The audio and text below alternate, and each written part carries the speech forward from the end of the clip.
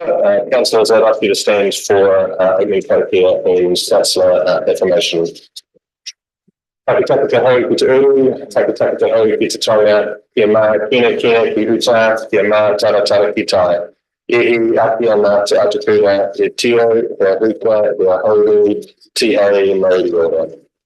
And let us confirm today that we as councillors will work to serve the citizens of Sale District and to always use our best abilities in today's discussions, and as we listen in a way that we often do with our community, when we do a long-term plan, an annual plan, and when we make big decisions around our representation, we will.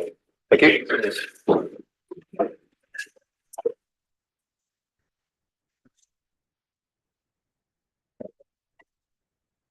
So today is the representation review hearings, day one. The schedule for today has us here through till 6 o'clock tonight, with a number of submitters coming in to give us their views in person.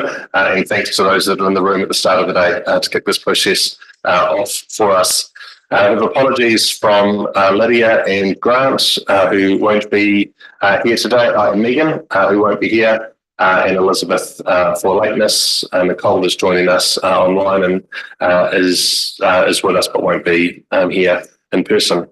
Can we move and seconder for those apologies? Thanks, Shane and Sophie. All those in favour say aye. Aye. Anyone against? Declare it carried. Is there any conflicts of interest for any of the items today? No. And in the hearing schedule, you'll see in the agenda that's been sent around to you, we've created some spaces for some catch-ups if we need to have some of the times overrun today. We've got morning tea scheduled at 10:20 and lunch from just after 12 and speakers basically back-to-back through the morning. And then the same in the afternoon, except we have had a couple of cancellations, so a few things have moved around during the day. I'll endeavour to just make sure we fill in the gaps with people when they arrive and if they're comfortable to speak to us at a time that wasn't their pre-arranged time, and we'll hear from them then. Just a reminder that as we listen to people, if we have our eyes on the people speaking and not on our screens as we listen to people as they come into the room, that would be respectful. Thank you. And Shane and Malcolm, you two are the closest to our guests, so please make me feel welcome down that end of the table. And if there's any help or water or things required, thank you. Yep. Our first speaker today is Harvey Polpace from Duffield Residents Association. Thank you, Harvey, for coming on down. Thank you, Sam. This is submission 113, and Harvey has also printed, and you have on your desk a copy of the submission. Harvey, thank you for leaving that with us today. We've got about 10 minutes for this, and I'll just hand the floor over to you. Thank you. Thanks very much. Yes, my submission was on behalf of the Duffield Residents Association, which is now incorporated. The submission was regarding the retention of the Melbourne Community Board. On behalf of the Duffield Residents Association, I wish to submit the following points. Your attention is drawn to the 2016 determination of the Local Government Commission, which confirmed the continuation of the MCB as below. Paragraph 43. The Council has proposed that the Melbourne Community Board be retained. There was strong support for the continuation of this board, expressed in the Council's initial engagement with the community and through submissions on the Council's initial proposal. The Council at the hearing also referred to the geographic size of the Melbourne community and the fact that it was represented by only 2 councillors. Paragraph 44, the Commission concludes that the Melbourne community is an appropriate area for the efficient and effective performance of the community board role and contains a distinct grouping of communities of interest. As a result, it provides effective representation for communities of interest within the area and should continue in existence. Nothing has changed since that other than significant growth throughout the district. Item 2. A group within council have endeavoured to do away with the MCB and have based some of this attempt on alleged evidence of lack of preferred engagement with the board. This was surveyed during a period of internal upheaval within the board, and with council only giving authority for advising street names as a board function. Subsequent restructuring has seen a vibrant and committed MCB now active in the community. Item 3. Council claims that technology has now meant better information for residents, alleviating the need for a board. The experience of our interviews with over 200 residents during initial consultation was that nearly everyone was unaware of the disestablishment proposal and supported continuation of the NCB. Fibre connectivity is fine for Wollaston, but it does not exist for a major part of our 5,000 square kilometre rural area. Cell phone coverage is patchy in parts, and I am aware of middle-aged community members who do not have emails. Even the Selwyn District Council continues to send the majority of its rate demands by service mail.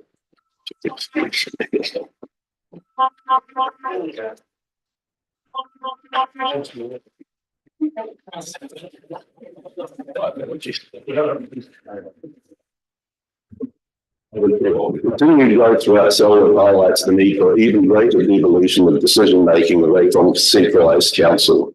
With council meeting agendas typically over 800 pages long, there is a need to ensure decisions are made to reflect local needs and not by unelected council staff.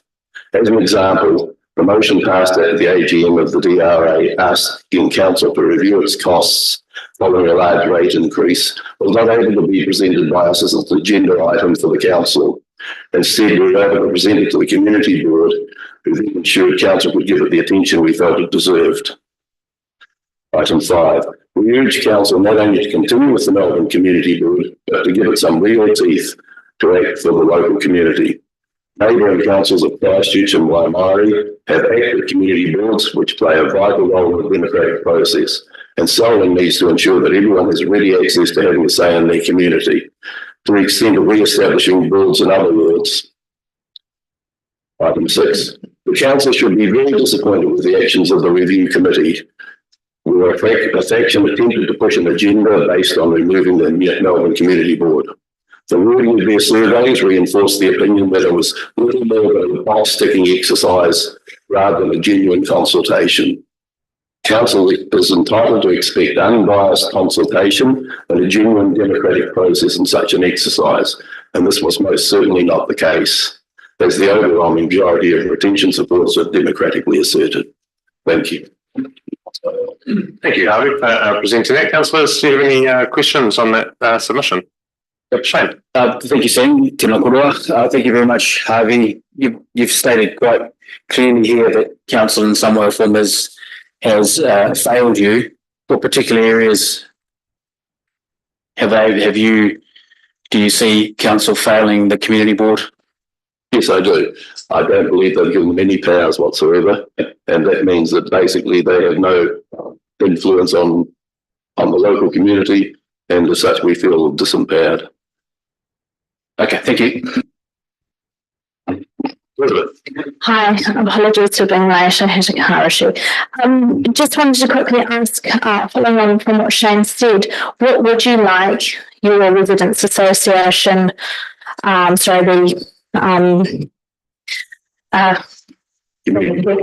board, thank you. What would you like the community board to have the ability to do? Look at the items in the newspaper, for example, of Christchurch City Council. The community boards there have widespread powers in terms of street rewidening, traffic lanes, bicycle lanes. You only need to look at all those different objects that are of vital concern to the residents in that particular community. But obviously the community boards there have a big say in what goes on and end up making definitive recommendations to council about those. This is the sort of scenario that I believe should be not only in Melbourne, but in all the other wards around Selwyn, because as I said in the submission, a council agenda of over 800 pages long cannot be considered a reasonably democratic way of conducting business. You've got to have some input from a grounds up level at a more consistent rate. Thank you, Deborah. Thank you for your submission. Look, on section 5, you've actually mentioned the extent of re-establishing boards in the other wards. Can I ask, with the proposal of 8 councillors, would you see it necessary at a council? If we did go down to 8 councillors, would you see it necessary for all other areas to have a community boards to have that community view? Obviously, the other areas it's got to be generated on the ground up in those areas. But we would certainly think that they would be wanting some better representation. If you're going to reduce the number of councillors overall, that is reducing the democratic input from all those areas.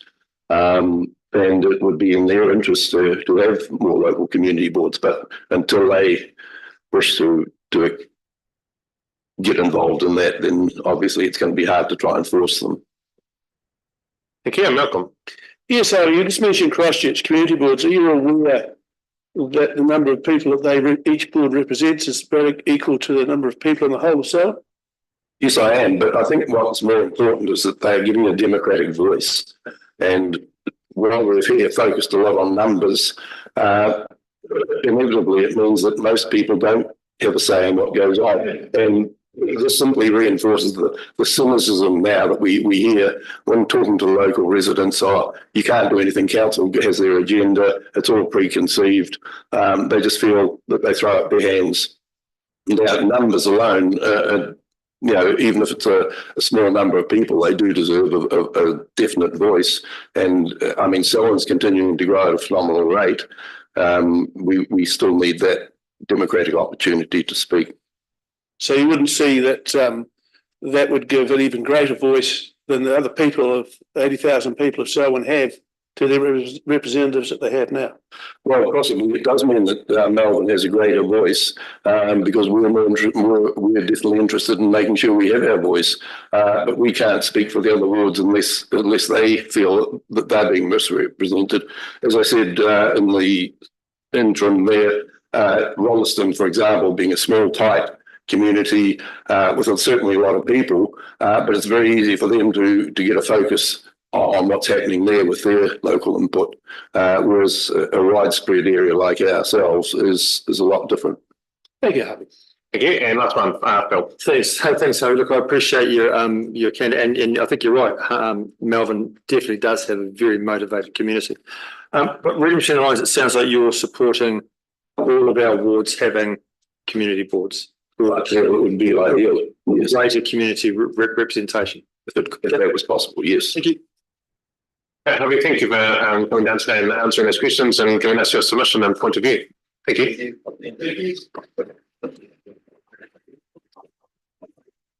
The next presenter is Sabrina Terry, speaking on behalf of Leslie McCauley.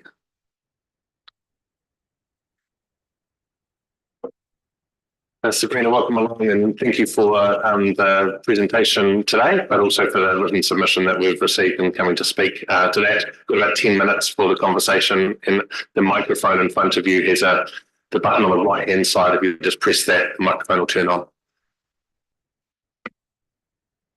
I do not agree with the proposed changes to the representation of Selwyn District Council because it is not an equitable system, leaving our rural community disadvantaged and underrepresented.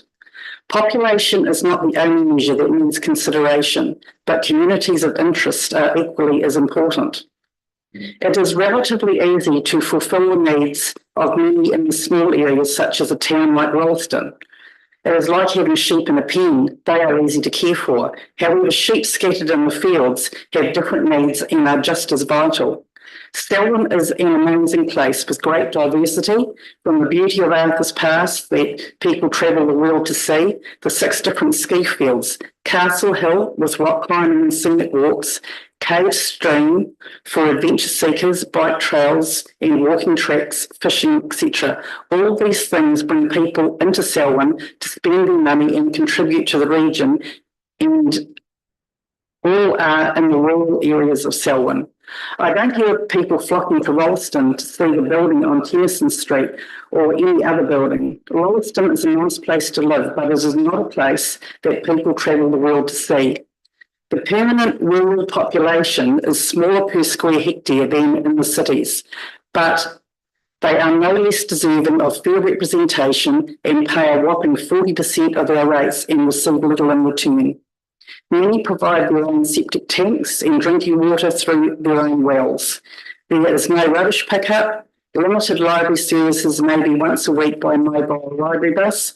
Cycleways in the rural communities that they didn't ask for, don't want or need, but pay for. Holgate, Leaston to Doylestown have cycle lanes that I know of, and there will be more that I haven't mentioned.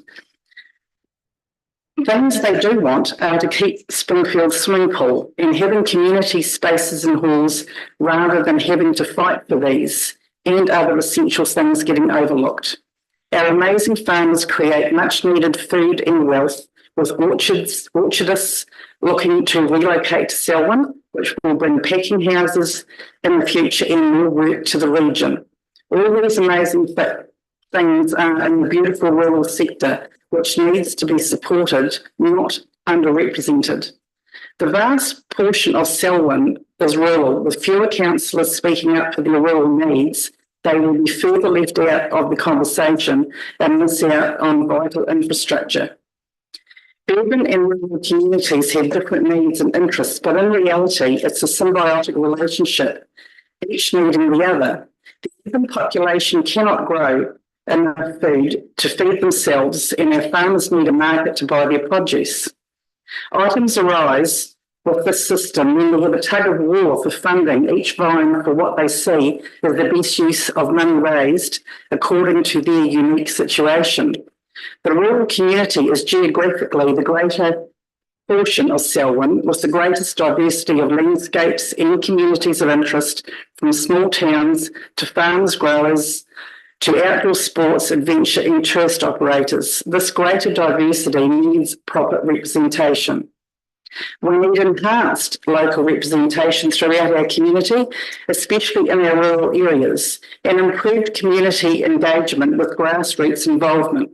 Community boards are focused on local decisions, and 10 councillors strengthens the democratic process in our community. Community boards promote social cohesion in the community. Just leave things as they are. Our community boards are the grassroots of our community by handling local issues and can relieve the council of some of the workload. If representation is to be based on the population, then I suggest rates are also to be based on the population. At the moment, rates are based on the value of the land the people live on, whether they live in the city or in the mountains. Rates are a land tax which has farmers, large and small, receiving very little for the privilege of paying a very handsome amount indeed. This is not fair, equitable or sustainable. Now I refer to the Local Electoral Act 2001, which states representation is to be a fair representation of communities of interest and provides for exceptions if this cannot be achieved based on population. Referring to Part 1A 19V for Victor on page 47, subsection 2 is the section that speaks of population-based representation, and subsection 3 is titled Despite subsection 2. In particular, subsection 3B states, if the Regional Council or the Commission considers that effective representation of communities of interest so requires, constituencies may be defined and membership distributed between them in a way that does not comply with subsection 2. Much of Springs Ward is rural in nature and could be added to Ellesmere to unite these communities of interest. West Melton has strong rural connections, and therefore leaving it in Melvin Ward would also make sense not to divide these communities of interest and keep the population-based representation more even. For fairness and equity, the boundaries and number of councillors should not be based on population alone, but on the needs of communities of interest. Urban and rural needs are connected. One isn't more important than the other, but with a population-based representation system, the outcomes are anything but fair and equitable. Name changes are costly and have no real value to the organisation and the people it serves. If there are any name changes, they need to be in both languages so that all can understand. The Rolleston Public Building on Tennyson Street has created much turmoil, with the majority of people still not understanding what they should call it. All publicly funded buildings should have names that everyone can understand. Public buildings shouldn't have exclusive names with meanings only a few who are bilingual can understand. I am proud of my Ngāi Tahu heritage and believe that we are all as equal as any other New Zealander in our country. Our first language is English, and I believe that the English spelling of name changes should come first, then followed by Maori, if at all. Name changes cause division in the community and is wasteful spending. If the same principle is applied for Maori representation need to be fairly and impartially applied, then why should the rural people not have the same resources for representation?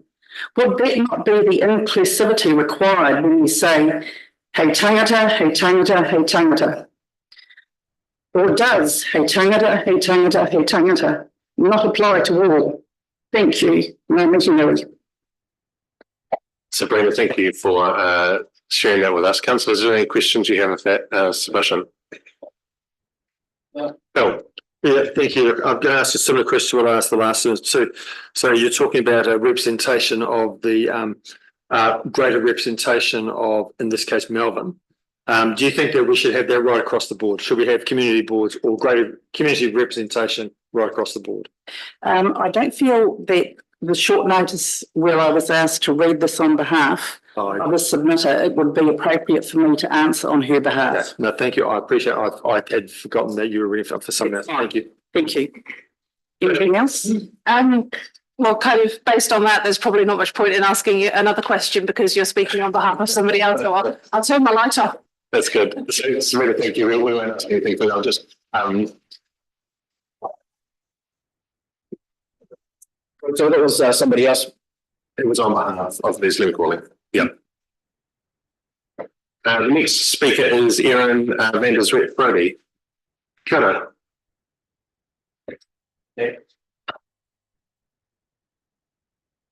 Division page 12 and 14, submission number 198.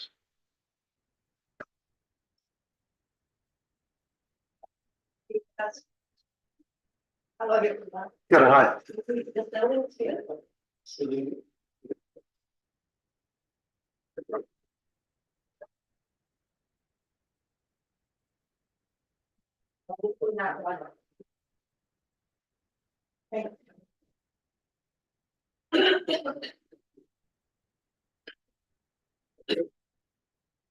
Just the right hand button, yeah.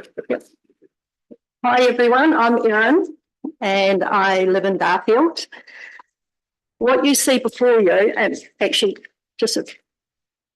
my talk today will be more around the preliminary consultation process in April. The flex before you represents 247 of 248 people who filled a written submission form that Friends and I created during the preliminary consultation process in April. 247 of 248 names, addresses, emails, contacts said yes to retaining the Melbourne Community Board. I want to acknowledge Carolyn, Marion, Caroline, David, Nairi, Bruce, Sharon, John, for helping me to collect these signatures. We collected these submissions, we created this form and collected these names because we were concerned with the experience that we had on the online submissions at the time. 5 particular points concerned us. 1, that the representation review was overshadowed by the long-term plan. 2, it was difficult to find the representation review. It was tagged on and away at the end of the long-term plan online. 3, I believe personally that there was about 10% of advertising given to the representation review during the preliminary consultation process, with at least 90% given to the long-term plan. And case in point, there was a workshop at the Darfield Library for about an hour and a half. Wonderful presentation, all about the long-term plan. Not one mention about the representation review. And when I asked about that at the end, it was because they'd come out to talk about the long-term plan. However, the representation review was still added to the end of that long-term plan online. So I wasn't sure why the workshop was in Melbourne and yet not talking about the representation review. I was asked to, at the end of the meeting, if I wanted to talk to someone on my own, but I thought it needed to be publicly talked about and there wasn't the space for that. So we were concerned about that. We were concerned about that there was only an online process to submit. We were concerned about the start and the close dates for the representation review were exactly the same as the long-term plan. And it does concern me that you can have overload submission. People who are not aware of that can be overloaded. So we believe that it should have been a separate process and there should have been, as there is now, a paper form that people could submit. So that's why we created this. And we questioned if the people on the street knew about the desire of the council. I stumbled across it. I went online and I wondered if my neighbours, if my friends, if the strangers in my street knew about it. So that's why we created this and we walked the streets. What we found that nearly all who put pen to paper didn't know this was happening. They knew about the long-term plan, but none, and I say none, of these 248 knew about the representation review. Now, they did know about the long-term plan. So I can only answer to what they said to me, that they didn't know that the disestablishment of the Melbourne Community Board was also being tabled. Excuse my little pink notes. The people's responses were varied from frustration to disillusionment to anger. They were grateful to have a say. And 248 voices were collected and submitted, and in good faith, we waited. And I do want to acknowledge at one of the workshops for this final consultation process, I had the lovely time of catching up with Tim. And I asked for these to come back to the Melbourne district because I believe that's where they belong. They belong back with the people who took the time to put their name, to put their signature, to put their information. We all have followed that process in employment contracts, in marriage, in wills, in life. We put our name and it means something. So I'm grateful to the council for sending it back to me. It belongs in the Melbourne community where the people live. So 248 voices, 247 said yes to retaining the Melbourne Community Board. One beloved friend, my friend Laurie, said no. And I loved it. I just believe in people having a voice. So I celebrate that. We collected and submitted, and in good faith, we waited. And I waited. And I looked through things as they were presented out on the Selwyn District Council webpage. And I looked and I finally found the 884-page final summary of the consultation, the preliminary consultation process. I looked through 884 pages. I found a little two-line that referred to the representation review, but didn't summarise it. I went all the way through 884 pages and there was nothing. And please forgive me if there was, but after 884 pages, I really did try and find it. I then looked up into the minutes and I found on the council meeting on the 24th of July 2024, a very short paragraph that spoke to this, spoke to 248 names. It said, a degree of local support for the Melbourne Community Board. It can be tested in formal consultation. 219 were considered by staff, were treated with a degree of caution as it was not evident if the respondents had also engaged with the council's channel, the online form. And it was also unknown in the manner in which they were collected. I wish someone had come and asked. I think if there's something in a government document and you're actually asking a question, try to find the answer. It was probably right in front of you. So it was asked. But before I respond to these two concerns, I'm really pleased that today, in this formal consultation, that these paper submissions can be tested. I know they can't be submitted, but they can be tested during this process. And that these could be the forefront for what looks to now be emerging, that the evidence is saying that the Melbourne community, the Melbourne ward, want to retain the Melbourne Community Board. So, and to address the two concerns, no, the respondents did not know about the representation review. I believe from that, when they said they didn't know, that no, they didn't go and double dip. And two, they were collected on the bowling greens. They were collected in the coffee groups. They were collected in the local, on the street. I walked the street for 4 days, and in one of those days I wore a sandwich board that said, "Do you know? It's not easy wearing a sandwich board in Darfield in the wind." So it's like the Flying Nun, if you remember that. So it was local people walking the local streets to the local people. That is how this was collected. And I do hope that next time a question is asked, that someone goes and tries to find the answer. It was right in front. So to wrap things up, you may wonder why I'm here with a folder that could not be submitted in this final process. I understand that.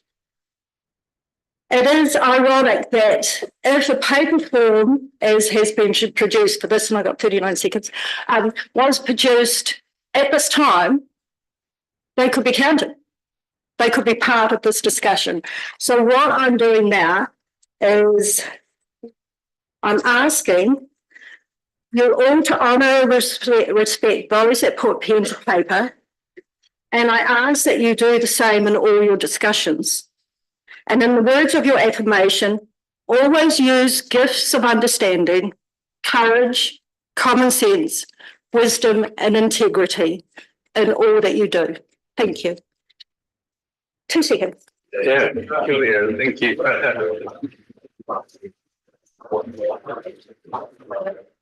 Thank you for coming in today and presenting that to us. And thanks for the work that you've done in the community to try and gather those views and actually hear not just to share your view, but those of the wider community. And by including that today, you have meant that it is part of this process. So it's not that it's discounted or lost or has been before, but by having it here today, we are now aware of that work. It fits now and forms part of this stuff. So I appreciate you bringing that in.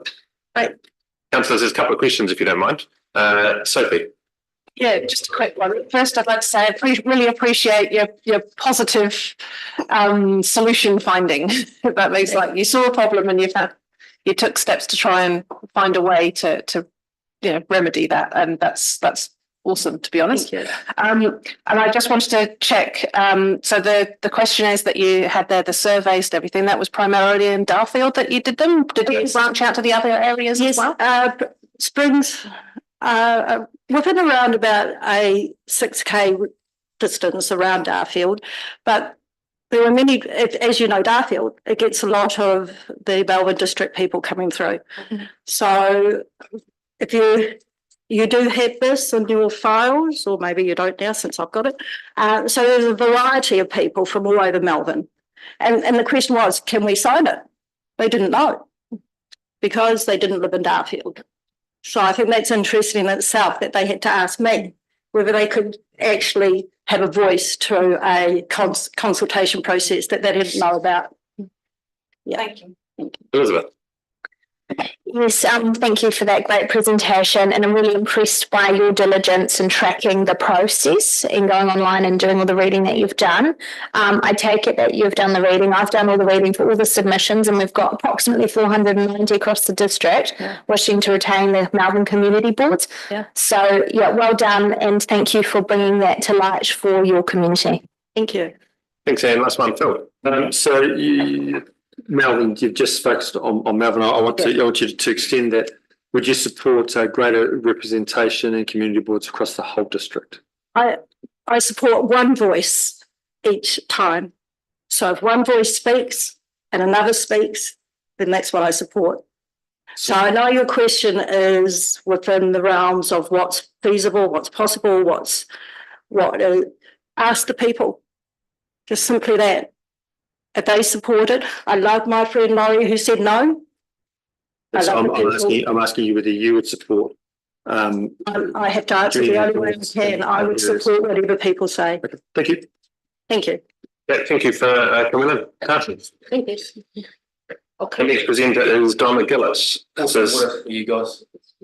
Just in case. it's on agenda pages 15 and 16 today and submission number 119. My water, thank you. Yeah, good, thank you. In case somebody else wants some water, you can take that away. It's a long time up here. Hello, Donna. Yeah. Good to meet you.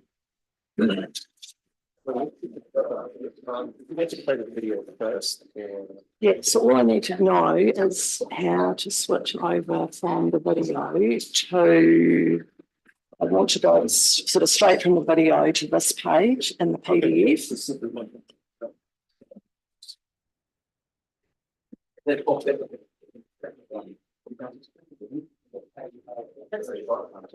You've experienced the way the others have presented, so we're here to listen to you today and thank you for coming in. I'll hand the floor to you. Thank you.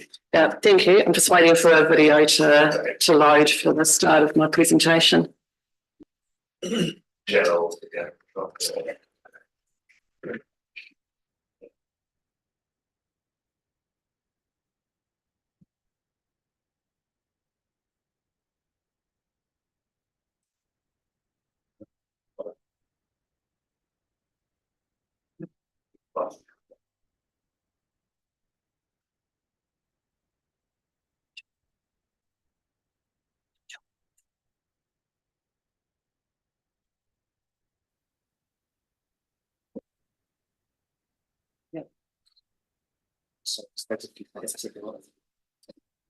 You can just change it over to the PDF to that page when the video is finished. When you start to see people. Is it going to come up on the screen? Yes.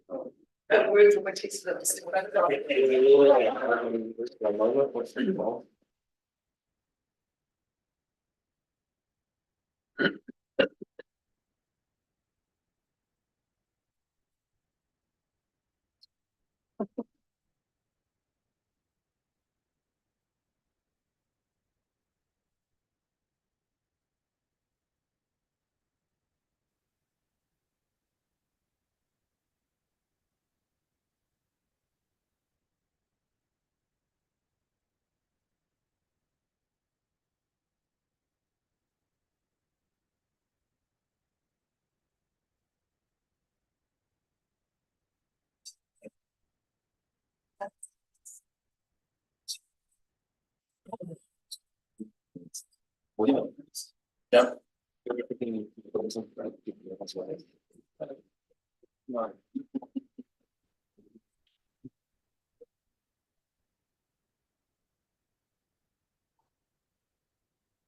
This is probably the reason why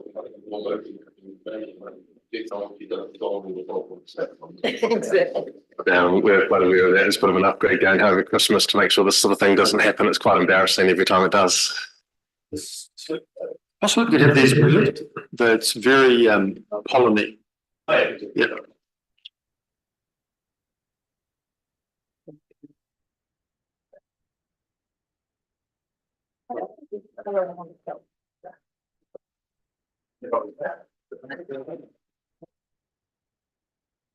Don't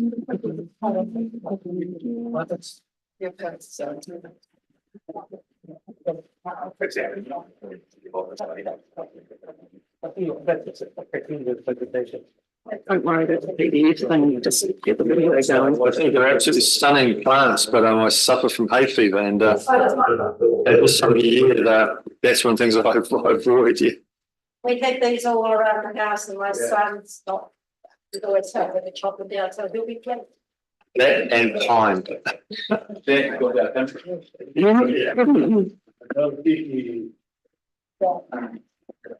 It means family and purity, it's beautiful, isn't it?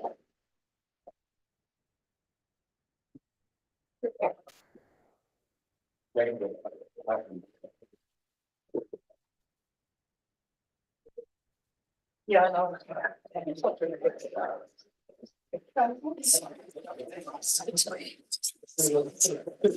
Here we go. That's great. Let's go.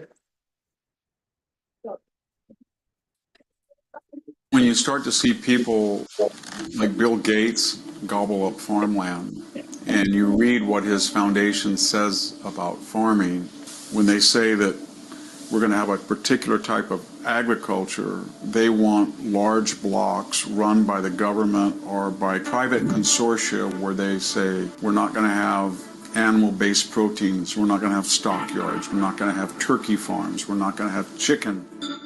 The academic mind always has the answers, but never in the real world. And they do a lot of damage. Everywhere you look, small and medium-sized farms being gobbled up by these corporate mega farms because they can't keep up anymore. They can't comply with these endless streams of regulations that are coming down. We're seeing that in China now, where these giant mechanized corporate, big government-controlled mega farms are displacing all these little small family farms that families have been farming for hundreds of years, in some cases longer. They're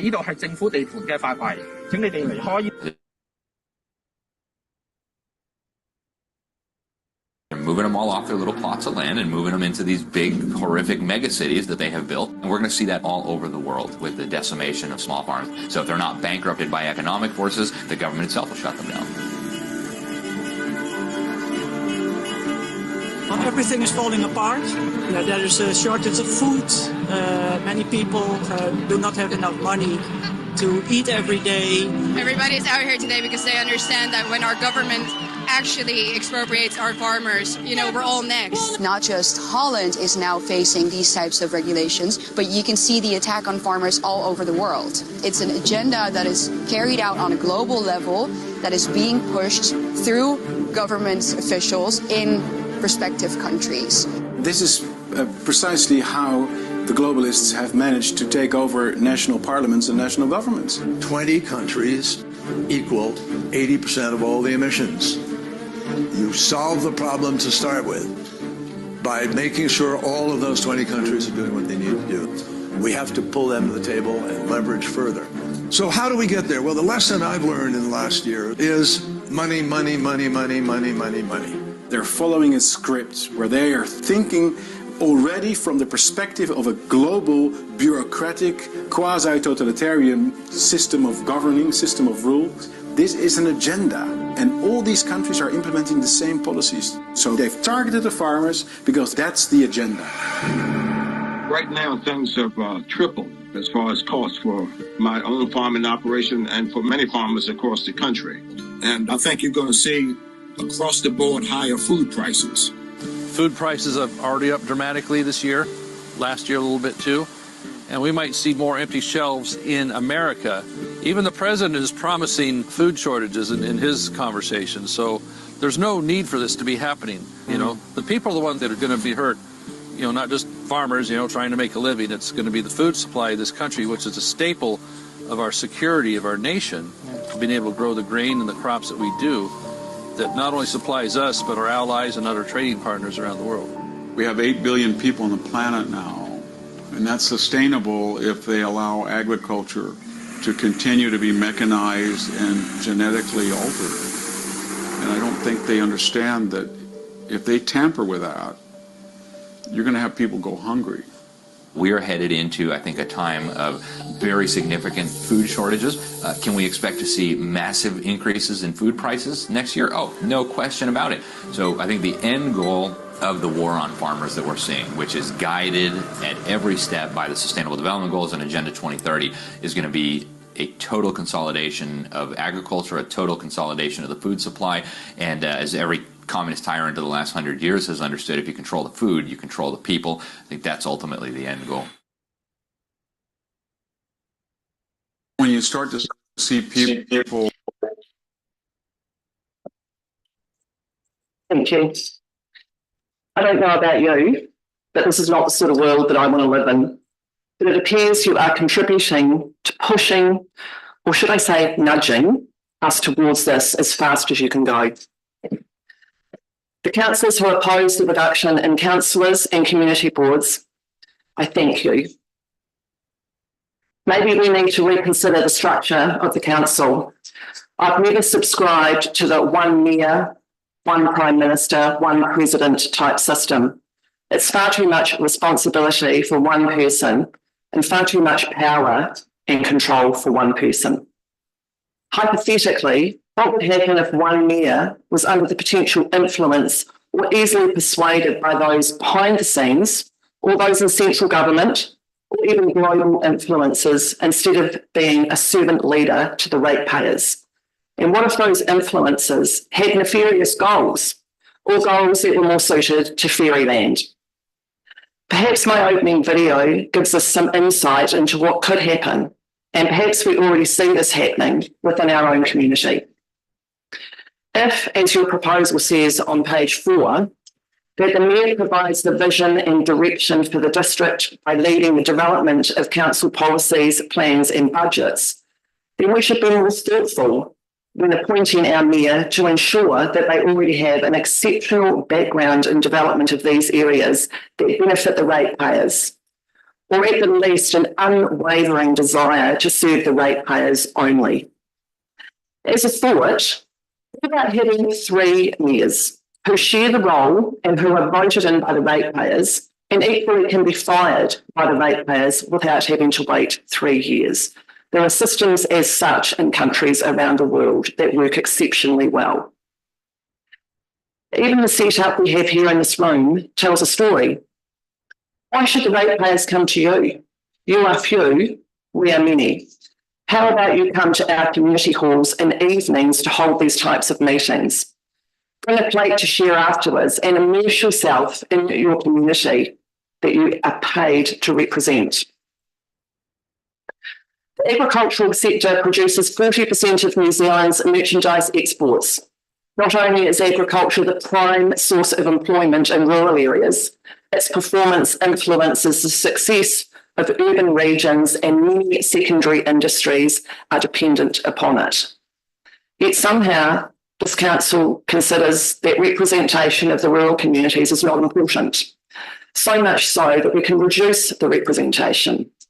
If this thinking is allowed to continue, soon we will have no councillors, and just the mayor, the prime minister, or a global government will be making these decisions, and the mere workerbees, otherwise known as the ratepayers, will just be silenced voices. I completely oppose this foolhardy proposal. We need to increase representation for our farming and rural community. Whether you like it or not, farmers are the backbone of our country. Corporate farming or no farming will come at a huge cost to us all, including you and your families. If we have a look at the Selwyn District Ward, how can one councillor effectively support the Melbourne and Ellesmere community? Why not split the wards by land mass, by GDP, change the structure as some have already talked here today? And I can guess why, because it doesn't fit with the agenda to take control of the food supply. As the video made very clear, control of the food controls the people.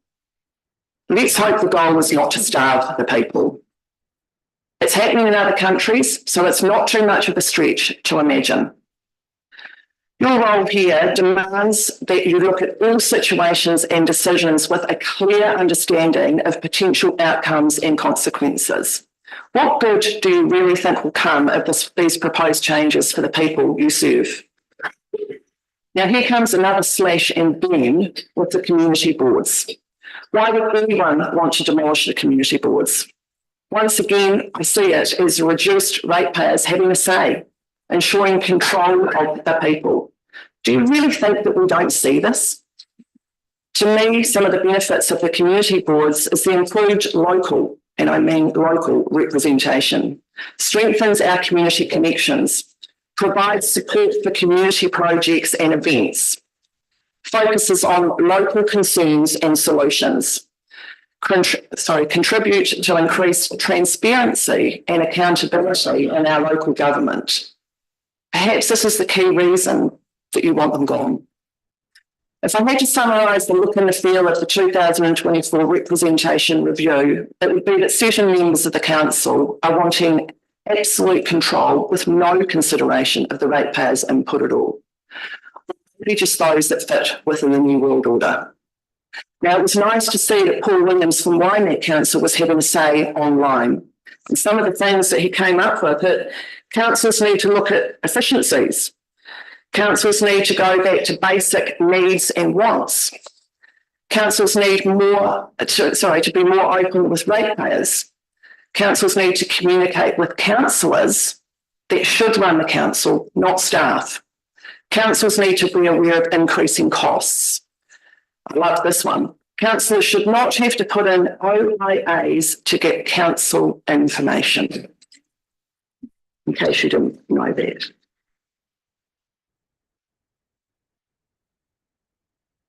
Personally, I'd like to invite him to come so we can vote for him at Selwyn, because it sounds like the type of council that I'd like to see. That's really it from me, and thank you for listening, and may God bless this process. Thank you. John, thank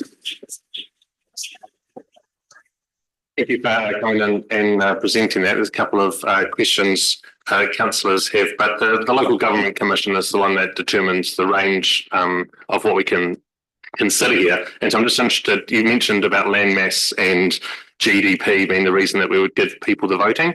And when I heard that, I wonder, are you trying to say that those that own land should control who makes the decisions around council tables, or those that create the most money be the ones that generate the control around council tables? Because at the moment it's about people, and whether you rent or wherever you live, a person has a vote. So I'm just interested to understand and unpack what you're making. I think the proposal in general, from what I can see, is looking to diminish the representation of the rural community in general, which I totally oppose. I think there is a minimum, it needs to stay as status quo.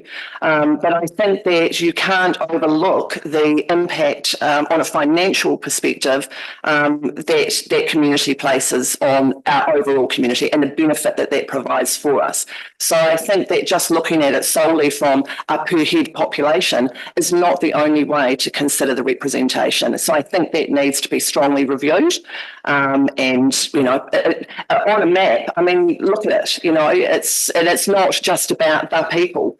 And someone else, so I think it might have been Sabrina, put it quite clearly too, that the issues that are in the likes of the Rolleston area or the Lincoln area, they're all quite similar to each other. Whereas the issues and the representation that we need in the wider community of farming, which is multiple different farming activities, is very different, and therefore, in my opinion, needs more representation. Thank you. Elizabeth. Thank you. So in your answer to Sam's question, you answered mine, which was status quo. You also said that it'd be a minimum. Could you expand on, if we could go past that as a bare minimum, what do you feel would look like fair representation in terms of councillor numbers across those two rural sectors? And my other thing was, would you please send us that video, email it to us as councillors, because I'd like to see that again. Thank you. Sure. I can write the video about it. Thanks, Pam. That's great. Thank you. So just repeat the first part of your question. So it was, you mentioned to Sam, you'd like to see the status quo retained for the representation as it currently is, and that you said as a minimum. So what do you feel would be, given your previous comments about land mass and requirements across the rural sector, what do you sort of feel as a gut feeling, just to give us an indication of the councillor representation? I have no issue with seeing the councillor numbers increase. I think that would be a really good thing, not a bad thing. I think that, you know, in my opinion, and it's only my opinion, I would think that 3 councillors in the likes of the Melbourne area would be appropriate. And maybe that's a redistribution of current numbers. Maybe it's a crossover. It may not be one person, it might be half a person that represents different areas that are adjoined but have similar activities. So I think that a general increase. I think the community boards play a really big part in that. I'd like to see them have a much stronger voice around this table. I think that community boards should be reinstated, not demolished, and should be supported strongly. And they should be there to support the councillors in those areas. So, yeah, I think that in itself becomes more of a community-focused representation than just people sitting around a table. Thanks, Donna. Malcolm, last question. Yeah, Donna, you've obviously put a lot of faith in the community boards. Can you give me an example of an issue you've taken to the community board to be brought through to the council?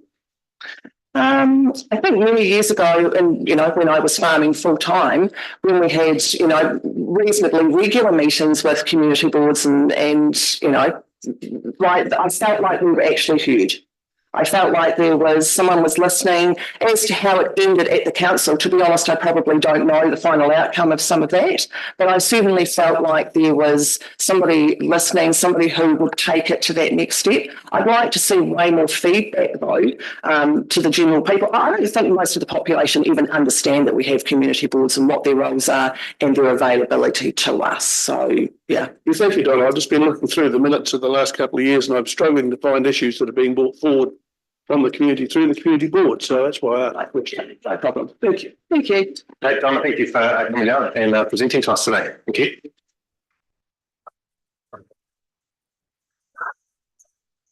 Aaron Bose isn't here, so we'll move to John Morton. Thanks, John. Councillors, this is on page 20 and 21 for submission 205.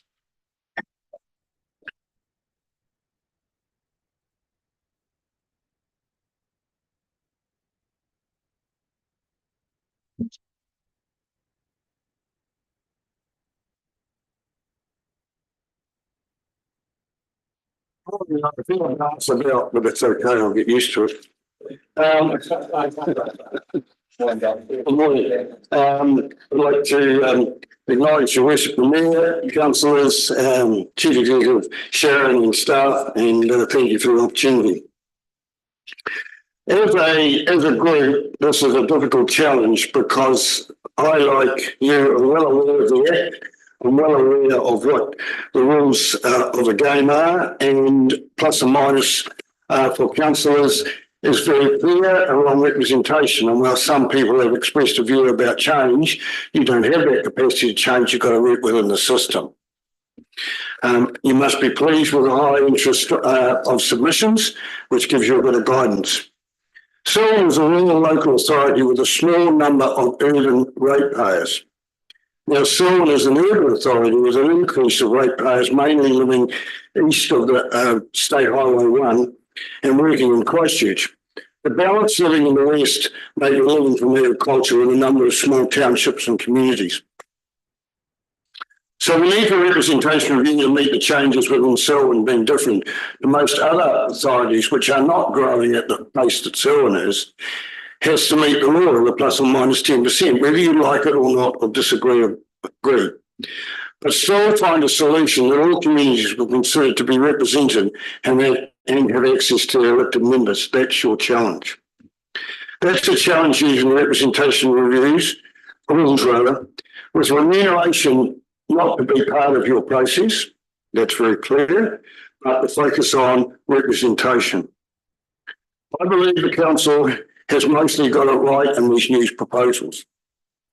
I actually support the number of councillors. I support remaining with the 4 wards. I do not see a community of similarity between Ellesmere and Melbourne. I support the naming of the wards. I think that's reasonable too.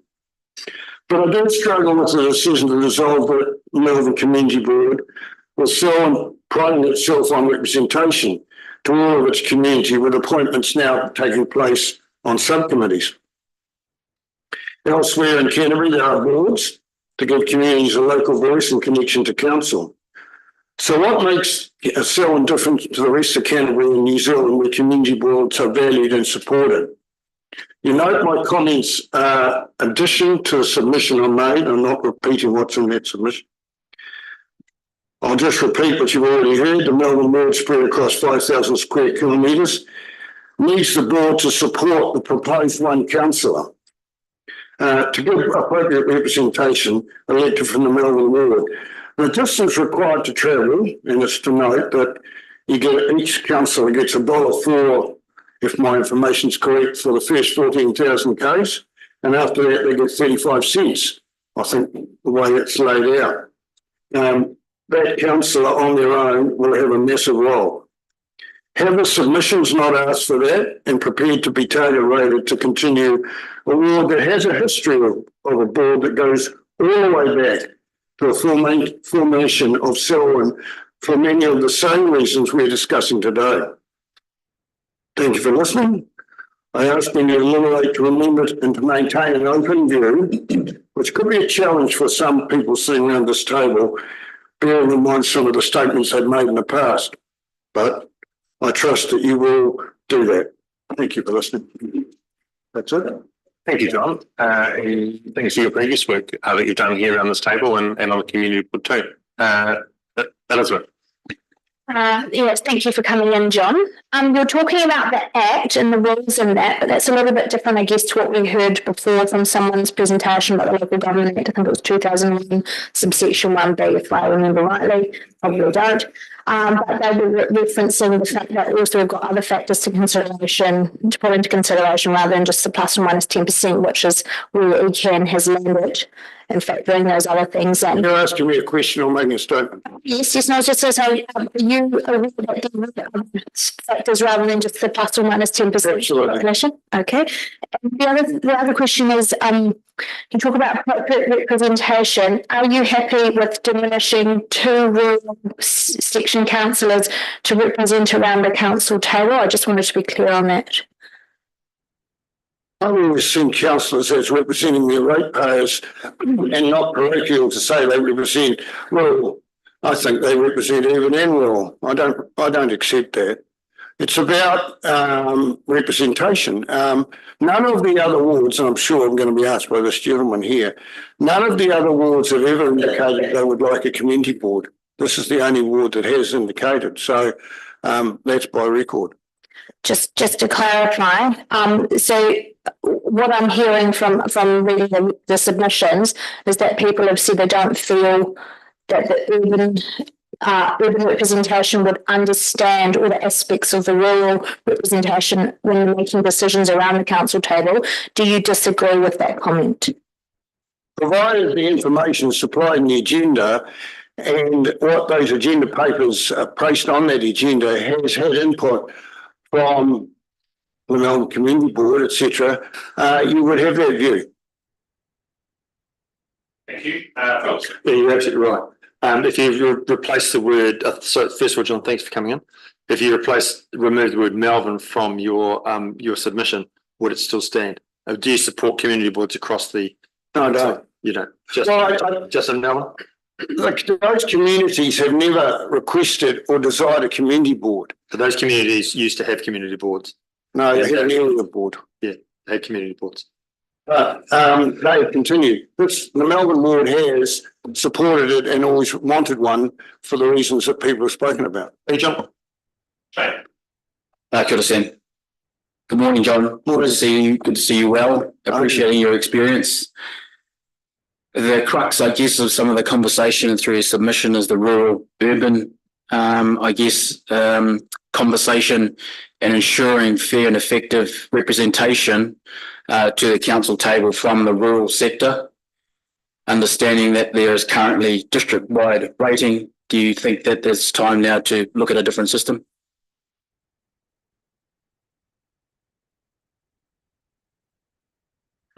Possibly not. Look, the rural community needs the urban community just as much as the urban community needs the rural community. They both supplement each other. They both support each other. The rates that are generated by the urban development, which are then used and spread across the whole of the district, are very important to those rural communities to get assets built. Thank you. Thanks, Shane. John, wondering if with the proposal as that's what you've said that you support, and there being less councillors, but with each councillor actually being given more of a role across the district to support the one councillor that might be from Ellesmere or the one councillor from Melbourne, and actually holding meetings with communities and with residents associations on a regular basis to bring in those views. Do you think that could work alongside or without the community board? Are there other tools apart from a community board that you're considering? Or? Absolutely, Sam. I believe that with the demise of the township committees, and we know the reasons for doing that, that lost you a voice that was feeding into the system all the time. So I always thought the council had a vision about replacing that with more regular consultation and more involvement in the community, with having regular functions or meetings as suggested. That I always thought was going to happen. Don't think we've quite got that done yet, have you? No, we haven't got that done yet. And but if we did, do you think that would replace the need for a community board? No. What do you expect me to say? No, I'm interested in your view. Welcome, Jim. It's good to see you. Good to see you in good health. Jim, you spent many terms on this council working alongside the community board. Yeah. Did you find that they brought a lot of issues to you to deal with, or did people come directly to you? One of the problems I think we've got is we're judging the merit of the community board perhaps on its latest performance over the last term, or maybe the term when I was chairing it, is that I still believe that it has a role, Malcolm. I still believe it can make a contribution, particularly from a ward such as large as Melbourne. And I think that properly supported, it can have input into council's decision making. And I've always believed that, but it is a challenge. And I've been there when I've sat as a community board member and a councillor at a meeting, and most of the people at the meeting would turn to the councillor, of course, and ask the councillor a question and undermine the role of the community board. That member, that's very hard to manage, and that's usually managed by councillors being discreet and not necessarily attending those meetings and not putting that problem. But it's still about a group or an organisation working effectively, isn't it? And that has been, let's face it, the last term has been a struggle. Yeah. If there was only one councillor in Melbourne, do you think that the community board should get more delegation to be able to do some of the things that councillor would be doing? I see them working in tandem and supporting each other. I don't know whether you need more delegation. Obviously, anyone who sits on a body or a group wants to feel valued and be able to make a contribution by having some decisions or some contributions, don't they? And if they're not doing that, they probably find their commitment will waver. But I think they can work together, and they should work together. And there would be no reason, for example, that if there was a meeting in Arthur's Pass that the chairman of the community board couldn't go to that meeting rather than the councillor. That's how I see them working together. Thank you, John, just for your views today and for the written stuff, and also coming in person. Hello. Thank you. Well, at the end of the day, the commissioner will probably make the final decision, won't it? Thank you. Thank you. We're going to adjourn the meeting. Our next speaker is at 10:40, and so any guests here today would like some morning tea. There is a cup of tea and coffee out on the foyer. And I just ask councillors, if you want to have conversations with our guests, please do that in the foyer.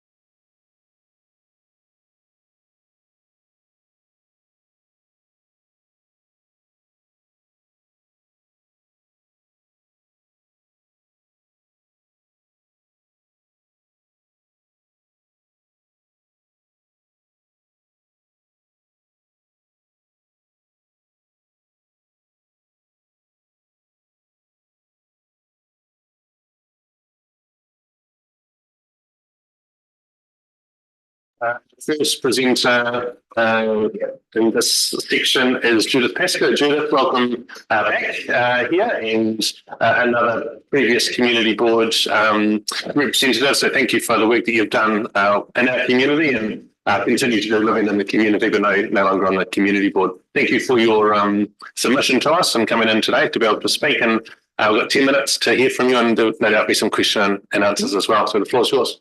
Thank you, Sam. Right, so good morning, Dean Sam, councillors, chief executive and staff. Yes, my name is Judith Pascoe and I live in Darfield, just down the road from Sam. So my work history, I'm a former Selwyn District Council employee for 12 years, and I was Deputy Electoral Officer for 3 of your local body elections. I looked after both the Melbourne Community Board and Selwyn Community Board, plus all of the community committees within Selwyn. I was Community Board Advisor to the Papanui Community Board for the Christchurch City Council for 4.5 years as well. And I was a member of Melbourne Community Board from 2015 to 2022. And that, of course, was after I left Selwyn District Council. You can't do both. Now, from the representation review guidelines, it's necessary for all community committees must consider whether community boards are or would be appropriate to provide fair and effective representation for individuals and communities in its district as part of the representation review. And having a community board would enable democratic local decision-making by and behalf of communities of interest throughout the district, and to enable equitable provision to be made for the current and future well-being of all communities of interest within the affected area. So that is necessary considerations as directed. So why does Melbourne need a community board? From the Local Electoral Act, to give fair and effective community representation within the board. And it's a requirement under the Local Electoral Act to consider communities of interest. Melbourne has around 13 distinct communities of interest, ranging from Arthur's Pass, Lake Coleridge through to Kirwee, each with separate issues. Travel time is significant to visit these communities, with a journey of 1.5 hours to get to Arthur's Pass. The issues of a township like Darfield, with a population of 3,150 as of the June 2023 census, are very different to the area such as Glendale or Whitecliffs. There's an expectation that the elected representation will be available for discussion, advice, and to assess issues and problems either with individuals or with various communities and committees. And there's a great number of committees within Melbourne as well. The Community Board will assist this by maintaining contact with individuals and the community, and both scheduling and attending meetings within the community, and bringing issues back both to the councillor and to the council for discussion and resolution. One councillor is fully involved in council meetings, including subcommittees and district-wide issues. One estimate is anywhere from 3 to 4 days per week for council meetings alone, reading and meeting preparation time. You don't just go to the meeting, you go fully prepared and fully read. This is supposed to be a part-time job. And to also expect one Melbourne councillor to be aware of and sometimes involved in the affairs of 13 or so communities, plus individuals, as well, is a huge task, because it's not just communities, it's people who come and tell you about their problems, just individual people. It should be noted from the Representation Review Guidelines, page 25, if you're interested, I've got them there with you. But as far as practical, the following factors need to be considered when determining effective representation for the local authority: accessibility, size, and configuration of the area. And size is an enormous consideration when you look at Melbourne. The area is massive. the population's reasonable access to its elected members and vice versa, and the elected members' ability to effectively represent the views of their electoral area, provide reasonably even representation across the area, including activities like attending public meetings and opportunities for face-to-face meetings. And that is a direction from the review guidelines. That's just not a nice to have, or perhaps we'll do it. That is a direction to you. And avoiding arrangements that may create barriers to participation. And having just one councillor in Melbourne without any other elected representation is a real barrier to participation. It's a very large job for one person, and will communities be able to access that person and get reasonable advice in a timely manner just from one person? So a committed, involved and enthusiastic community board is the solution to fulfilling these guidelines. They will work together. If the councillor can't go into Arthur's Pass because something needs to be looked at, a community board member will go. It's working together that is important. So that's my submission. Obviously, I think you need to retain a community board. You need to use that community board. They're not a separate organisation. They are a part of the elected representation and should be working in partnership with the councillor to resolve issues within that community. No, thank you, Judith, for that and sharing your views with us. We've got a few questions, especially from Elizabeth. Thank you, Jude. That was really helpful when you out the accessibility, size, configuration of area, etc. That was all in the Local Government Act. Can I just ask you, I asked this to a previous person as well, are you saying that you would like the status quo, or do you actually feel that there needs to be more or less representation around your councillors in Melbourne? That's an interesting question, because when I did my paper submission, I tick yes, one, go down to 8 councillors, 1 for Melbourne. And I've given that quite a bit of consideration. And I really do think that 2 councillors for Melbourne is too few. I cannot see a solution, and I've thought about this for some time, because of course you have requirements as to the number of people that each councillor represents. It's got to be an equitable division, and I can't make Melbourne fit without putting a lot more people into the ward. You could, of course, go to the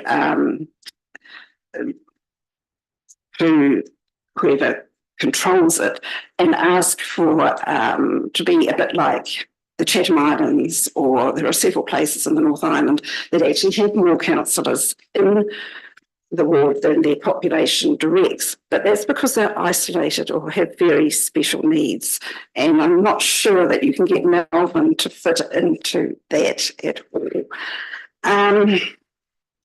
So I've probably gone back a little on the 8 councillors and prefer to see the 10 if we can make that fit with 2 councillors in the Melbourne ward.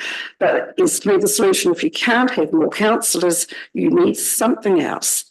And to me, the something else is a good, committed, effective community board. Yes, Judith. Yeah, kia ora, Judith. Good to see you. And really appreciate that you've actually had an awful lot of different involvement with these sorts of spaces over many years. This is just asking a question because I've seen it raised somewhere else, and I'm just wondering what your perspective would be. This is not my view, I'm just testing the waters. In some senses, having a community board when you've got such dispersed communities, so I think somebody said it was 17 different townships, or either way, it's in the teens. If the community board's only got 5 people, and yes, they're in divisions, but several of them have several townships in their division. For instance, at the moment, West Melton is basically West Melton. That doesn't necessarily mean that your community board members will have a great deal of connection to all of those townships, or even the ones that they're allocated either. So is it possible, from your point of view, would it make more or less sense to have like a forum that meets of the chairs of, say, the different township committees, the ones that otherwise, community board members would be going to those meetings, but then the community board would be acting as a filter, as opposed to your councillor, one or two, hearing directly from those township groups. I'm just wondering, like, do you see that as a filter, or do you see that as a facilitator? The filter aspect is interesting, and it was what the Melbourne Community Board was doing when I was on it up to 2022, is they were organising meetings. For instance, they go to Sheffield, Community Board would go there, and they'd invite anybody who was interested, it would be advertised, plus representatives from the various community committees around to meet with them in the Sheffield Hall.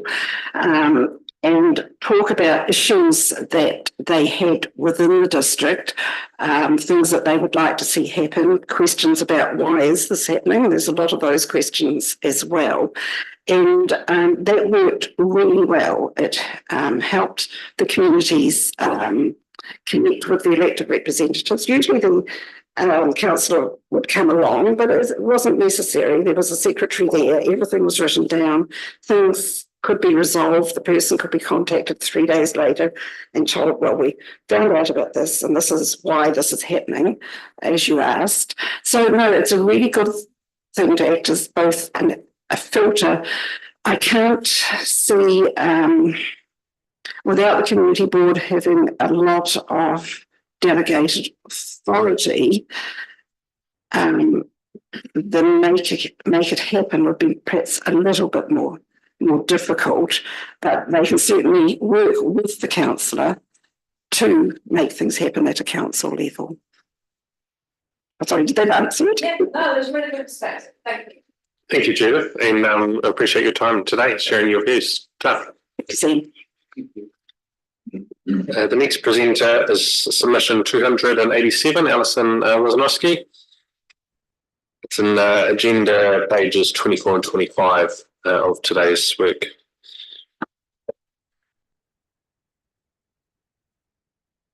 Alison, thank you for coming down today to present your views to us and for the written submissions we've already received. Today you're welcome to highlight points from that or bring anything new to our attention. Just press the right hand button on the microphone. Yes, thank you. Marina, good morning, and thank you for having a submission process for us to come and speak to you today. I have a number of points I want to make, and the first one is about the recent that came to me after I've talked to several people who'd been to the local bodies conference that was held in Wellington recently, where I understand one of the themes was localism, if there's such a word. And I went back and looked at Selwyn's history. In 2013, the population was 44,595. There were 11 councillors and a mayor. By 2019, the population was 66,300, 11 councillors and a mayor. The 2023 population, 79,400, and now 22 election, 10 councillors and a mayor.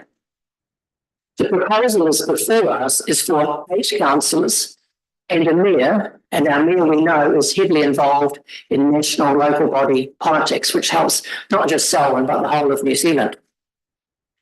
We have a huge increase in population, and this council is suggesting fewer councillors. And I believe that the workload that is therefore putting on councillors is too great. You've spread too thinly for a greatly increased population base. It would seem to me, sitting on the outside, that the reason for the decrease in number of councillors is about remuneration, because I know that the amount that can be paid overall to councillors is set by the Remuneration Authority. If there are 8 councillors, instead of 10 or instead of 11, as there used to be, then each councillor will receive more payment. I don't think that is the correct solution. You should be looking at the Remuneration Authority through the Local Bodies Council to have that increased. It's certainly, if fewer councillors will not improve the relationship with local communities, you'll be spread far too thinly.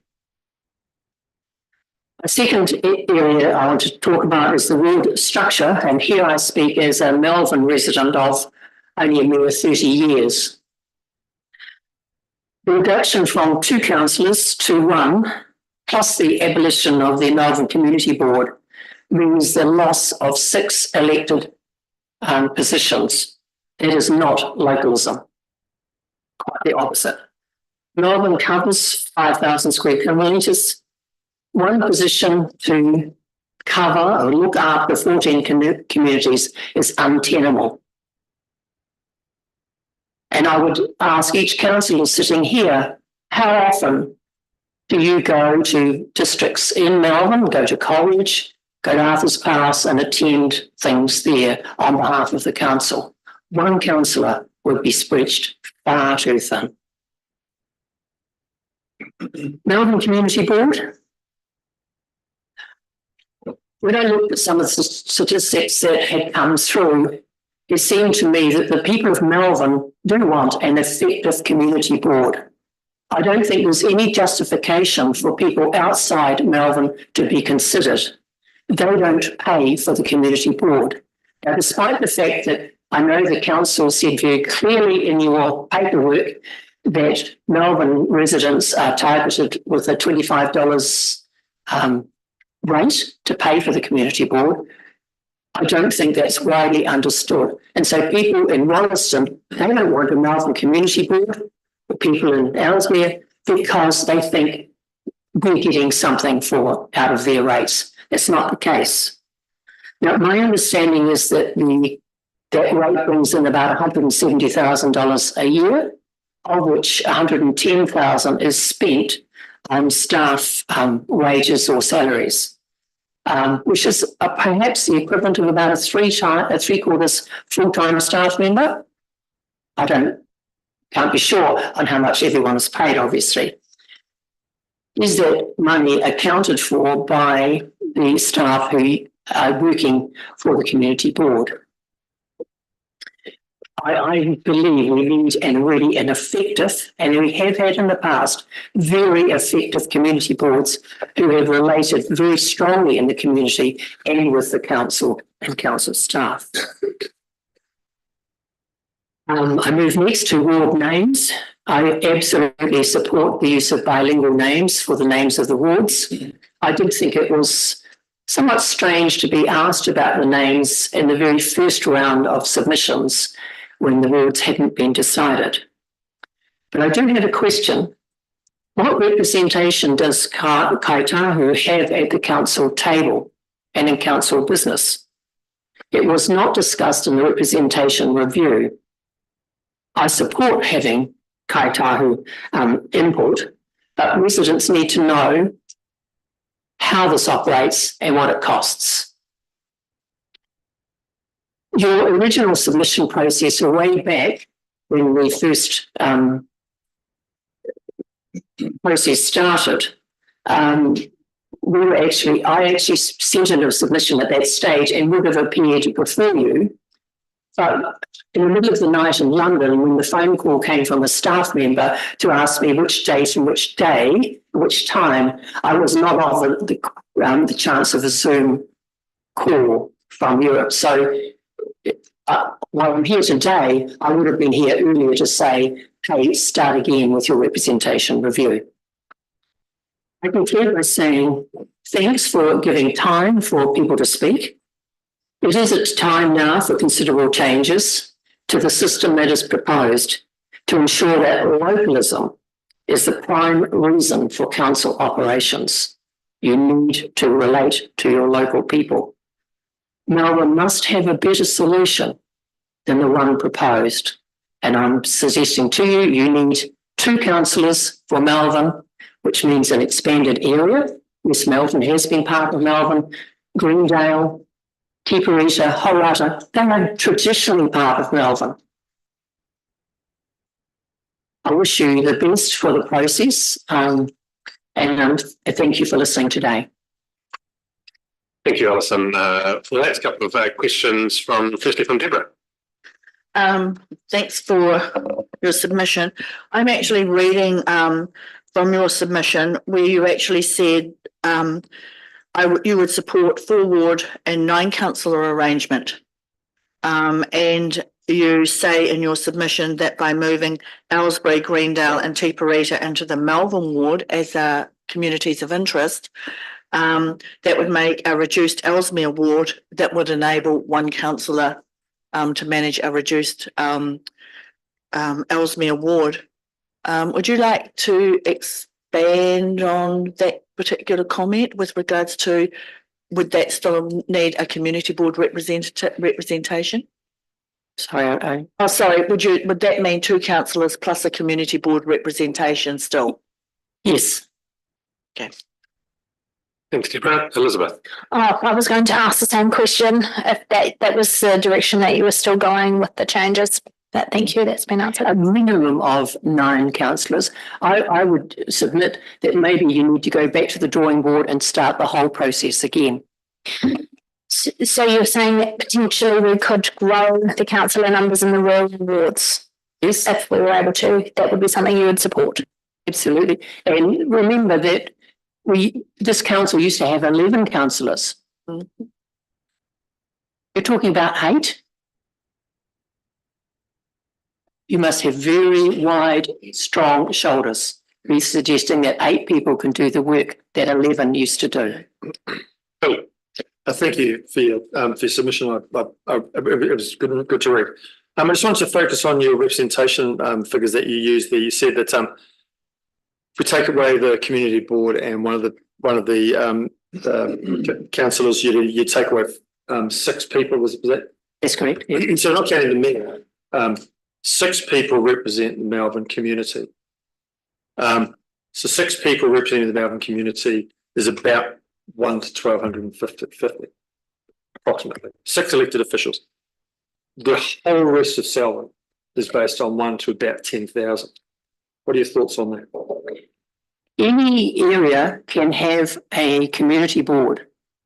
Springs used to have a community board. They decided to disestablish it. So if Ellesmere wants a community board, it's up to them to do something about it. If Rolleston wants community boards or Lincoln, it's up to them. Thank you. Sophie, your light's still on. No, question? Yep. Thanks, Alison.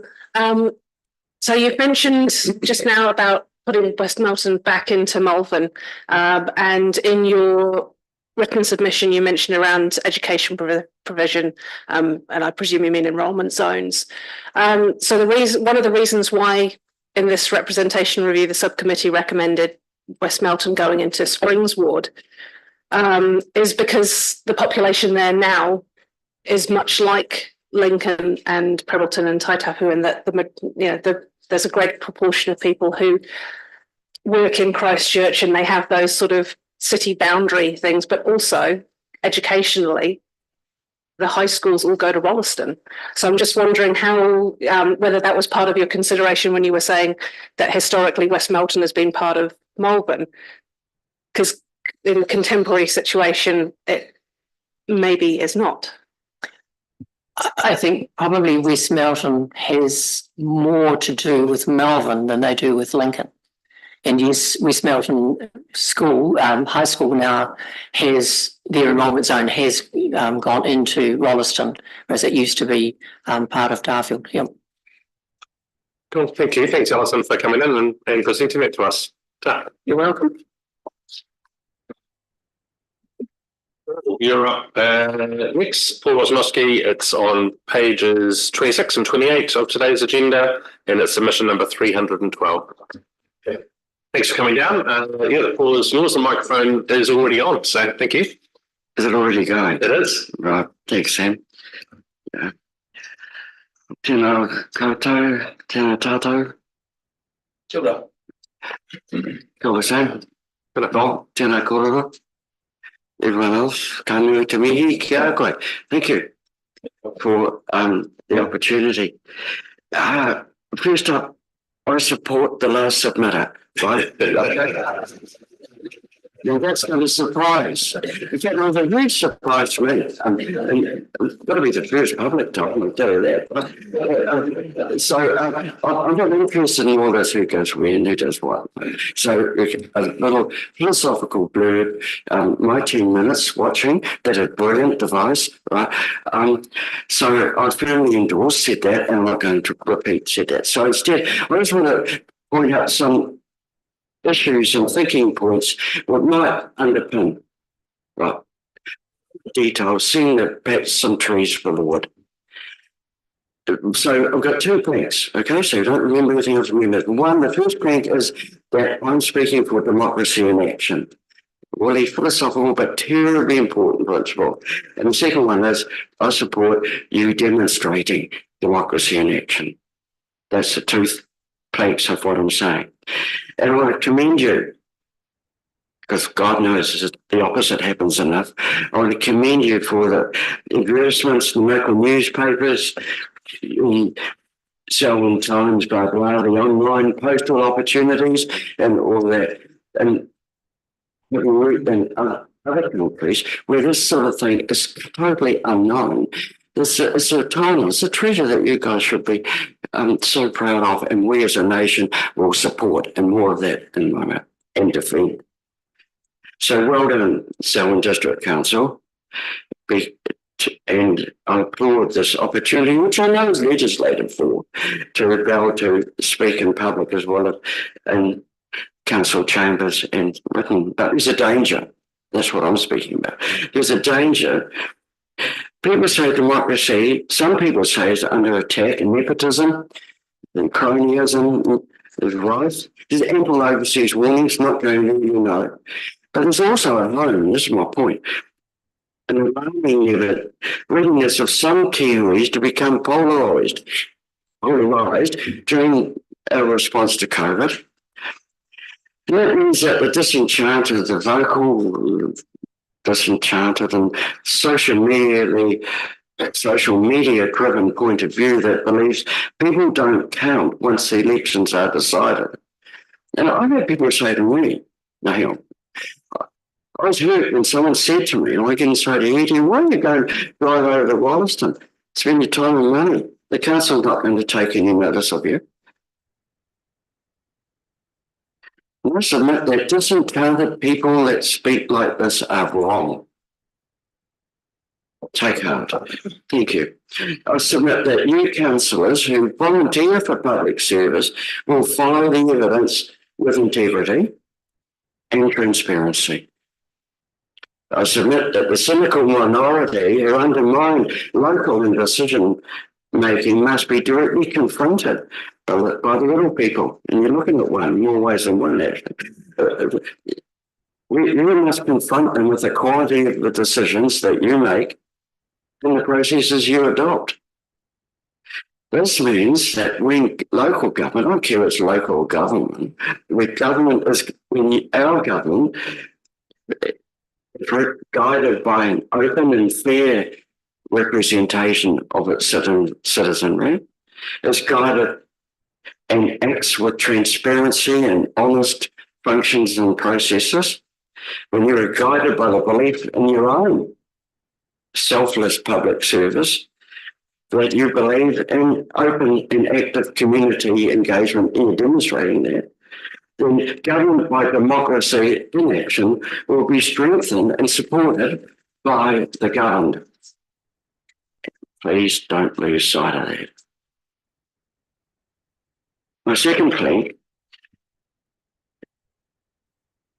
which is in essence really a sort of philosophical appeal to democratic principles and beliefs, is that by maintaining and strengthening local government, what it will mean here is that we cannot disestablish the Melbourne Community Board by ignoring and manipulating the clear evidence that you saw and gathered yourself. Secondly, you cannot believe in fair and local government if you cut Melbourne's, and I've refused to say Melbourne, by the way, Sam, right? Okay. Melbourne's representation at the council table by 2 councillors, at the same time you believe in local democracy. Did that come out right? It did? Okay. Right. Understand me wrong? Yeah. Okay. Thirdly, you want to split your remuneration pool 8 ways instead of 10. Councillors, you guys are currently poorly remunerated and overworked, exposing yourself at council, i.e. to public cynicism and criticism by appearing to juggle and manipulate the represent process is just plain wrong. I firmly and finally support the use of the Maori language as bilingual names for its awards. So in conclusion, people, it's time to make changes. We know that's legislated for, let's do it. Changes, however, must be, I submit, predicated by your decisions. Your decisions, and you know that, your decisions in turn must be guided by principles of fair representation, natural justice, truth and integrity, giving the rights and responsible accountability to the people you have chosen to serve. And this means, I suppose, that Melbourne must have a more democratic solution than the one that has been proposed. So I submit that I'm not talking NIMBYism, not talking localism, not talking parochialism, but I am urging that you down the path of decision making that leads to more and active local democracy. I thank you for the opportunity to have a little peace. Good, Paul. Thank you for. That's pretty good. Well managed. Thanks, well. Shane. Tēnā koe se. Kia ora. Ni mana nei ngā kōrero ki te wānanga, ki te mātauranga. Thank you very much for your conversation and your learned opinion on democracy and your experience in the world. It's great to hear you have outside experience of this country to bring here so that we can gain insight into more deprived areas in the world. You've mentioned, well, it's been mentioned a lot, effective, efficient, and I wanted to delve a little bit further. I'll ask you directly the question around quality of governance and or of governors, and do you consider quantity a mark of quality in terms of efficiency? Short answer, no. Too short? Too short. Thank you for that, Paul. I really enjoyed the way that you brought that message to us. On that note, talking about the democracy in action, would you suggest that we would be wise to acknowledge the, say, for example, the 430 submissions that asked us to retain the status quo with the 2 councillors in the current boundaries? Are you suggesting that we should acknowledge all of the submissions and be awake mostly on what the submissions received are in terms of the numbers? That's a difficult. The similar answer thing very quickly is impossible to believe and please everyone all at the same time. So really it's a mission impossible to do that. What I'm really saying is that I think we should have binoculars rather than monoculars. That if you take a population base, and yes, I know the legislation should say that, it doesn't fit because we're talking about representation by area, the spread outness of this whole Selwyn district, and our capacity of trying to have representation on a population lens, when in fact we've got 2 lenses. The problem of size and the problem of where the people are. Yes, it will be extremely difficult to see democracy in action. All I want you to do is to demonstrate it your best. I'm not sure. Thank you, Paul. That's it. Thank you for the answers as well. We appreciate you coming here today. Robert McGuinness is our next presenter. It is submission 220 and diligent page number 29. And just to acknowledge that Councillor Sophie has stepped away from the table to hear this submission from her husband. The floor is yours. The microphone is on.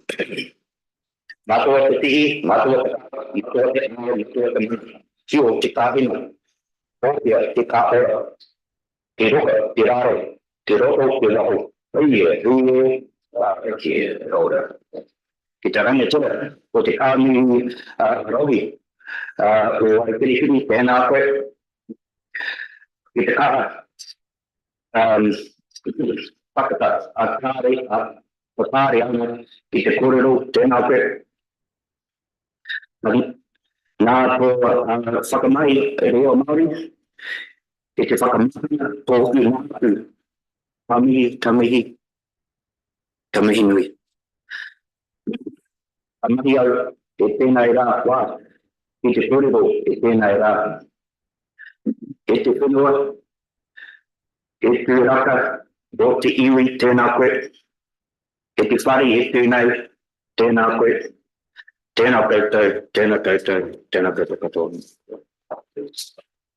Thank you for the opportunity to speak to my submission. Do I support the suggestions for the 4 names of the electoral wards and the inclusion of Reo Māori? I'm only here to speak to that, and my answer is yes. Why? The inclusion of Reo Māori is just a little bit more important to me. It's my culture, my tūpuna, it's my people, it's who I am, it's my part of the land that I connect to, it's my whare, it's my way of life, and it's a living history. And for an institution like this to include the use of Reo Māori in today's world not only shows how inclusive the colonial institution has become, but it also indicates how you all see the world today. My tamariki speak Reo Māori at te pera, at their school, as they are taught in a bilingual class right here in Tawhiri Kakaho. Reo is spoken at home and obviously on our marae. The marae that we whakapapa to, Onuku and Wairera. Alongside English, of course. But neither one is actually held in higher regard. However, I do feel that Reo Māori has a stronger connection to the land, family, culture than English does, making it just that a little bit more important to me and my whānau. We need to remember that Reo is not something that is just purely for display or introduced to our tamariki at preschool, but it is, however, a developed, fully developed language. So for my tamariki and their whole generation and generations to become, it is very relevant and important to hear Reo normalised in today's world. Because their world is our world, yours and mine. Some cultures have already lost their history, their land, their culture, and it is one of the least discussed losses of human rights in the world today. But today we have a choice to support Reo Māori, rather than sweeping it under the covers into the archives of some random forgotten museum, by making sure Reo is an official, making sure that Reo is officially dignified and is used in a significant manner, not just in nursery rhymes. We all need to accept that Indigenous identity matters.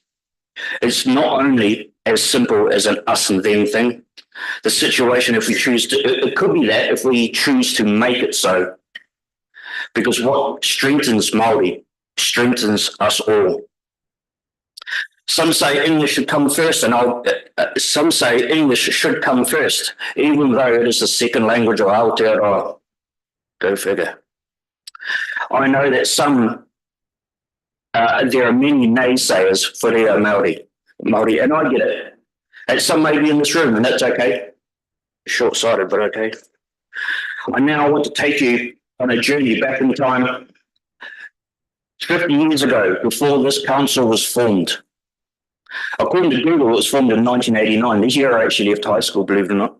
I'll circle back to this in a little bit later.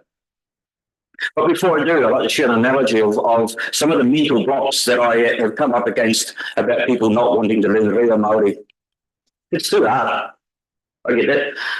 I'll never use it in real life. These Maori, and I use that word, get handed everything else. So why should I speak Maori as well? And what about those immigrant people? Do they get to miss out? So that's post-colonial, by the way. I've got a mate say this to me. I'm too redneck for that crap. Nice.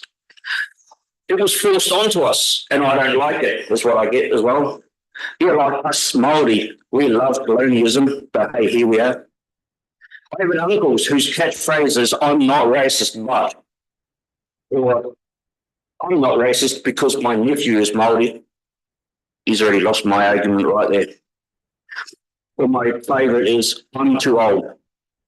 And all fair comments, I guess, but now I circle back. One of these. Who in the room has one of these? It's the humble mobile phone. I don't need a response, guys. It was invented 50 years ago. April 1973 was the first cellular phone call made before this council was formed. It went on to become mainstream in the 1990s, which is a little over 30 years ago. So why is the mobile phone relevant? How is it important? It's a new form of communication. It's a new language to learn. But those who do own one of these, why do you use it? Is it to help with your personal communications or your businesses to make them to grow forward?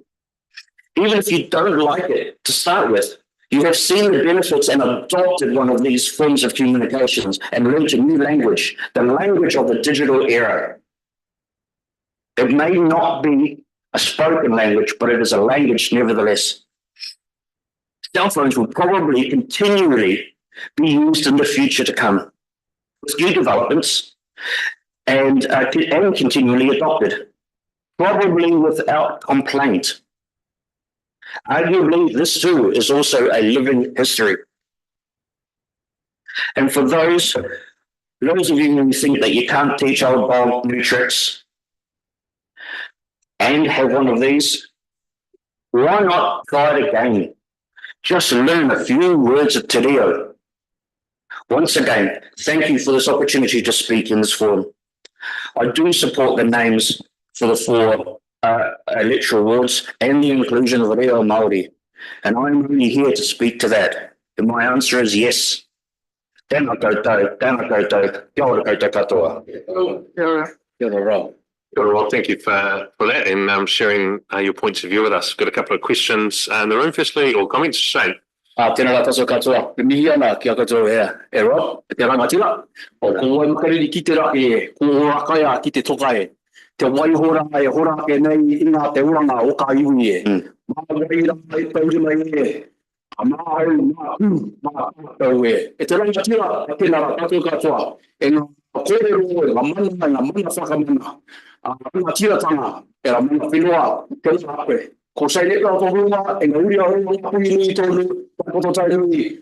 Ka te mutunga o whare kauri e ta mana e te rangatira. Ngā mihi pāranga kōrero.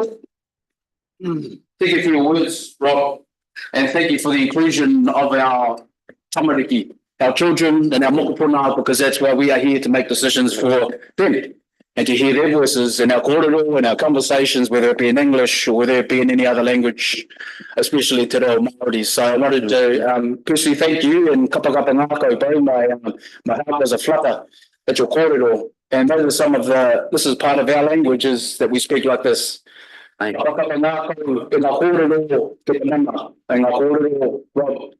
conversation and your ahua through your te reo made my heart flutter and gave me hope for all of us in this room that we can continually learn to be better citizens and contribute to our lovely district. Kia ora tātou. Kia ora, Shane. Elizabeth. Thank you. I really enjoyed hearing it and it was exceptional.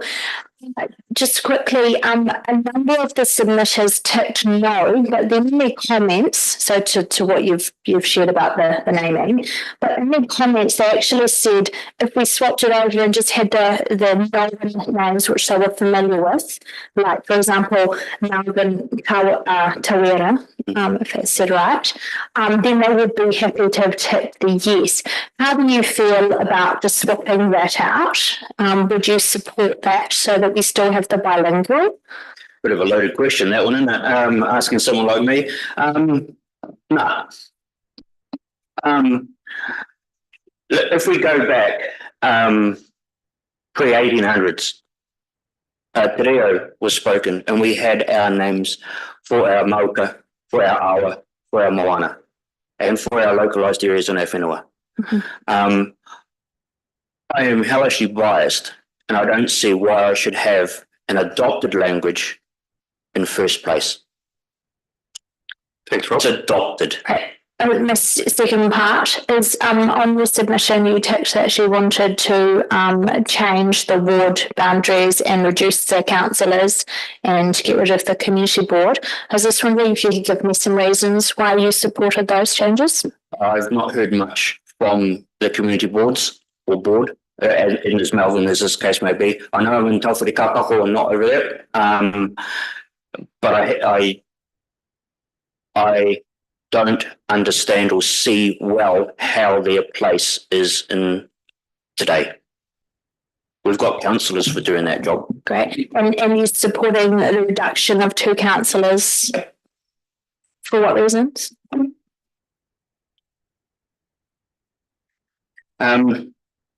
I think that's going to be quite short-lived, the reduction.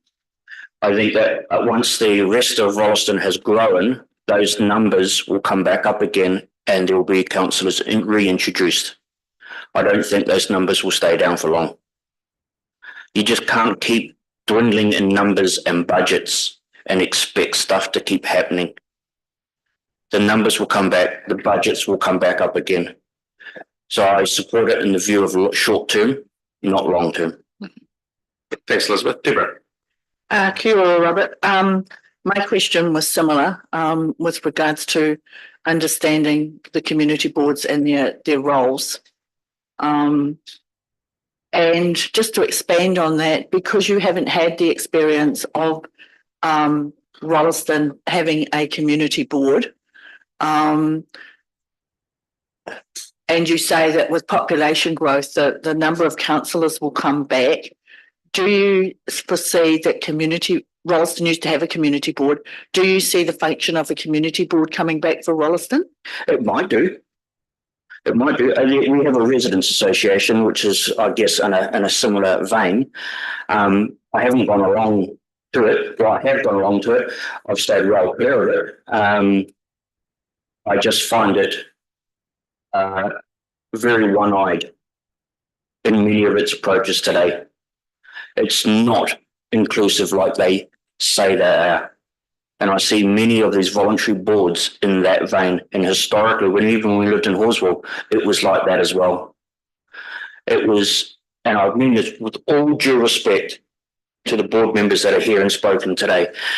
When I joined the Horswell one, when I lived in Horswell, I was the youngest there by almost 30 years. And it was really hard to get young people through the door. And I see a similar vein here.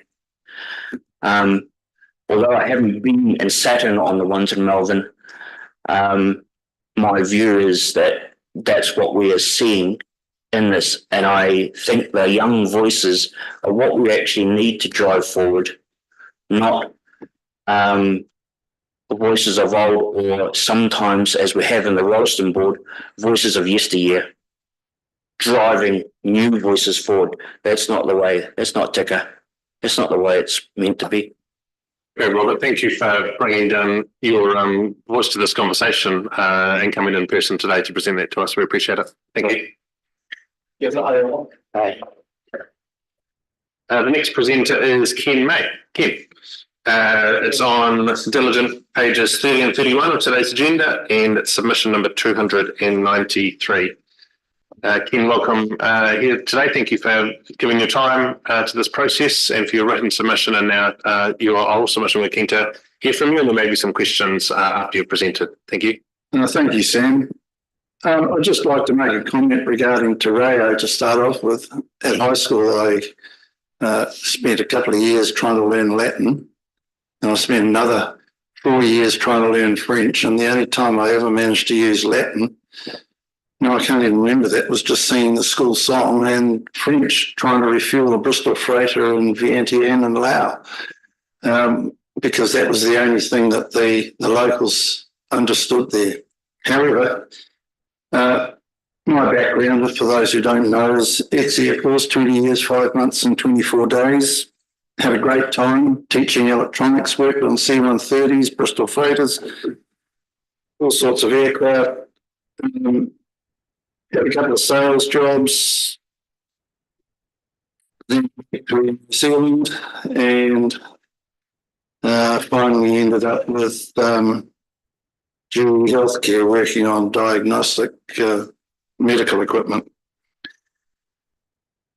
Getting to the subject, it's all been said before by people here, the largest ward by land area, but a small population. And that's where we should be considering a change. It should not be population-based only. It should be area-based. Reducing the councillors is a nonsense, an absolute disgrace, really, because you're actually reducing representation, and the people deserve to be represented. They pay the rates, they pay the salaries, and they need the representation. The community board provides that coverage. The problem with the community board was that they were given no delegations, they were given no areas of responsibility, and that created problems that people were going out and looking for things and talking to the people. And, you know, I don't know that it actually really did much to advocate for the community board. But to give the community board delegations would actually give the community board members focus and make sure that they're out in the communities and representing those people. So there need to be incentives. So in selecting people to stand for election, we've got to overcome the apathy that exists out there at the moment. We've got to make sure that the councillors that we have standing for council have the qualifications to stand for council. That the community board members actually want to be on the community board, aren't just standing for mayor, council and community board and hoping that they fall into one or other of those slots. And I'd actually like to know from the mayor, Sam, what are you doing for the Melbourne community, really? I don't see you out and about walking in the streets out there. When I go and get a pie, I don't see you in the bakery. That's probably a good thing, waistline. But, you know, it seems that this whole representation review, getting rid of one councillor from Melbourne and, you know, getting rid of the community board would seem to be something that you would be opposed to as well. But just what's to be gained? And look, I just don't think there's anything else that I need to say that hasn't been said already this morning. So that's me. Thanks, Ken. And that's the whole point in this process, is to hear from the community before we make decisions on what the final representation is. So councillors and myself are all here with open ears to hear, not only read, but hear today and tomorrow's submissions to us. So thank you for coming down. There's a couple of questions here, Phil, and then Elizabeth. Kia ora, Ken. How are you? Good to see you. Ken, well, you were part of the initial representation review subcommittee that was set up. So we obviously talked a little bit wider about, as part of that group, about Or Sam, then we lost your wisdom once there was the change. So what are your thoughts on the rest of our district in terms of representation and community boards? Well, I believe in them. I believe in community boards. But not everybody's kettle of fish though.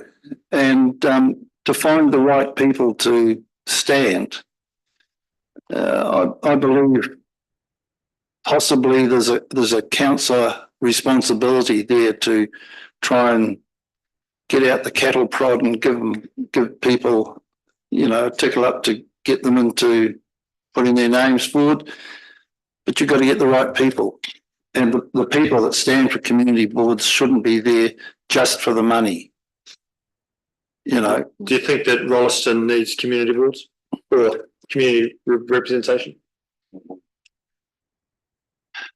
Rolleston is a difficult situation because in perspective, they've got a community association that represents the population.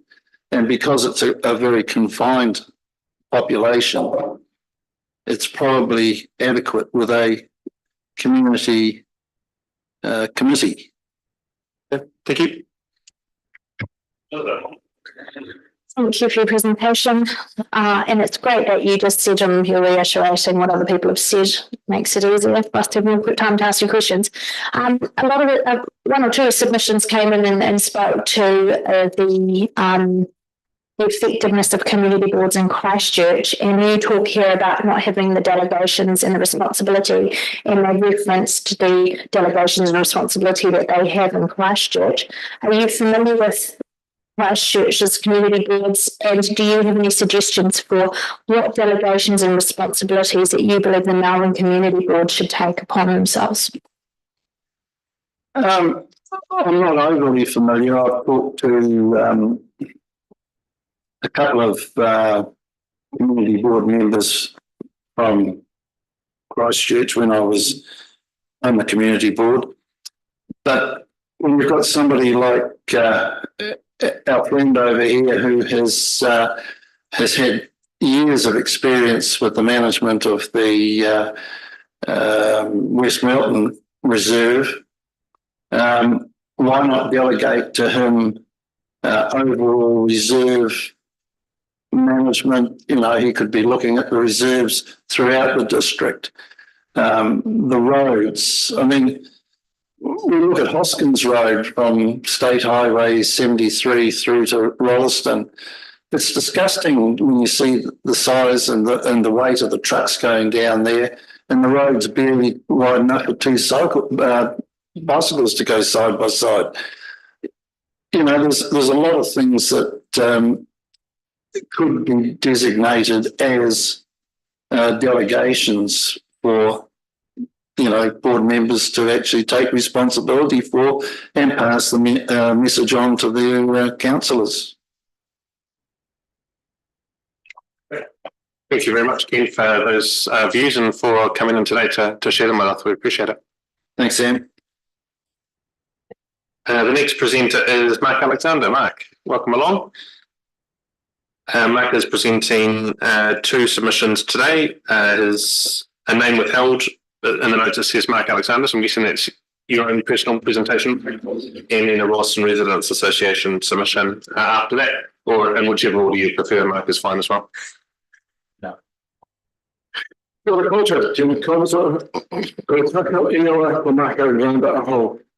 again. How much when I retired from council, I wouldn't frequently come back to this chamber to suggest how you and we could do things better or differently. But you keep seeking my submissions as a resident and a ratepayer. So here I am, and here we are again. My background, for anyone who doesn't know me, I moved to the district almost 30 years ago. I've been a member of the Rolleston Residents Association for almost 30 years and currently the association's president and chair. But at the moment I'm speaking much from my own personal submission. I was a member of the Selwyn Central Area Board, a council construct that became the Selwyn Central Community Board. I served 3 terms on the Area Board, Community Board structure. I served 4 terms as the District Councillor for the Selwyn Central Ward. I am, despite my submission, a supporter of community boards, believe it or not. I twice chaired the Selwyn District Representation Review Committee. I've been part of 3 appeals to Selwyn's representation review decisions, winning 2 and losing 1. The 2024 representation review. Firstly, I'm pleased that the review is being held in this term of council, as it was a promise that Sam Hughes made in the last process 3 years ago. Thank you for honouring that promise. Secondly, the representation review promise hasn't been well explained to the Selwyn community, and many submissions demonstrate that the submitter doesn't understand the process and the law and how representation must be determined. We failed. It hasn't been clearly explained or clearly understood. Selwyn has transitioned from a rural district with small townships to an urban district with a rural area, and our representation must reflect that change. We submitters called for the structures that suited the past, not the present, not the future. Selwyn is overrepresented in comparison to other districts in New Zealand. We've had the ratio of residents to elected members has been much smaller in Selwyn than many other areas in the country who don't suffer from governance problems. So I don't support the argument that we need more. Thirdly, I support some of, but not all of the proposed changes to Selwyn's representation review. I support the reduction in the number of councillors to 8. The effective and efficient governance of our district can be done as easily with 8 councillors as 10, as long as the 8 act as district councillors, not ward councillors. Some councillors forget that when they're elected to represent the whole district, not just the ward from which they are elected. The new representation review structure will need councillors from the eastern wards to work with the western ward to ensure residents feel equally represented. I support the enlargement of the Ralston ward and returning the area from Ralston and Burnham to the Ralston ward. This was part of my submission and appeal in 2021. Currently in the Ellesmere ward, my wife and I and my neighbours have no community interest with the Ellesmere community and have a community interest with the Ralston ward, and we welcome that change. I do not support 2 wards with 1 councillor. Christchurch City demonstrates the negative aspects of wards with 1 councillor. The election becomes cutthroat, dog eat dog, with a winner take all and no second place option. The elected councillor becomes or remains ward focused and not district focused despite their oath. This leads to an increase in parochialism around the council table rather than collegiality. It's clearly demonstrated in Christchurch that a 1 councillor per ward system is not good governance. The Malvern and Ellesmere wards have a lot more in common, similar rural nature with small rural servicing townships. Similar issues with the lack of public transport and ill-founded resentment of the larger urban areas in the eastern part of our district. Indeed, Malvern and Ellesmere have more in common than living in West Melbourne. If a ward has only 1 councillor, then there is an issue when that councillor is unavailable or doesn't get on with the resident. And that does happen. Malvern Community Board. As a supporter of community board, I would like to be able to support the retention of the Malvern Community Board, but I can't. I cannot identify any successes of this community board in this or the previous term. It is true that the board has been pitiful delegations granted to it by the Selwyn District Council, and the council should be embarrassed. However, the board ought not to be limited by those.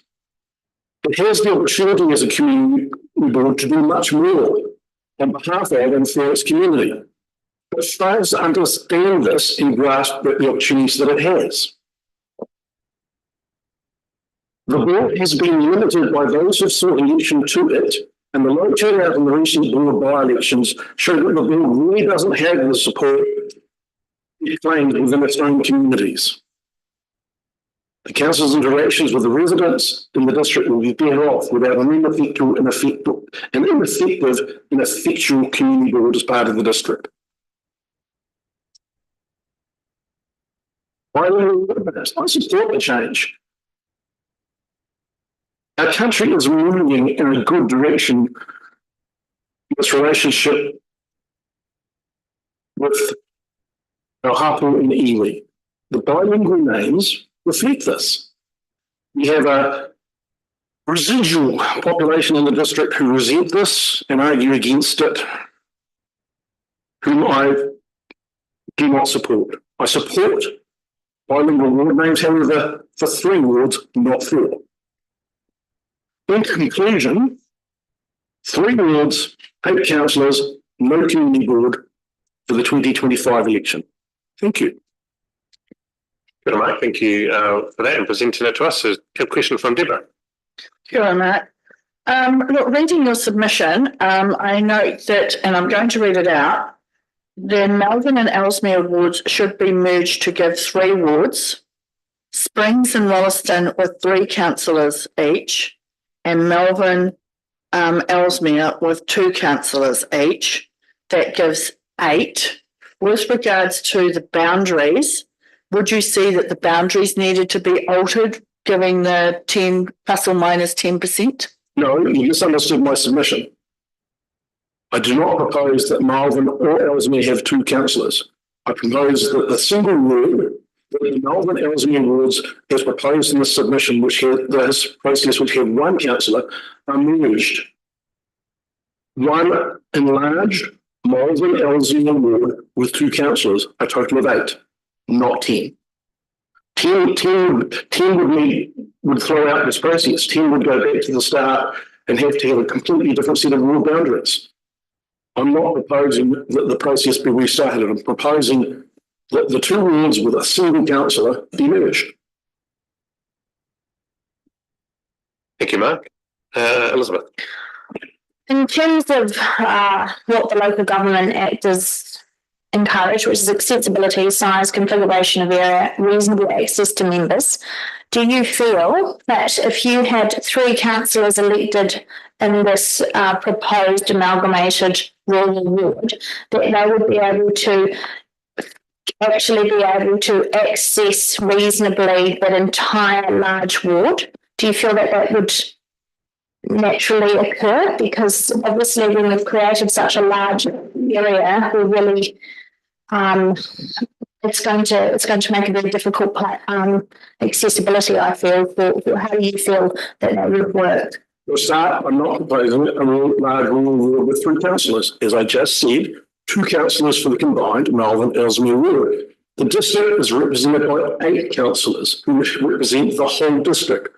The residents of any ward have equal access to any of the 8 councillors. The distances are reasonably large, but not insurmountable. It doesn't take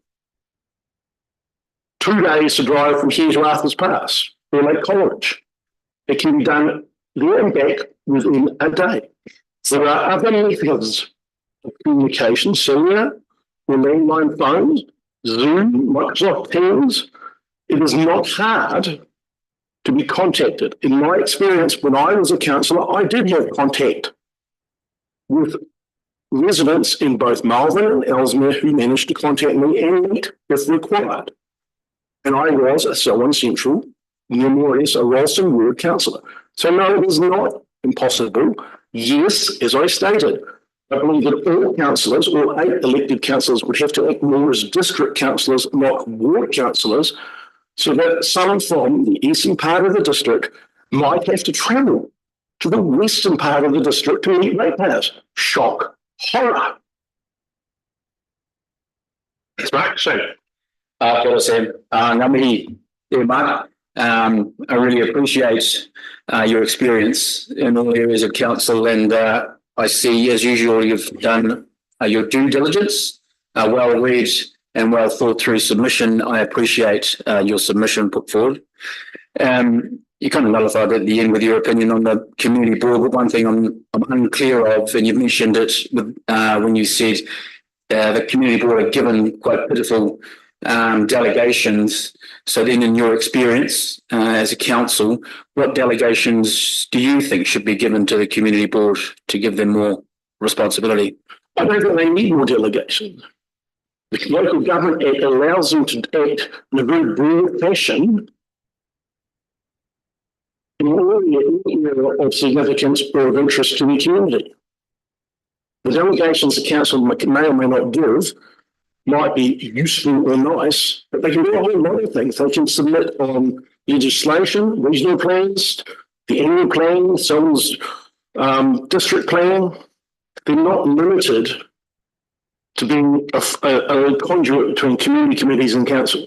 That in fact limits them in their horizons. They have a very immense power that they don't choose to use or they don't understand to use. Thank you. Actually, I'm just wondering, are you going to say anything from the Residents Association? Yes. And then I'll hold off to that.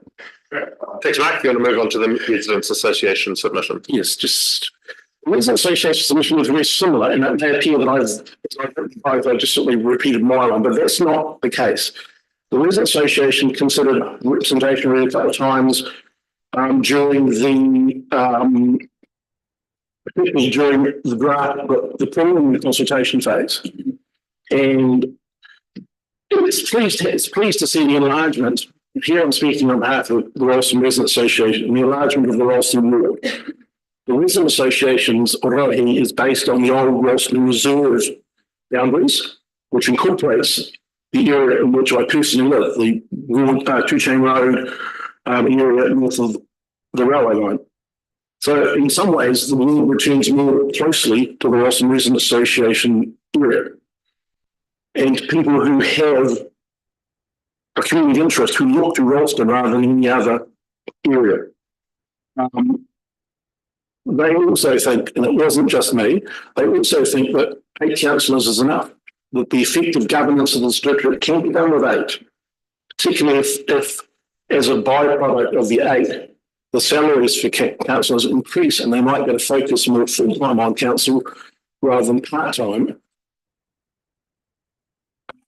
I think that's the gist of the Resident Association one. They didn't support the retention of the Selwyn Central Community Board when it was supposed to be disestablished, and they haven't seen any clear value for the Malvern Community Board, though it has little impact on Selwyn, on Ralston residents, as Malvern residents pay for it, except that it does tie up staff time that might otherwise be productively spent on governing the whole district. Thanks, Mark. Kia ora, Mark. From the, as chairman of the Residents Association, my question is, do we need to be, how would you feel if the Roswell Residents Association and other residents associations around the district were more fully involved in our decision-making processes? It's an interesting question, but the rural associations seem to be parochial. That's what they set up for. It was in their patch. If you had a resident association, it's going to be very parochial. They're all going to be saying, I want more in my patch and you guys, everyone else has less. It's much like Ralston's criticism across the district that Ralston gets everything and then the rest of the district subsidises it, when in fact that's not true. Okay, Mark, maybe I can actually rephrase the question slightly. Would you like it if the council came to you and said to you, as your parochial group, what are the things that concern you? What do you want? Yeah, that might be nice, but you get the same opportunity every year in the annual plan, the long-term plan, and the other submission processes is an amalgam of residents. So it would be perhaps nice and we got a little more consulted on some of the scheduling of roadworks, for example. That's a reasonably recent topic that we could have perhaps worked on a better outcome that meant the roadworks were done and didn't block all the major routes all at once. But it would be difficult for council to be popping around every township all the time. And then if you were doing that, then you might want to have 4 community boards or 3 community boards and 3 wards. So I think the current level of consultation is great. Thanks, Mark. Really appreciate that. Thank you, Deborah. Kia ora, Mark.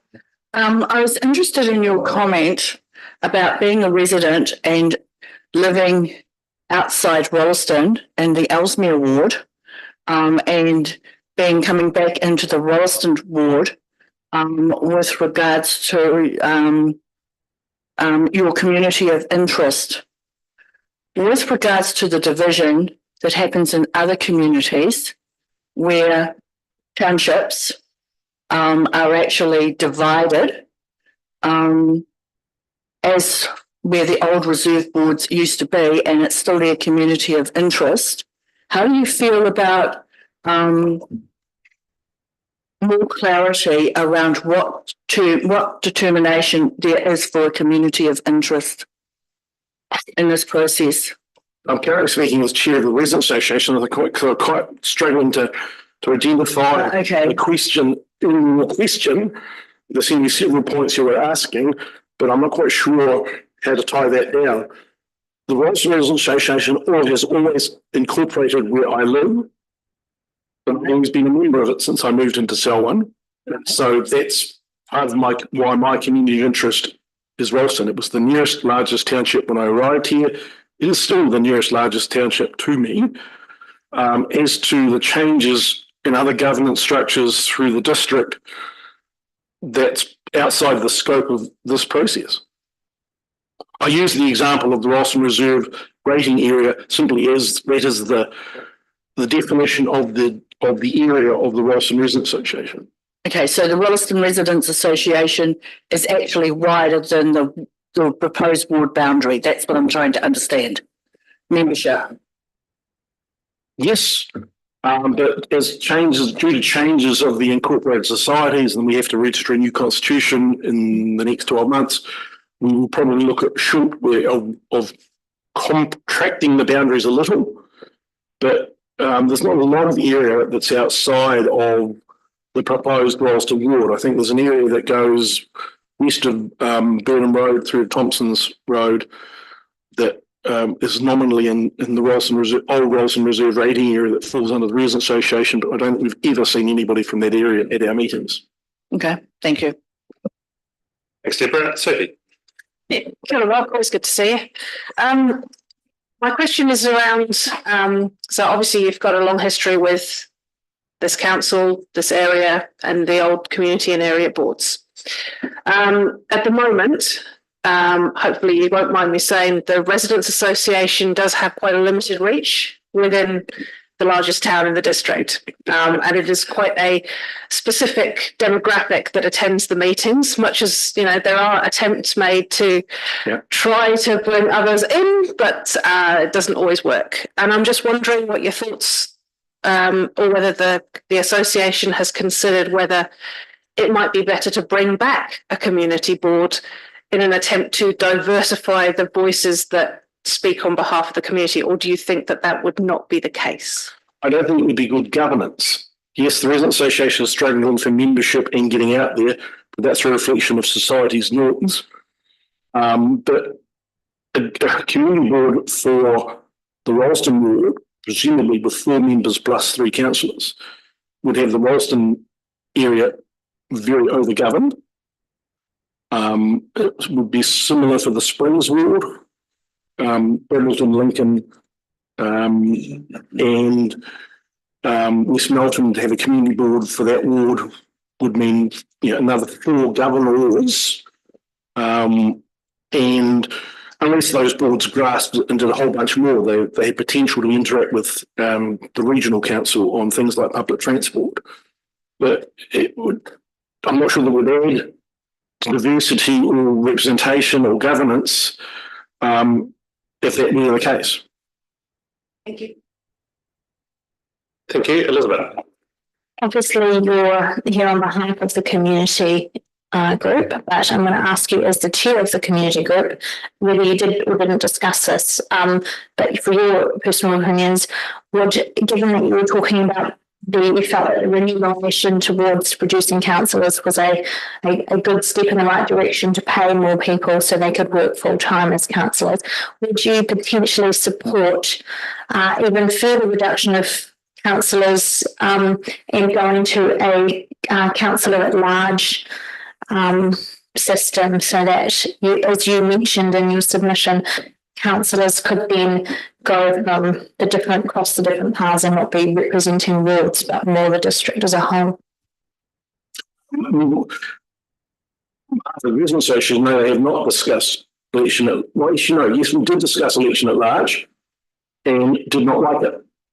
The reason we didn't like election at large is that it's more likely to end up with a poor result than a good result. Election by wards does mean that somebody is elected from an area with a background and by those residents in those areas. Election at large can end up with a very skewed result. As has been commented by many submitters, the large population of the district and the eastern portion of the district could, in theory, in an election at large, elect all of the councillors from the eastern part of the district and no rural councillors, or ironically, because the Ellesmere and Malvern wards have generally been more active electorally, they can end up electing all the councillors and not have a good representation of the urban areas. So the Residents Association has discussed that and supported a ward structure. It did not support wards with one councillor because it felt, as I said in my own personal submission, you end up with a potential for, if you don't like your ward councillor, or they're unavailable, you're on holiday, or they're ill, you don't have who to go to, though you should really go to any of the other 7. People often don't feel comfortable doing that. So, in the comment about the increase in the councillor payments is that, I've seen it go from I figured it was impossible for a councillor to be the primary income earner to in the next structure, probably one where they can be, and which hopefully means their first and foremost focus is on the role as an elected representative, which should give them, if they're not holding down another job, more time, as other submitters have asked for them, to be out in the district meeting with ratepayers. Mike, thank you for sharing those views with us, and both written and coming in today. We appreciate it. We'll be making decisions next week in our deliberations. So thank you for today. Thank you. The next presenter is Peter Williams. It's submission 256, and it's on pages 36 and 38.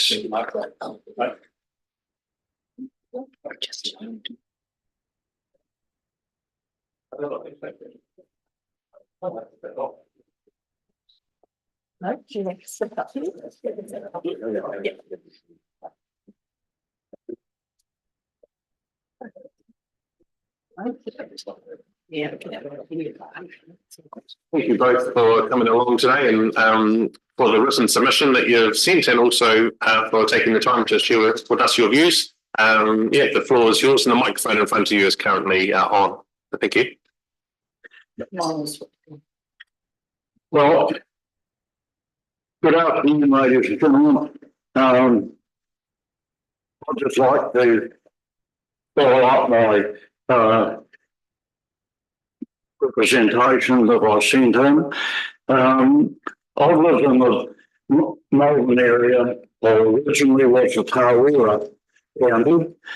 I've seen counties come and go. I've seen a lot of councillors come and go, and I know councillors and you work very hard in what you do. Like I said, we were originally Tarawera County. I live in a little place called Rochers Flat near Springfield, and I've lived in that area most of my life. We've always had representatives in our area. We now have Lydia Glidden, who I know works very, very hard. I'm very much against the community board and the drop in the councillor. I feel that our representation would not be as good. Well, I know it wouldn't be as good. The Melbourne ward is 76% of the Selwyn district area. Now, how can one councillor service that area? It's a big rating area. A lot of rates coming out of it. It's all farming.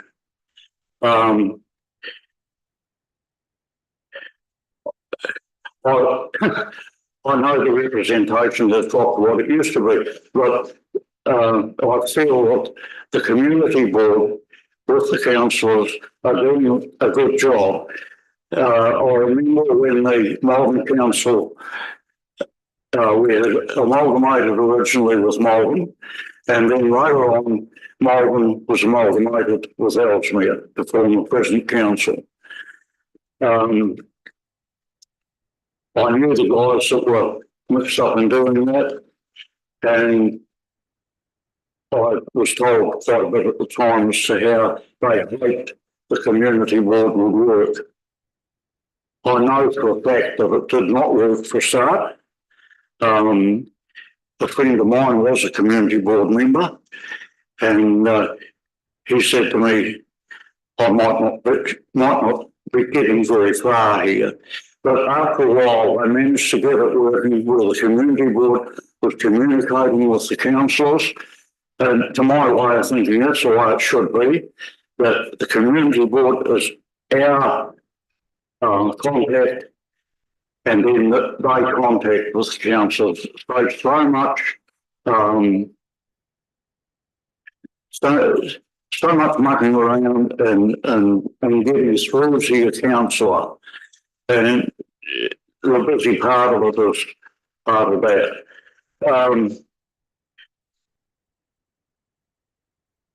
I've lost my place. But the communication, I think, is very, very important for everybody. And I know it's difficult for everyone. A bad example of this was not very long ago in our area. The water tank that's been there ever since the water scheme was put into Russell Flat. And it was initially firefighting and emergency water supply. Not very long ago, someone, it was actually Lydia, was driving down the road and heard some people pulling this tank down. So she naturally stopped. And this is only about 2 from where she lives. And said, what are you doing? And they said, we're taking this tank out. Oh, we're going to replace it with a new one. No, it's not being replaced. Well, she said, I haven't heard anything.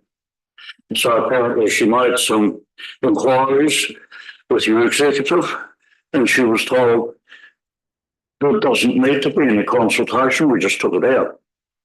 So said that the firefighting capabilities of the area have been upgraded. Well, I'm not too sure about that, because I can remember being in the fire brigade myself and trying to find a hydrant at a certain area that we told was there and couldn't find it. So that wouldn't be too good, someone's house is burning down. But the other thing is that this tank was used for stock water because of the growth in our area, a lot of small blocks, and very difficult to get extra units of water from the scheme. So because of the dry period that we've had, that tank was used quite a lot for emergency water for stock. The other thing that I'd like to speak about is the 3 waters. I know it's not to do with our representation, but I'm pleased that the government has changed its tune on that, and I'm very much in favour of our council running the 3 water system themselves. We know, both Judith and I, that the water schemes in the district were put in, funded by the county, put in by local people. The flat itself had no, in the dry time, there was no water other than what you could get out of the well, which weren't very good. My old aunt, who died a wee while ago at 98, said when she was a girl, she can remember people taking their stock in the dry time, driving into the Hawkins River to get water. We're not allowed to do that now, because you're not allowed to have stock in the river. So that also bears in mind the importance of that particular tank. I know our locals would like to see it reinstated, but I rather doubt that it would happen. But it would be great if it could be followed up. There's a very good article in the Melbourne News last week outlining the representation part of it. Very well worth reading, well written. And I see there's another one in this week's too, which I haven't really, actually had the chance to read. But that's my thoughts on the review, that we should keep our status quo with our community board and the guys that, and the people that do their work on that, and stick to our two councillors, because believe me, I'm sure we need them. Terry, would you like to say anything? Just want to add. Just press that right hand button, Judith. We've got about 1 minute left, so just any closing comments? Yep. I would just like to make sure the councillors are heard by whoever they go to, because some ratepayers are saying they go to their councillors and they do the job that they can do, but then they stop from some process that's ahead of that wherever the councillors go to. I'd like to see that the ratepayers have been given feedback from the right source so that they can, like get satisfaction, because ratepayers are a wee bit rowdy at the moment because that's what they say, that the councillors aren't getting the say to talk. So you would know where the councillors go, wouldn't you? So good. Well, thank you for that feedback. So we'd like you to consider this, Sam. And, I think it's important that we keep, especially in Russell's Flat anyway. Thank you. And for raising the water conversation will be something that we talk about over the coming months, because we have to, legislation will mean that we change, there has to be some change. And we'll be discussing that with the community between now and the middle of next year. So you'll hear more on that, but thank you for raising that today. As time for one question on the topic of representation review is Elizabeth. Thank you for coming all the way in. My question is, there was a couple of submissions that referenced to county councils and people sort of saying go back to the county council system, because they felt that it was fairly representing them in a way that you're hoping the community board and your local councillors can. But as you pointed out, they're not always the end stop with the decision making. Would you just, if you just give me a really brief overview, but did you feel that your rates were feeding into the county councils and you were getting more bang for your buck with your rates back in the day? You were putting that to me. You.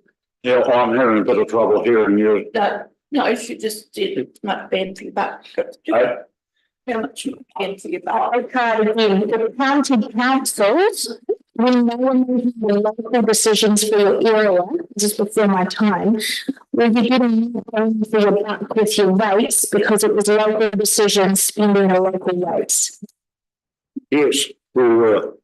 I'm quite sure of that. There was not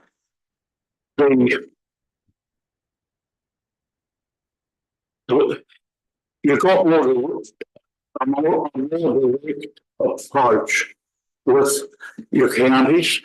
You've got to admit that the counties were a lot smaller, but I felt we got more, definitely got more out of our rates scene. There was something else I thought about now. And the area is getting so much bigger now too. The area and the population that you are servicing, it's yeah, and it's growing. We know it's going to get bigger. So and we need the representation. Definitely do. I mean, it would be nice to see more councillors probably, but there's a limit as to what you can do. But I know what I thought about. Back when they set up the community boards, there would have been documentation of that. But that was when Melbourne became part with Ellesmere of Selwyn District Council. I was just wondering if anyone has ever seen that documentation. I know there would have been some sort of documentation as to the setup of the community board. There will have been. There's no one currently sitting on council that was here in 1989, but I know that our records can have them, and we can have a look at seeing what we have. But it's not institutional and head knowledge as far as what's sitting around the table here now. But our libraries and records department have some records. So if you want to find out some specific data, when we close this down for the lunch break, I'm happy to take you across to the counter and point you in the right direction so that someone can answer that for you. Okay.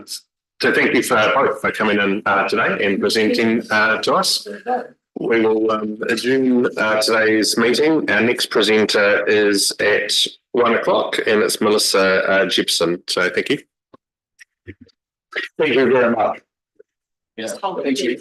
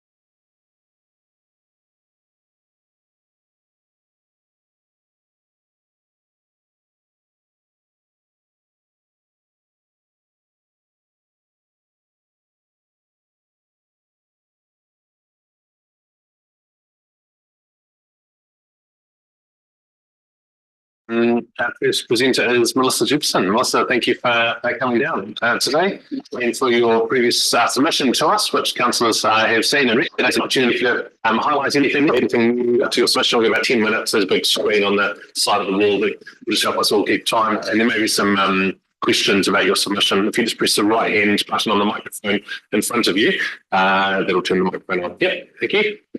Okay, look, thank you very much, me, Sam, and CEO Sharon and councillors. Thank you for the opportunity to speak. See a few vacant seats. That doesn't look too good. Look, my name is Melissa Gibson, and I farm a small holding at Charing Cross near Darfield. I am a ratepayer in the Melbourne ward.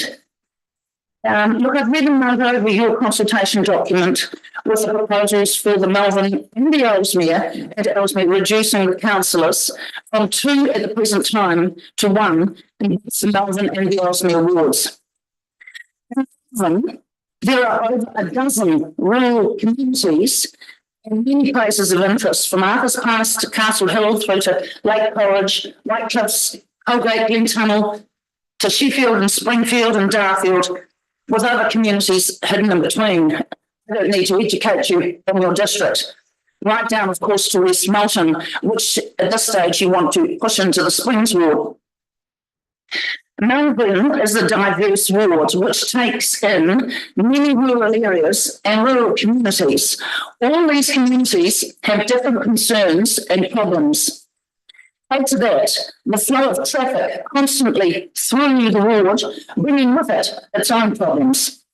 This area for many years has been adequately served by 2 councillors and 5 community board representatives. Now, with the proposal is to reduce this to 1 councillor. Where is the logic in this scenario? How can 1 councillor effectively represent all the areas of the Melbourne ward? How is this fair for all Melbourne ratepayers? And ultimately, how is this fair that for one councillor to do all that?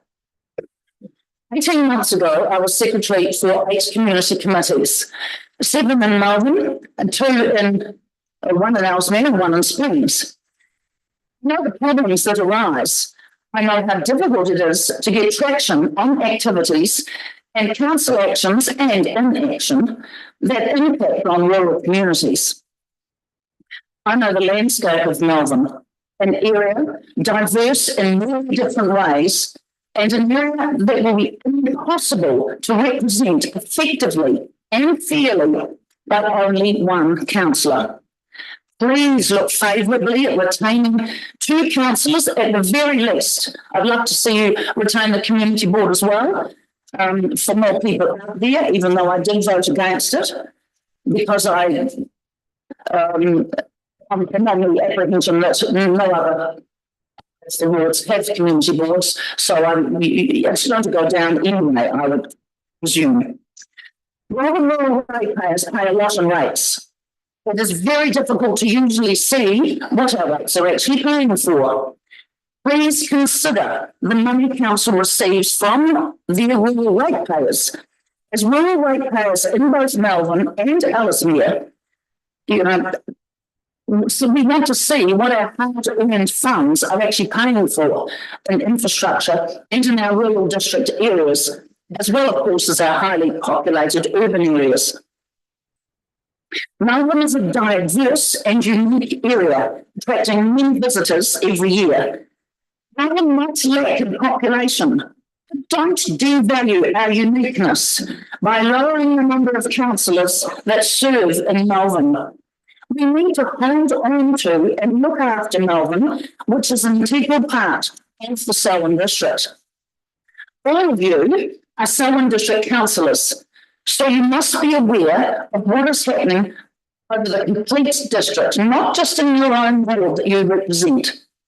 To be effective, Selwyn District councillors, you need to be knowledgeable, informed, and up to date with everything that happens in our district.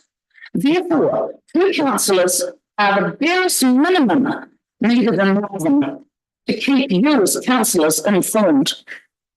We cannot ignore our rural wards or your rural wards. You cannot ignore your rural ratepayers. You cannot ignore your rural communities. Please vote for 2 councillors at the very least for Melbourne. I told you I'd be under the 10 minutes. Well done. Thank you, Mister. There's a couple of questions from the room. Phil. Well, first of all, I am a Selwyn District Councillor and I represent the Melbourne District Council. So I am the 3rd councillor. This is the 4th councillor. That's the 5th councillor. That's the 6th. That's the 7th. There are 11 elected councillors who represent Melbourne District. If we look at the representation, I have a question for you on this. Do you think it's fair that Melbourne has a ratio of 1 to 1,200, whereas the rest of the district has 1 to 10,000? Do you think it's fair that that one councillor has all that district to travel? I'm asking you the question. Yeah, no, I don't think it's fair. No, it's not fair. So because of the. So that's why so the representation review is designed so that we have a fair representation across the whole area. Yep. Okay. And all the councillors that will be elected, no matter where they're from, will be working for Melbourne. Thank you. Thank you. Elizabeth. After that, I've lost my train of thought. I'll give me a second and I'll see if I can think what I've put here. Yeah, so in terms of the community board, you sort of swung a little bit both ways. Yep. How do you think would be the best way to make a decision now, given that we've had the response from the community in terms of the decision?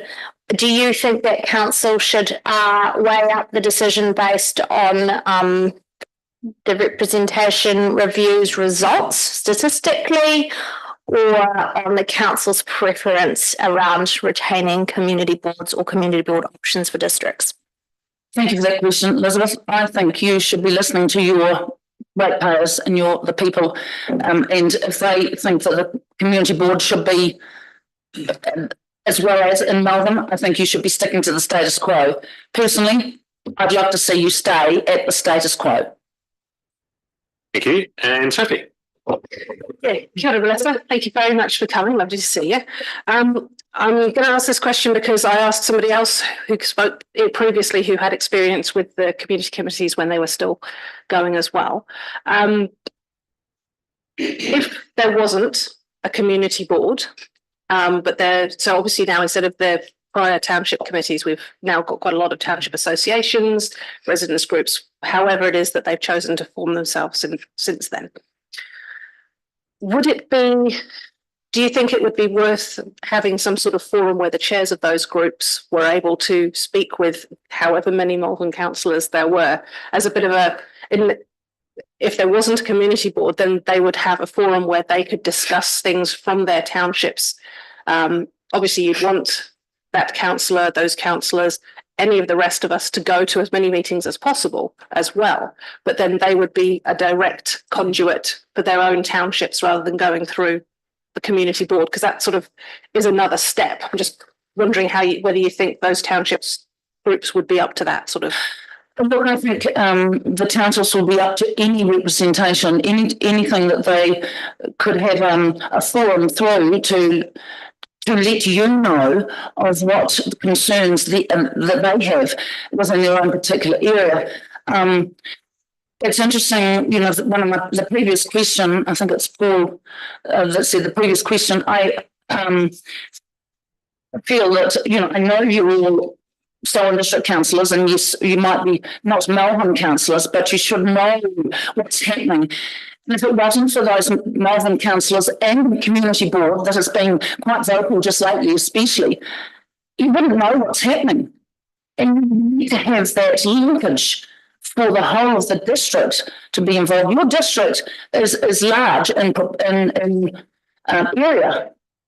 It might not be large in population out in the rural areas, but you're still collecting rates out there. So we need to have some representation. And yes, I do think, some forum like that would be a very good idea. And I'm sure the chair people would be very happy to participate, because that is one way of linking with council. Thank you. And thank you, Melissa, for coming in and sharing your views with us today. It's appreciated. Thank you very much. Look, thank you for listening. Thank you. All the best with your decision. Thank you. The next presenter is John Ferry. John is presenting Melville Community Board presentation and then also his own personal presentation too.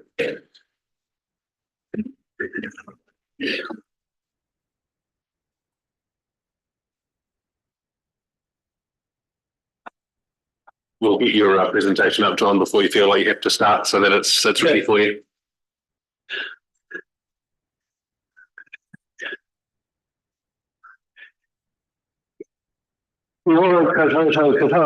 Greetings to you all, and thank you for the opportunity. John's just informed me that he would like to transfer his allocation of time across to the community board. Thank you.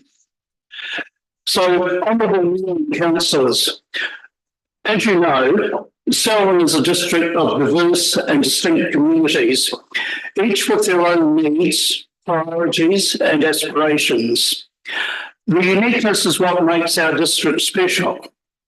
It is essential that we respect and honour the voices of our residents. And this is brought home, in my view, and the view of my colleagues on the board, by a fantastic job the council has done in getting such a large number of submissions to their initial proposal. Excuse me. People choose to live in Selwyn because of the balance the district offers, a desirable lifestyle with proximity to Christchurch and the airport. And the Selwyn district has a community focus. This is what makes Selwyn one of the fastest growing districts in New Zealand, and accepted, this also proposes a challenge for the Selwyn District Council, which with the able councillors that we have around the table are able to rise to the challenge and provide what is good for the whole district. The Representation Review 2024 is an opportunity to ensure that we uphold fair and effective representation for every individual and community within the Selwyn district as we look ahead to the October 25 local government elections, and then cast our eyes further afield to October 28, when the population will have increased still further. The major success of this review was Council's decision to allow both electronic and pen and paper submissions. This inclusive approach directly contributed to the outstanding response of 615 submissions, split almost equally between 50% coming in electronically and almost 50% coming in as a pen and paper response. Some submissions, while counted as one, were actually from two people, a couple, however they want to be termed in this day and age, and some, like the Northern Community Board, represented a collective point, a collective perspective, submitting the views of many. And this demonstrates how deeply the Representation Review resonated with people in our communities, especially in Melbourne, but throughout the district. No doubt, Council's analysis will give us more valuable insights into the consistency of opinions across the wards, including identifying the number of Melton wanting to move to the Springs ward, and the number of Dunham, how many there are moving to the Ralston ward. Melbourne Community Board submission number 555 was comprehensive and succinct, and I know you all have read, so I will avoid repetition and going back over what is common knowledge between us. This submission wasn't shaped by external consultants or by costly research, but was rooted in genuine community engagement undertaken by the board members, my colleagues, and I. Let's remember, as noted in today's first presentation from the Dartfield Residents Association number 113, the importance of learning from past mistakes. The reference, I'm sure it's not eluding anybody, is to the 2016 Local Government Commission determination, especially at paragraph 44. The Melbourne Community Board, as you all know, has 5 elected members and 2 councillors who all live and work. They engage daily with residents and others, including community and residents associations, businesses, and other organisations. And I think it's been clearly demonstrated by the submissions that have been speaking today that the board, and no doubt the councillors, understand the issues and the concerns, especially on the board's behalf and on the board. Their views on key questions in this review have been consistent, but unfortunately, to date, overlooked. Question 1, reducing to 8 councillors, was overwhelmingly rejected in the submissions. Abolishing the community boards and disestablishing the Melbourne Community Board, ditto. And the exception being Wollaston, where 18 of the submitters said yes than no. So even in Wollaston, the biggest district, it was a close call, I submit. Residents across other wards also made it clear that the voices of affected communities should take precedence over strict adherence to the plus and minus 10% population representation rule. And there is the possibility that we are so required, like the large area of the dearth of people in the region, compared to the 22 square kilometres in Wollaston, 30,000 people. So if I'm wanting to meet with 10 people in a day, it can be achievable. But I'm trying to meet with 10 people, not that I'll ever be a councillor. In the Melbourne ward, it would take me a day to get to this place. And there's no way that in the same day I could meet for another like a Coleridge. And I think it's fair and representation. So although the numbers is one gauge, the exceptions provided in the legislation for a plus or 10% variation do enable fair representation. The feedback from Melbourne and other areas reflects a strong desire for fair and effective representation. As for question 3, the ward name changes. There may not be a one-size-fits-all solution, but the cost of rebranding, I believe, may have been overlooked. And it needs to be taken seriously. There has been, to the best of my knowledge, no costings provided.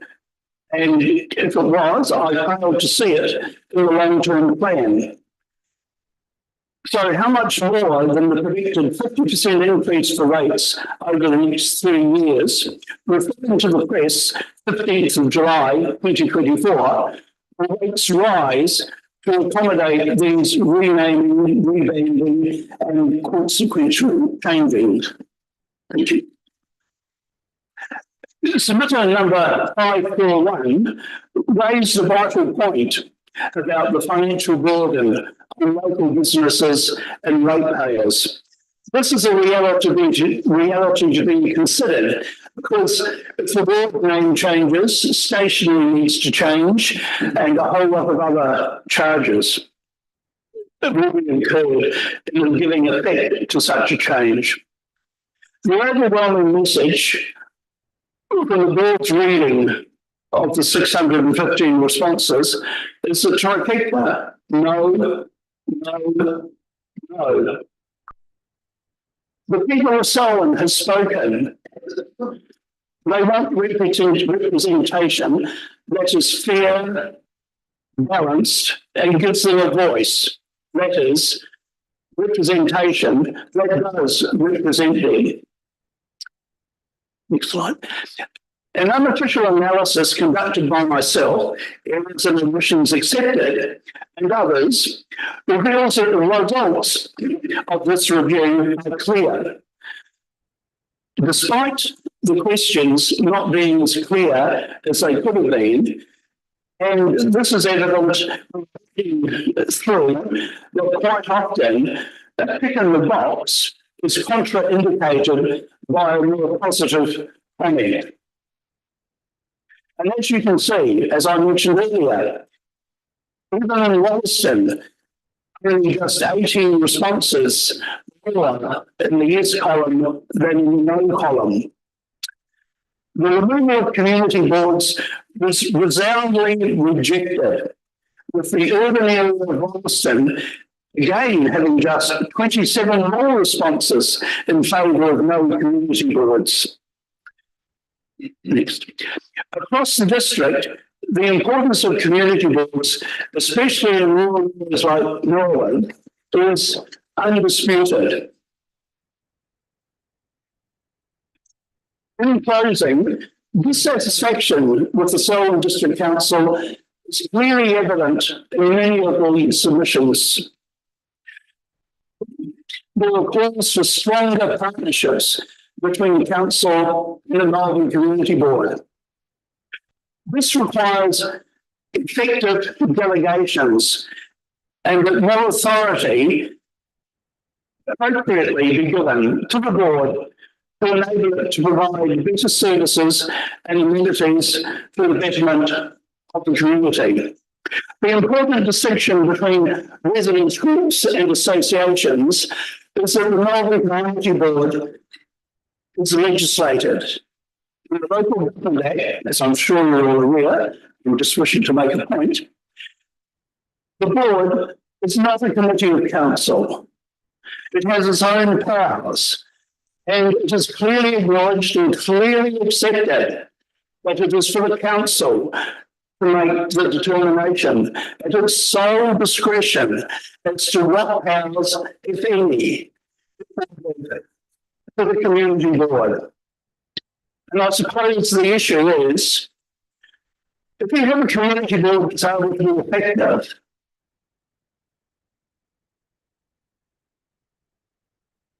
doesn't really be treated like a mushroom farm.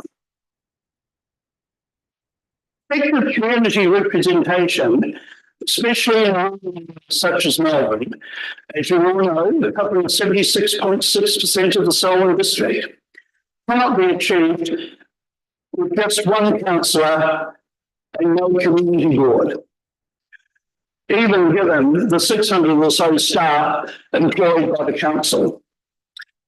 Excellent. The reality has to be faced. Sorry, the slide's not terribly good. The massive number of submitters voiced their need for and were clear that it is important that there be fair and effective.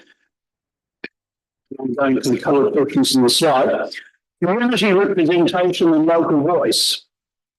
That there be fair and effective connection for rural communities. And the themes in the submissions reflect a strong preference for maintaining, even expanding the community boards to ensure local representation, particularly in the rural areas of Melbourne and Ellesmere, should Ellesmere so decide. I think it's important when making decisions to be aware of that when you're making decisions, some people are affected and other people are not. So I'm not here to tell you how to suck eggs, but I'm waiting when it needs to be given to an affected person's opinion and an unaffected person's opinion. I think it's a valid issue that the council needs to grapple with. And then, was far more eloquent than I could do. One submitter states,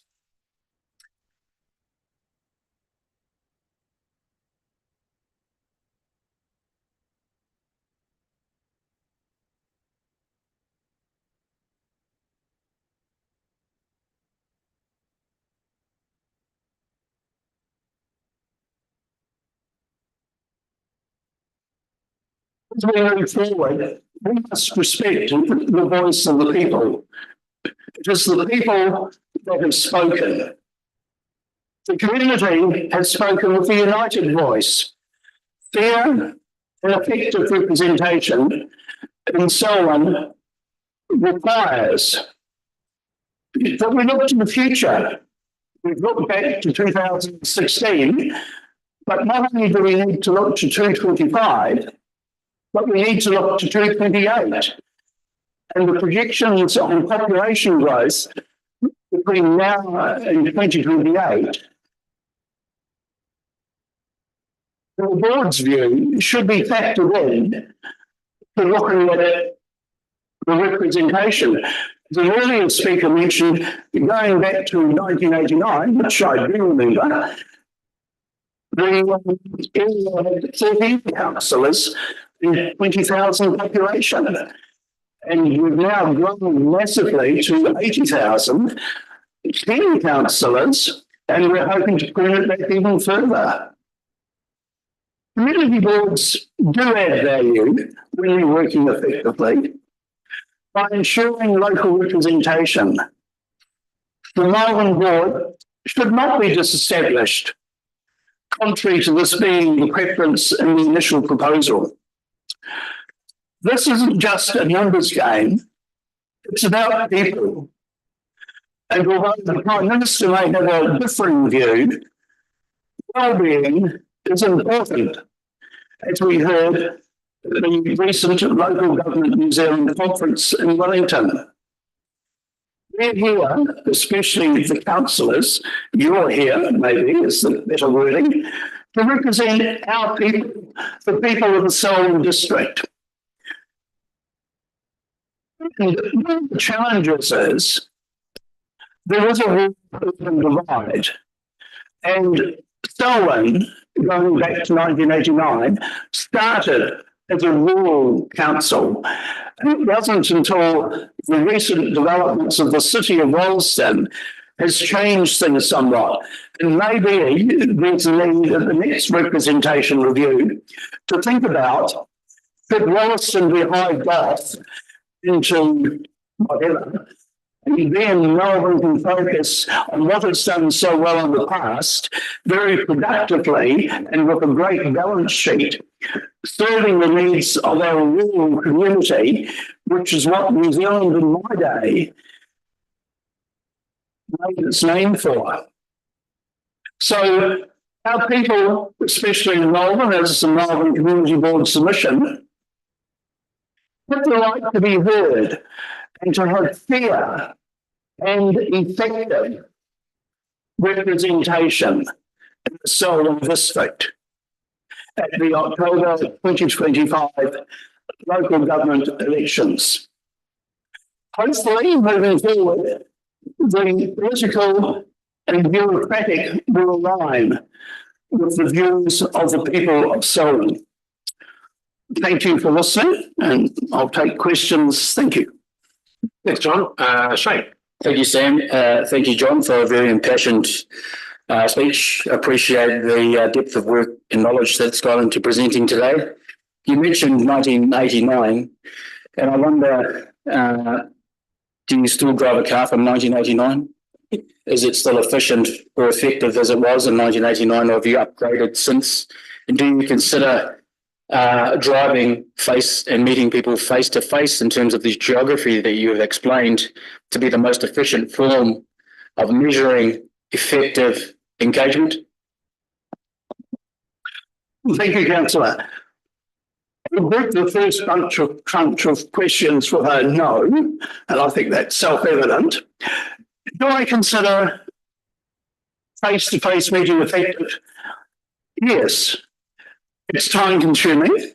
and it's not the be all and end all, but I think the large number of written submissions that came in showed, compared to the 229 submissions in relation to the preliminary consultation, that in Melbourne, it is a rural district, and I don't quite go back to the days where in England my word was the shake of my hand, but meetings face to face, being able to use community halls, have community facilities, is where a lot of business gets done, if that answers the question, sir. Well, it partly does, but we've explained effective, face-to-face contact, yes, is effective, but is driving a long distance efficient?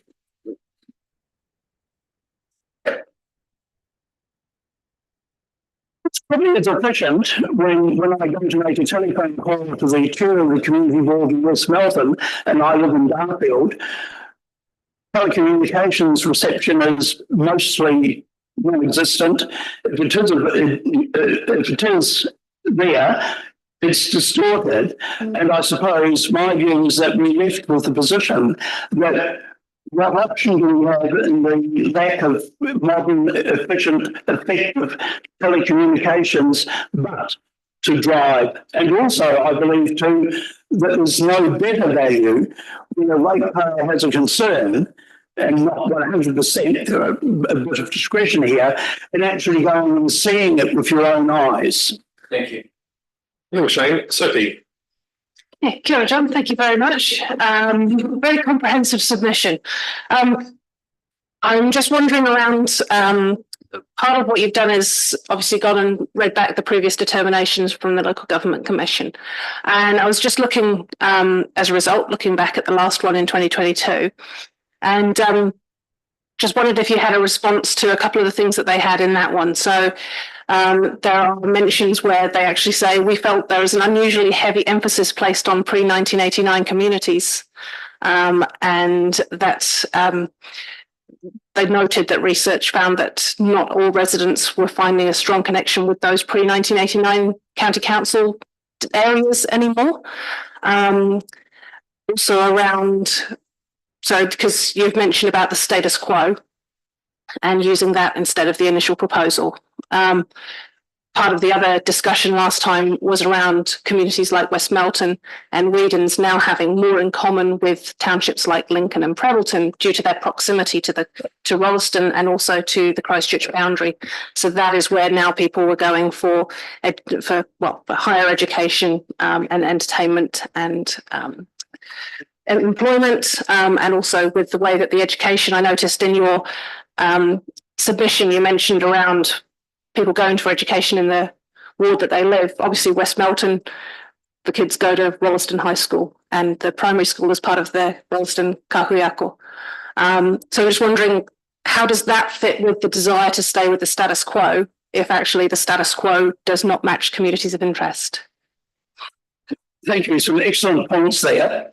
And I suppose from my point of view, I'm old-fashioned, a little bit long in the tooth, but to me, I like to see the evidence. And my research hasn't been comprehensive. I don't devote my full time to the community board. I do try and do it justice. And I just haven't seen any evidence to support whether or not the last Local Government Commission determination raised from my mind an issue. And I was expecting to see in the reports to the Representation Review Subcommittee from the council staff that some of those matters would have been addressed and there'd been evidence produced. And again, I'm at a loss, but I'm sure the information will come out from an officer's report shortly. How many people in West Melton wanted to stay in West Melton and how many wanted to move to Springs? And likewise, for those respondents in Rolleston, when the question was asked, are you more than the chess piece? Do we just move you, or do you really want to stay in, or do you want to move to Rolleston? I'm sorry, that's as far as I can go. So, but you didn't mention about the education part. That's fairly obvious information that's easily available. Did you think about the schools in other parts of the district rather than just Darfield, Kirwee, Greendale? Oh, yeah. Well, I suppose that I tried to make the board submission succinct, and one of the things with the communities of interest, there is no clear criteria, but it's looking about interconnectedness of people within the communities. So obviously, local hall is a point of connection. A medical centre, which there's few and far between in New Zealand, is a point of connection. And schools, I think, are the most relevant connection that I could use. And it just seemed to me that if we had the research which said, if people are sending their children to a school in the area, the majority, because there's always individual choice where people will choose schools from out of zone for whatever reason, that would be one way that we could have perhaps answered the question raised by the last local government commission about whether the pre-1989 question communities are still there. And it just seems that obviously, because I was focusing on Melbourne, not the rest of the area, that if people are coming to schools in Melbourne and their families are in another ward, that was an area where, at least with some research, people can make a better informed decision. Thank you, John Faith. Last question from Elizabeth. There's been a number of people, and thank you for your submission, John, it was brilliant. There's been a number of people that have raised that they'd like to see the community board have more responsibilities and delegations. I was wondering if the community board have got some ideas around what that could look like going forward, if that was a possibility. And also you made a wee bit of a reference, but without stating it, about carving off Rolleston. And I guess it fits into what Sophie's saying. If we've got people who are working in the city and sending their kids to school in the city, do we include places like Rolleston or West Milton who are predominantly tied to Christchurch and have that consideration going forward about carving the role off into the wider Christchurch area? What's your thoughts on that? It's very to start with your last question first, as it's fresh in my mind. But I think it's an issue that needs to be put to the people in those areas. As I said, the affected people should have the primacy of decision making, because it's not for me to say what's good for them. And the first part of the question, can you just please, Councillor, refresh my memory? That was about, because quite a few people have talked about the community board having delegations, responsibilities. What could that look like? Well, at the moment, without breaching the confidentialities, the chief executive raised the issue a little while ago that delegations needed to be discussed. I think the word might have even been consulted with the community board. And we had a productive meeting recently where the board did some initial research and put it to the council. So the board has listened to the people in the Melbourne community, discerned their views, and put that information to the chief executive. And I'm sure there's going to be further ongoing. My personal view, and I think it's got the endorsement of the board, is that community facilities is an area which in the past, and I don't want to hark back to the past, as I drive a reasonably modern car, but not an electric vehicle. The past can teach us some lessons, and the community halls and community facilities like swimming pools are something that does work well, I think. Reserves and recreation areas are another area, and I think that has the advantage that if the community is looking after a reserve or a community hall or community facilities, there's ownership. And like anything in ownership, you get more value from community input than you do from a sort of employer-employee relationship. Thank you, John, for that and for the time both in the research and in presenting the thorough submission to us on behalf of the board. And I know we've got other board members presenting later as well. Thank you.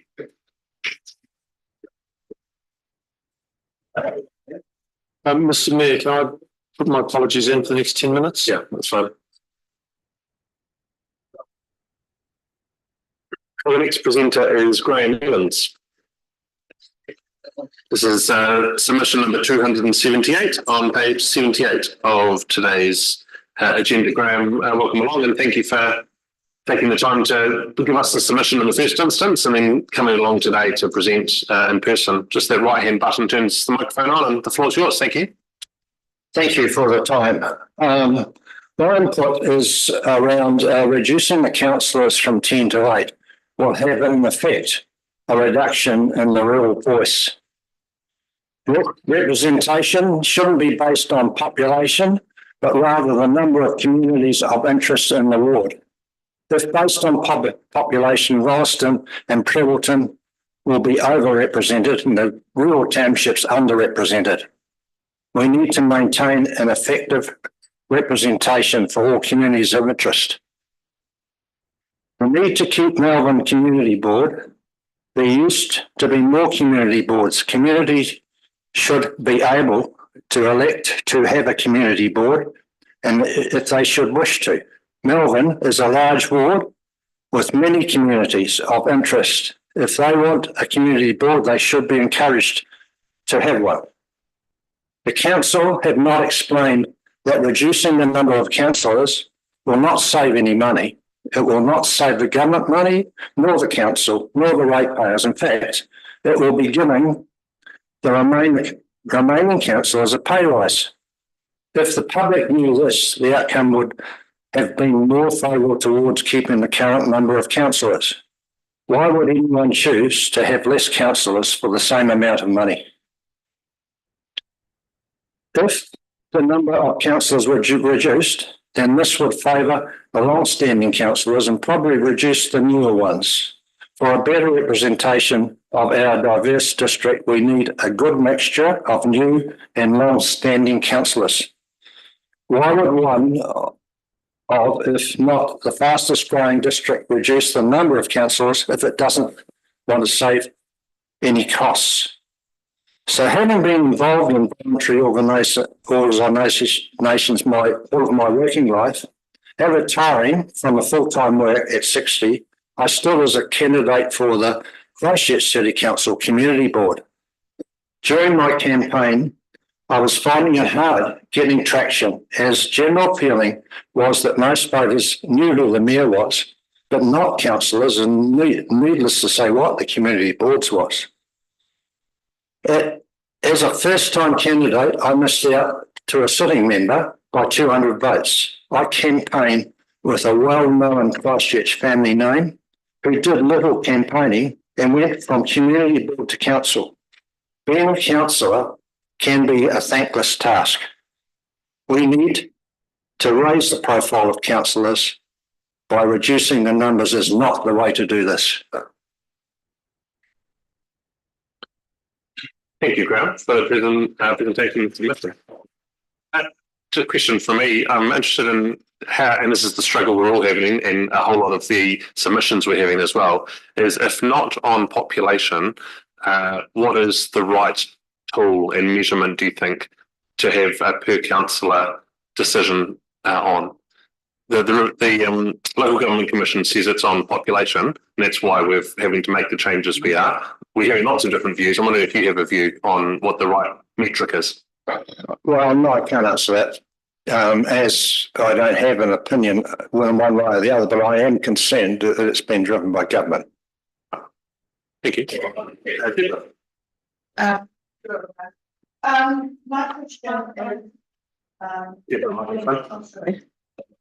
My question is, are you happy with the status quo, or would you like to have the numbers increased? Well, at the moment, I'm happy with status quo. Thank you. No further questions. We appreciate your submission today. Thank you for coming and giving it to us. The next presenter is Bruce Russell. It's on pages 5. Excuse me, sorry, we've missed Doug Fraser, who is in the room. Okay, sorry. Yes. Bruce, sorry, stay where you are. Douglas Fraser is our next presenter. Councillors, this is on page 328, and it's number 76 and 77 on today's agenda.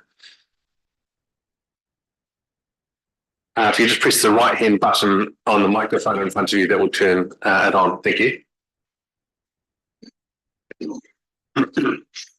Thank you, Mr. Mayor and District Councillors. Regarding points 1 and 3 on the submission, which I'm going to address firstly out of order, I have the following comments to make. It is fair to say that New Zealand is in recession and has been so since September of 2022.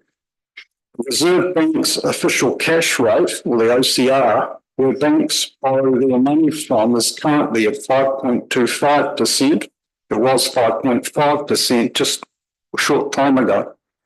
And that is well above the government's 1 to 3% maximum rate. So how does that translate to the Selwyn District Council, of course? Well, firstly, the New Zealand farmers historically have been the backbone of our gross domestic product, or GDP. This is for overseas trade with beef and fat lamb exports, along with grains for flour, particularly for bread making, dairy for town milk, and for overseas supply of recent years, horticultural products for the local market and supermarkets, eggs and chickens, onions, brassicas of all types, lettuce, carrots, potatoes, agria, of course, for the fish and chips. The list goes on and on. Of recent times, some extremely good viticultural grapes or wines have been produced within Selwyn, as well as within the Marlborough and the Hawke's Bay regions of New Zealand. And some of these wines are exported and are reputed to be up with some of the better wines produced worldwide. Therefore, for these reasons, the Selwyn District Council is to ensure that it does not, I repeat, does not remove the Ellesmere councillor or the Melbourne Community Board councillor, those two rural councillors. That would be, of course, in my opinion, a very retrograde step. These rural communities would no longer have a voice on rural issues, which I think is vitally important if New Zealand is to pull itself out of the recession hole it is currently in, and as rapidly as possible. And not only that, you may well not hear the voice of people like young 11-year-old Francie Hinson's essay on the lack of public transport in the Springston, Southbridge, and Taitapu district. These are areas of the Selwyn District Council, and you heard that on the 18th of this month. It related specifically to climate change, because rural community people were obliged to use their own vehicles for transport due to the lack of any public transport systems in place, amongst other matters.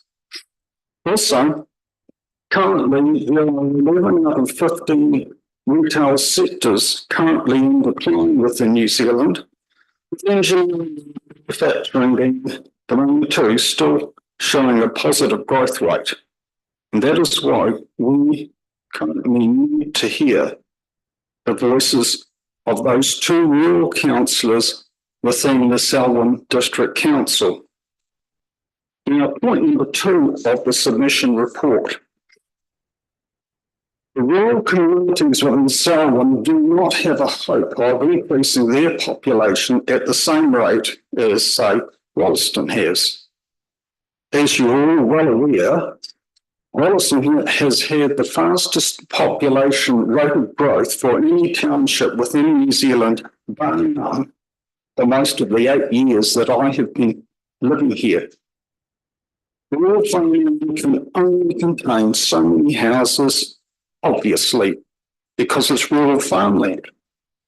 And if they still have fast rates of growth with the towns like Hamilton and Lincoln within them, those two townships are still lagging way behind Wollaston's rate of growth, so consequently cannot maintain the numbers of people for each of their respective wards. And finally, on point number 4 of the submission report, I do not object to the place names of each ward within Selwyn in its own right, of course. However, I do object to the memory place names being placed first for each ward, i.e. the Wollaston ward should be titled Wollaston/Kānana and not the other way around. Now, that would be in keeping with the central government's requirement to name their government departments by the English name first and then the Maori name following. Likewise, although this is not part of the submission report specifically, I believe the Selwyn District Council has of recent years fallen into a trap, quote unquote, by naming its buildings within the Maori, with the Maori name firstly, then the English name afterwards. And sometimes, in the odd instance, the English name is not even displayed on 1 or 2 of its newer buildings entrances. Personally, I and a great many other people within the Selwyn District community, as well as by far beyond that, that's including overseas tourism as well. As I've spoken to a couple of tourists from overseas who could not find where the Wollaston Library was, and I had to direct them to it. So I think that is a thing that needs to be considered by the Selwyn District Council in its renaming. Firstly, I and a great many other people in the Selwyn District community would like to have that sort of clarification rectified by you members of the Selwyn District Council. And finally, I have a list of businesses within New Zealand that have gone under in recent weeks, a number in the last month, as a result of this recession. The Chinese bank's takeover of the Dunsandel Synlait dairy factory occurred just recently. Synlait were owing around about $218 million plus to creditors, and a Chinese bank bailed out Synlait in return for a reduction of the New Zealand investor capital from around 45% to about 15%. This created that bank's takeover of the company, and that wealthy Chinese bank and others are doing this sort of thing currently on a worldwide scale that needs to be noted and considered. So Synlait effectively has been lost in order to supply milk powder product to China. This is a very scary situation and personally should wake us up to what other takeover activities could occur throughout New Zealand and the rest of the world by the Chinese. Thank you for hearing my submission. And I want to note at the end of this, I have no personal bias whatsoever to Maori, Hindu, Muslim, Islam, or any other nation. In fact, as Sophie McInnes will tell you, my brother-in-law was a quarter caste Maori, and I had no problems with him. Neither did I have any issues with my ex-caste nephews. So I just want you to bear that in mind, that I'm not a biased person with what I'm saying. Thank you. Douglas, thank you for that. And actually, we welcome the bias that everyone brings, because that's what is we're hearing today. Is everybody has a bias, whether we acknowledge it or not. And that's part of having a hearings process, is to hear where everyone's coming from and different points of view. So thank you for sharing yours with us today, Shane. Kia ora, Sam. Kia ora, Bruce. Appreciate your opinion. Part of good governance is keeping an open mind, and I respect that. I respect your opinion. You've mentioned the importance of Ellesmere and Malvern councillors. Would you know their names? No, I don't know their names. I have an issue with, I need to push the button, don't I? That's okay. Okay. I have an issue with memory retention subsequent to a brain injury, a massive brain injury many years ago. So no, I don't recall their names. I respect that. For that reason. Just secondly, a question. What does Te Tiriti o Waitangi mean to you? That I understand is the treaty of Waitangi between Maori and white man as such. Quite personally, right now, there is a lot of contention about that. Yes, it is, and I have seen it in the museum in Dunedin many years ago when I was living in Balclutha. Thank you. Thank you for your submission. Thank you. And Elizabeth. Can I just confirm from your submission that you would like to keep things status quo? Is that correct? As they are now? So retain the councillors in the Ellesmere ward and the Malvern ward. So there's 2 in each. Just tell me if I'm speaking too fast. And the community board in Melbourne. That's what we've currently got. Is that what you're suggesting you'd like to see? That we stay with what we've got now rather than reducing? The actual way the questions were worded to me did not give me the allowance to give you a fair answer to that. If anything, from where we have gone in the last 25 to 30 years, Wollaston in particular has gone from a population in 2003 of about 4,300 to in excess of 30,000. And other parts of Wollaston have gone, not Wollaston, I beg your pardon, Selwyn District Council have gone from approximately 30,000 or less to just over 80,000 now. Therefore, if anything, we need more councillors in the rural areas. Definitely not less. Definitely not less. Thank you, Douglas. We appreciate you coming in and presenting your views to us today. Thank you. Bruce Russell. Submission 556 on pages 79 through 81. Bruce, that microphone in front of you is already on, so you're good to go. Yep, thank you. Thank you. Mr. Mayor, councillors. I first want to make an apology because at this stage, we're quite sure it was caused by the eruptions that we're probably discussing today. I must have suffered from mental illness to the extent that community boards are not. From abolish, and I said yes. So I do apologise to my fellow members and particularly to the Melbourne Administrator.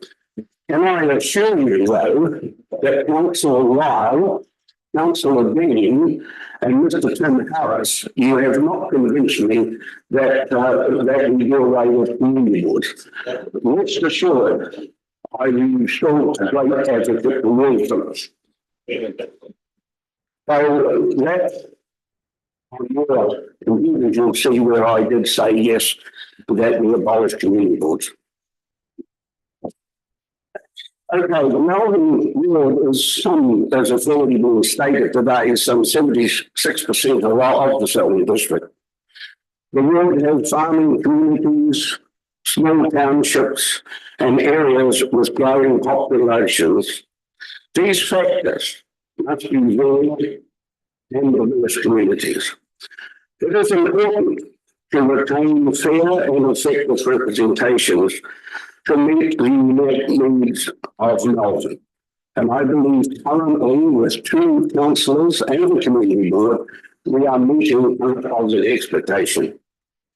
The diverse nature of the communities requires more than one elected representative to ensure that all voices are heard.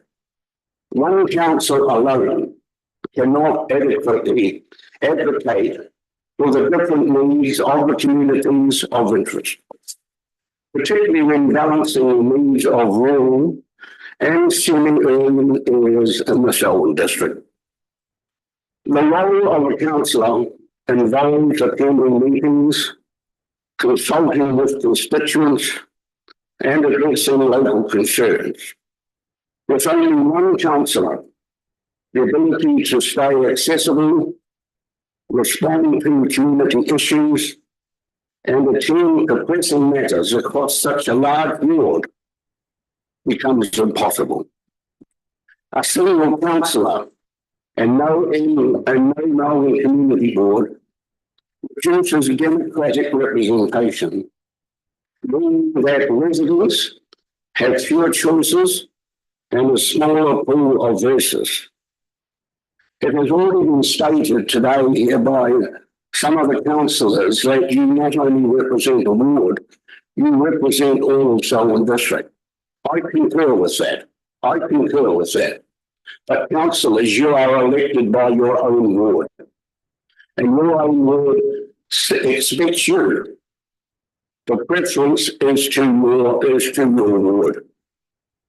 The representation and balance will affect the ward's ability to influence broader council decisions.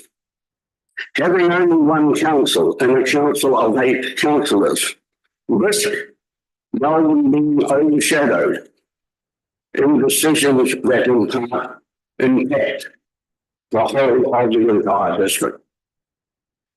Reducing Melbourne to a single councillor will, as many comments in the submission show, add to a feeling of inequity amongst residents.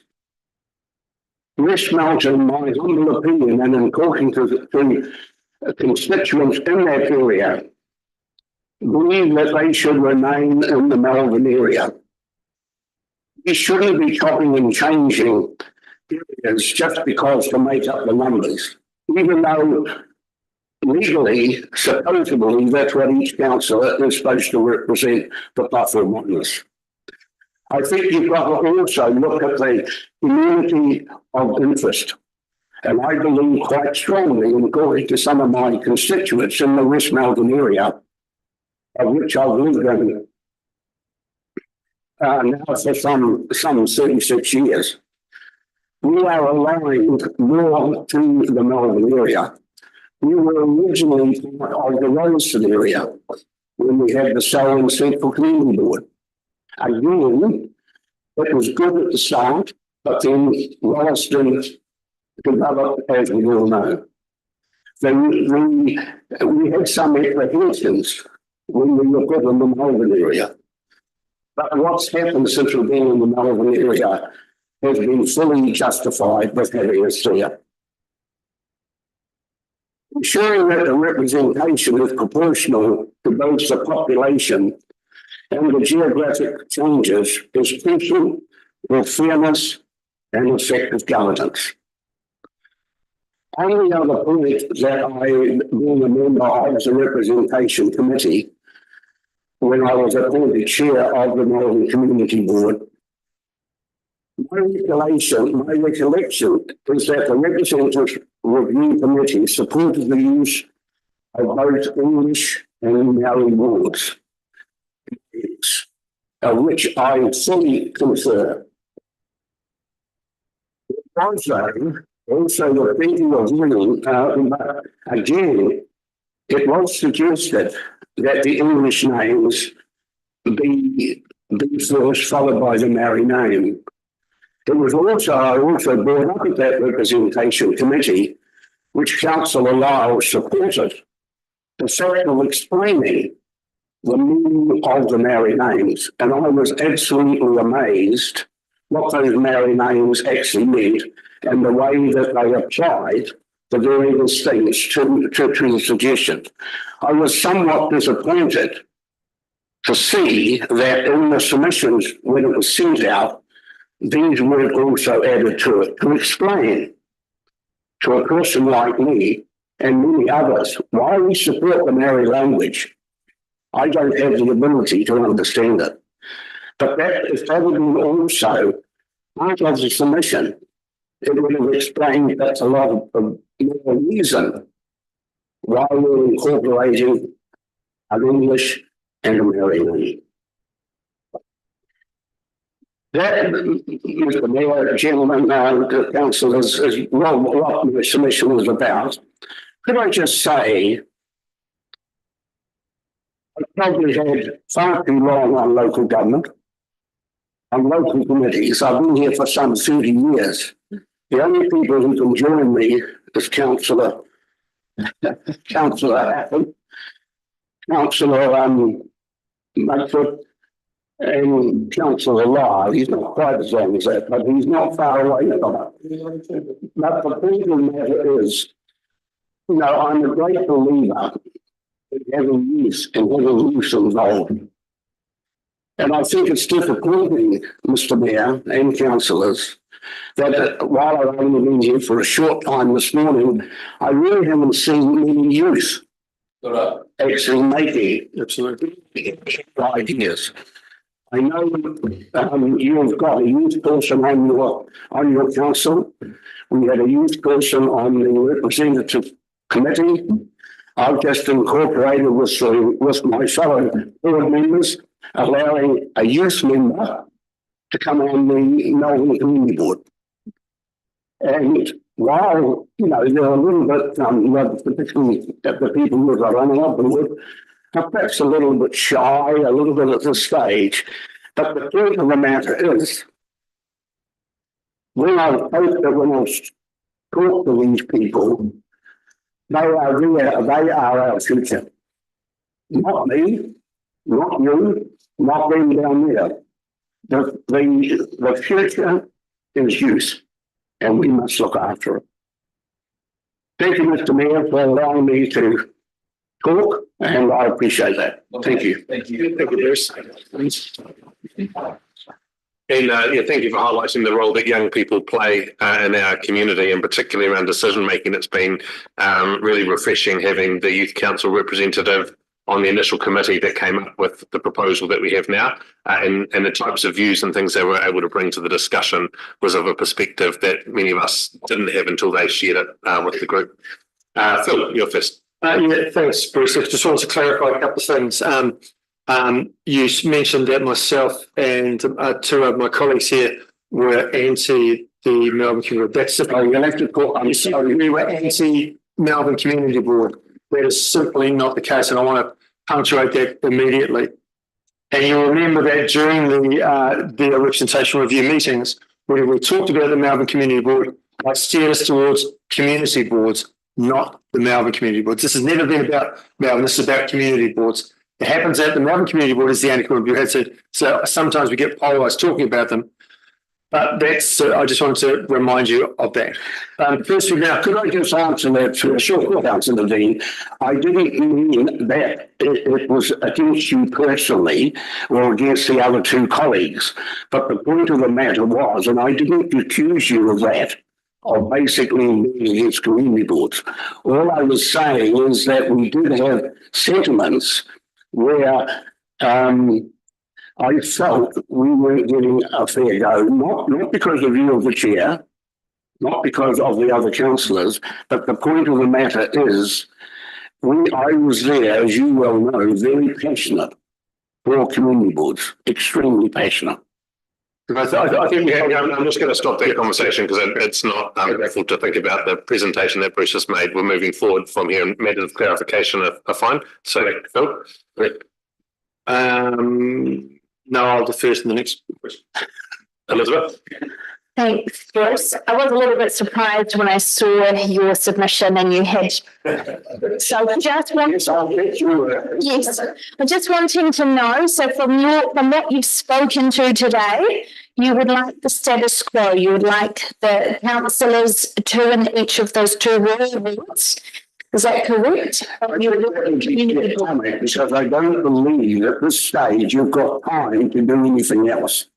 I mean, it's your decision as councillors what notice you take of the submissions. But just even the short time that I've been sitting here today, it's pretty obvious that people aren't happy with what has been presented to them. So I don't see you've got any other alternatives at this stage, as in my opinion, to have the status quo.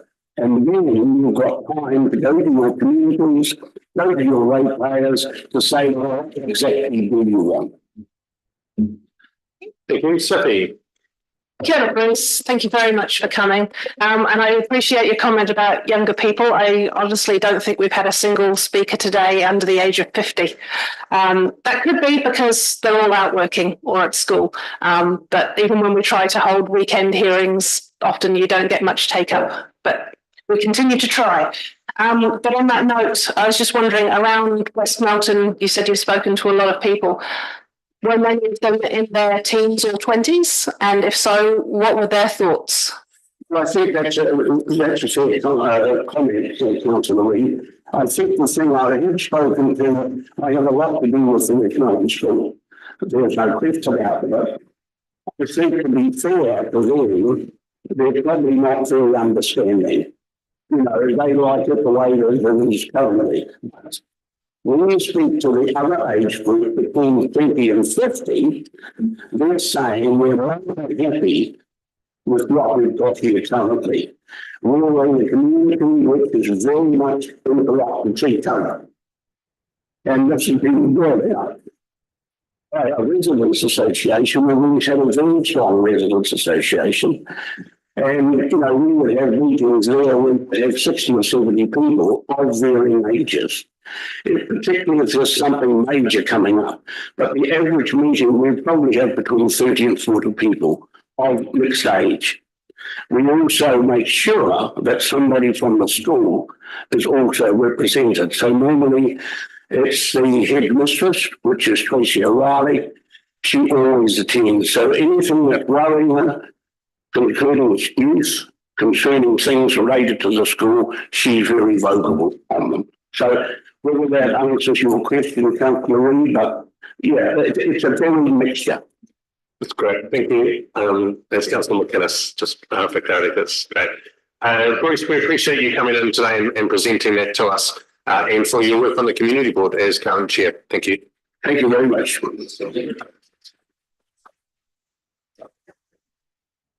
The next presenter is Dale Griffin. Councillors, this is submission number 398 on pages 82 through 89. Dale, thank you for being here today, taking the time to listen to other submitters from earlier today and now giving a chance for you to present your point of view. The microphone's on and the floor's yours. Just a little bit of credentials, I guess. I've lived in, we've had a property in West Melton for 26 years. I've worked in local government for 45 years as an officer, including half of that time as our chief executive. And I've had, as a consultant, I've had 2 appointments by local government ministers to review or lead reviews of other local authorities that have had problems and assisted 30 local authorities or more with their representation reviews, including doing 6 representation reviews myself when I was employed by local government. I've been involved with them. I think the focus for me is on democracy. I think we've got one of the best democracies in the world that trumps most of the others that I can see. and a national democracy depends very much on all the parts being very strong. I think the council committee emphasis to date on has been too far along towards fairness aspect and towards reducing the number of councillors. You know, the Act applies the plus or minus 10% rule to be overridden, but it explicitly requires that you provide for effective representation. Communities of interest can't be split. Your proposal splits the West Melbourne community away from Tathara Northern and imposes it onto the Kapuna Springs ward. This proposal fails the critical assessment required by the legislation. It's an arrangement that creates barriers to participation, it splits a community of interest, and it groups together two communities that have no common interest. I have tabled some more paper for you to have a look at, and I've listed there what I consider to be contributions to the West Melbourne Northern community of interest. That covers a whole heap of things, including the Waimakere River, the two AMP shows, the linkages in business, and a range of things across farming and small lifestyle blocks that link West Melbourne to the Melbourne community, as well as those historical links. I don't see those same links with Springs, except perhaps for Lincoln University. The retention of West Melbourne and Aurora Melbourne with significant population growth in West Melbourne actually is providing you with some surety and certainty about future representation in that Western rural population. The option I put in my written submission is a bit of a compromise. However, I've had some further thinking, and to me, if you hadn't been so obsessed with reducing the number of councillors, all you had to do was increase one councillor in the Rolleston ward. The way it is situated, the way that it's structured at the moment, and you've accomplished fair and representative, effective representation across the whole district. No reductions in Ellesmere, no reductions in Melbourne, and all you have to do is add one councillor. And the simple fact that people aren't understanding is that every time you decide the number of councillors, which has to be the first thing you do, it creates the average on which the plus or minus 10% operates. So 11 councillors gives you an average of 7,386, and everything falls into place. And it's pretty simple, and I can't understand why it wasn't seriously considered by the committee. I also still think that you should add 2 members elected at large to ensure more effective representation for the whole of Southern community into the future. I'm not a great fan for elections at large per se, but having a couple of councillors elected at large gives you that extra capacity around the table and would provide some surety for the future. There is support in New Zealand for fewer elected members from some. There's a few years likely to get behind the idea because it's a lot easier to manage smaller groups than it is to manage larger ones, especially when dealing with complex issues or when trying to seek consensus. And I guess relatively few officers are likely to be longing for more councillors either, as they've got to service the needs of those councillors, and smaller numbers administratively attractive. A good democracy is not easy, in fact it's a bit messy. There are endless debates, negotiations that make it less comfortable when lined up against corporate model. No one tells you it's going to be easy when you set out to seek election as a representative of your community. A corporate governance model envisages citizens as shareholders and assumes a commonality of interest around a shared goal. The Selwyn community, however, is characterised by divergent interests, and the art of good governance involves recognising those differences and through negotiation and engagement, creating environments that allow agreed mutual interests to emerge. Supporters of smaller councils point to a range of smart consultation tools as the option, including focus groups, advisory panels, consultants, citizen surveys. They use collectively regularly. They just diminish the need for elected members and their networks. So what's good for local democracy? Reducing the number of councillors will result in a number of less positive outcomes, I consider. At some point, a reduction in the number will affect the capacity of the council to fulfil its statutory duties, let alone meet community expectations. What Selwyn is proposing is at that point now. The answer to this dilemma will be to delegate more decision-making responsibilities the staff or sub-council bodies such as community boards, although you can't do that if you don't have one. Commissioners or to arm's length organisations such as trading entities, whether that council controlled or not. Having a small number of councillors also has implications in the way the council makes decisions. Many small councils, for example, have already dispensed with a committee structure. The committees are an opportunity for elected members, staff and citizens to work through issues, consider alternatives, negotiate solutions to the point where proposals can be recommended for more formal consideration in the council environment. Planning committees are the select committees of local government. And the legislation also provides for, promotes the involvement of underrepresented communities. So it's been common practice, for example, to appoint other community representatives and people with specialist knowledge, including mine, to standing committees. And you've done that. You've done it with your representation review. The council with fewer members reduces the talent pool that is needed to meet the diverse range of demands being faced. A large number of councillors provides for more opportunity for more diverse and representative council, and that should result in an expression of greater diversity of views, including dissent, which in the long run results in better policy. While this may be inconvenient for officers and others who seek unanimous endorsement of a single course of action, it better meets the challenges facing local government, where solutions are seldom simple and mutually agreed problem definitions are rare. Reducing the number of councillors will also reduce citizen engagement, including voter turnout, and more indirectly challenges the idea of citizenship itself. The council getting involved in civics education is now imperative, and always good to hear some of the discussion about involving youth. And I know that Selwyn Youth Council and the community board have taken that on board. More importantly, increasing the distance between citizens and their elected representatives changes the nature of that engagement. And local politics are increasingly mediated by professional staff.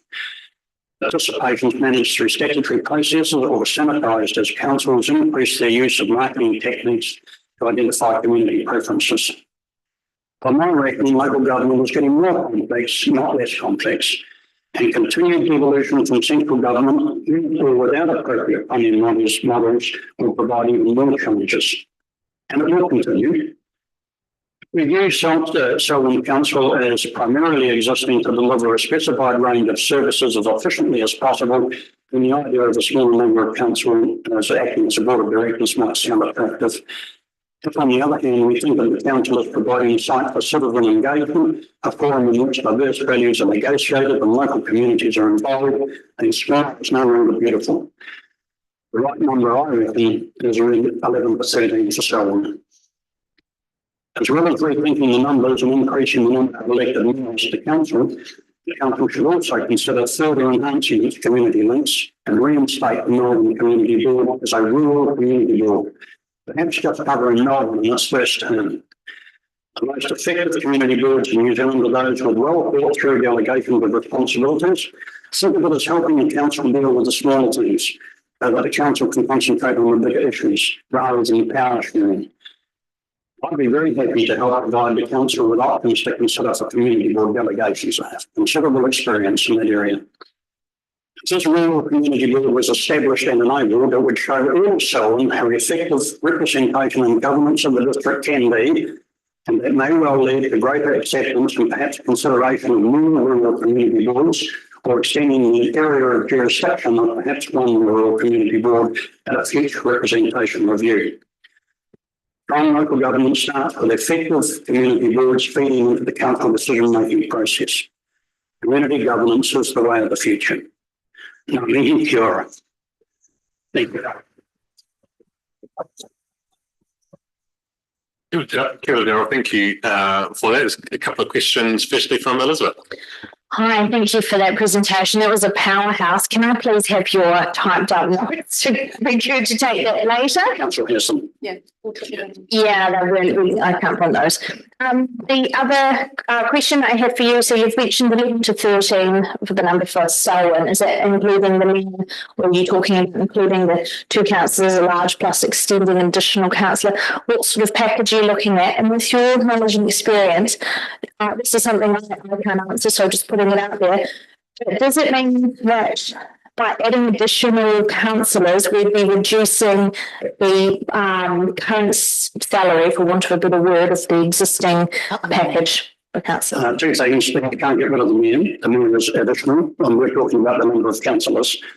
Secondly, remuneration is not an issue for the representation review and should not be considered. In my view, if you bring remuneration into it, then you're creating a pecuniary interest that councillors should not be voting on.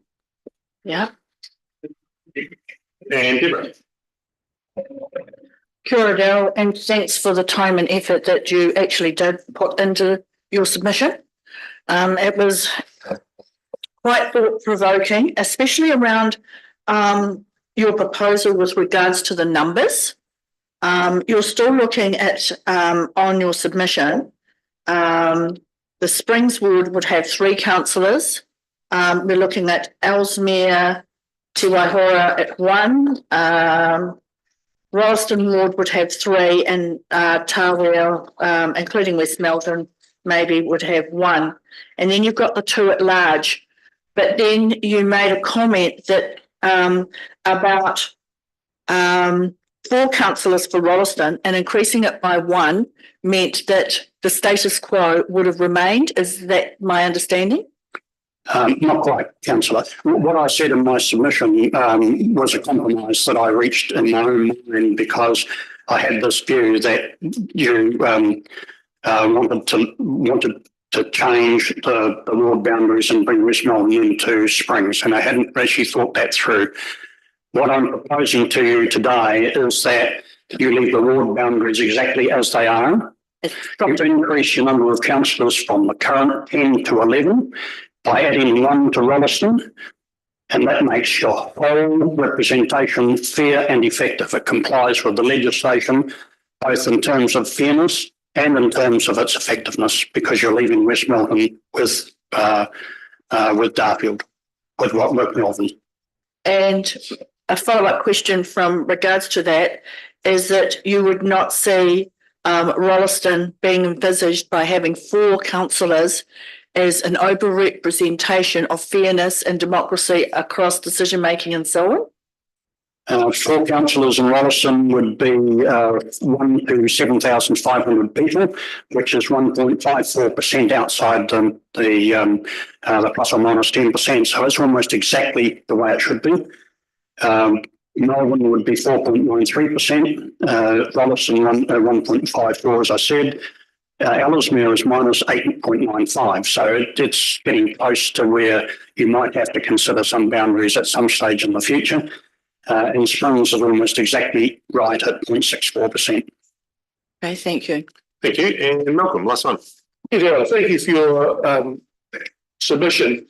You've made a great deal of communities of interest in the position of West Melton. West Melton was it not under the Rolleston Central Community Board previously? Correct. Right. So, in saying that, I'm very concerned that it doesn't really have the ties to Melbourne that you were saying it might have. Can I relate to it this way? That West Melbourne was, in fact, it's probably quite close to Rolleston in a lot of respects. And I guess that people would be divided there as to whether they go through Christchurch or to Rolleston, but I don't think that's any different to anyone in that northern part of Selwyn. I think they would all congregate to Christchurch for a number of activities. I think the challenge for Selwyn is to make Rolleston its heart, to make people, get people to understand that Rolleston is part of Selwyn rather than being some sort of separate entity over there that is taking up all the money and not providing us with any services. Well, in fact, it does. And it provides services the same as Christchurch does with its stadium. At the end of the day, to me, if we don't, as a whole total community, look at Selwyn as an entity, then we're causing more problems for ourselves in the future. I do. Whilst it does did link with Rolleston before, that was part and parcel of the Selwyn Central Community Board. I think the historic links, and I mentioned a few of them, the Waimakariri, stock water races, irrigation, pastoral farming activities, medical services, retail services, large animal veterinary, home plants, repairs, firewood, supplies, home kill, all of that comes because is traffic between West Melbourne and Melbourne. And Springs. I think you'll find that many of us use those services, but the interesting point also, which is in the pre-research that was done, which was a surprise to me, being a long-time Springs representative, was that when you look at the population of West Melton, Lincoln, Prebbleton, through that band on the edge of the metro, 46% of those people identify with going to the city for work. So that was a shock to me.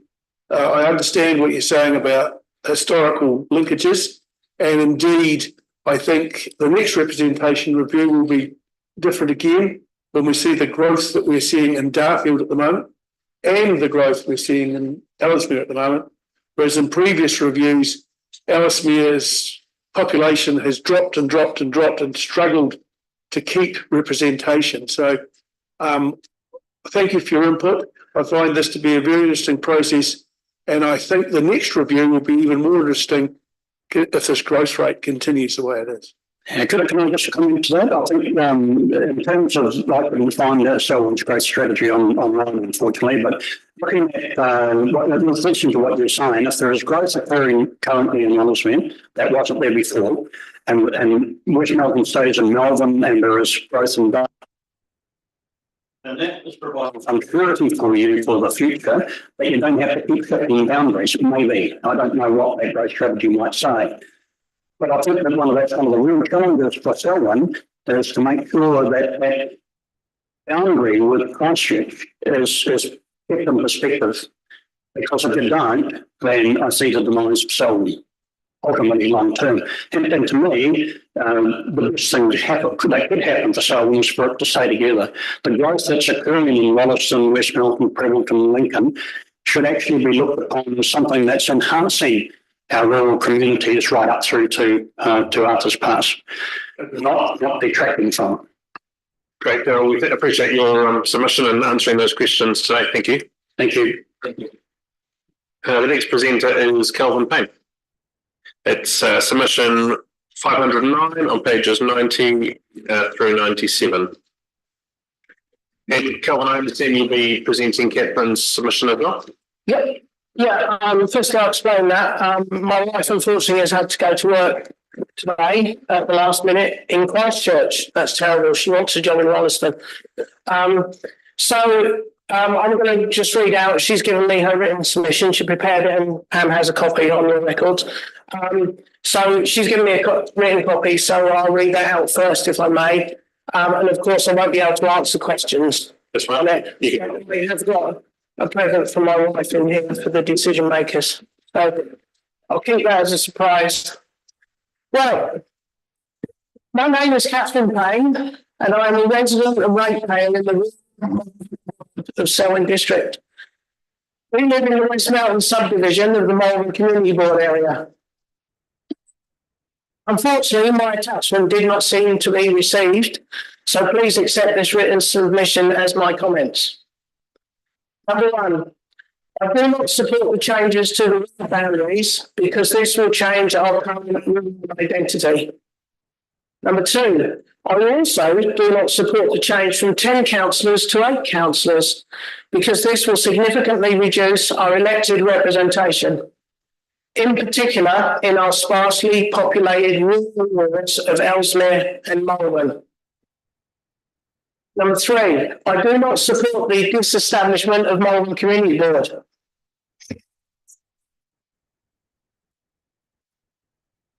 So, my wife is not very good at public speaking. And I'm reflecting her passion to want to say this. Sorry. It's important to me. It's important to her. Sorry. Right, I do not support the disassembly of the Melbourne Community Board because in a sparsely populated large area, we need as many local representatives as possible to advocate our views to council.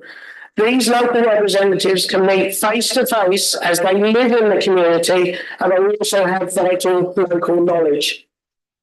Additionally, I believe the current Melbourne Community Board of 5 members are good value. I like saying that bit. And third, I agree with the proposed change of names of our wards to allow us to reflect on the dual aspects of our history. Thank you for your time today to listen to my comments, and I hope you have the time to review the submissions and make the right decision for the future of the Selwyn District Selwyn District elected representation.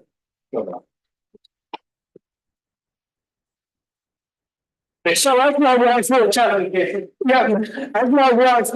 door, she said, I've got 2 presents for you today to work. She said, one is to you, Calvin. I'll give you 8 minutes because I know that took 2 minutes because I practiced it. Of my time, she says, for you to put across your views. And the other one, she said, is I'll give you a present. Calvin, I can do it quick. No.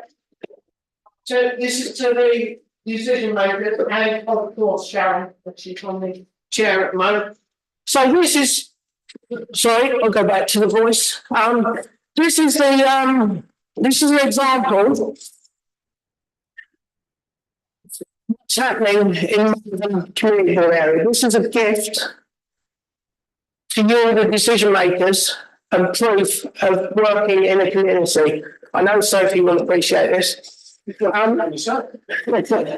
So this is an example from worker bees on my property who have been producing honey, which is then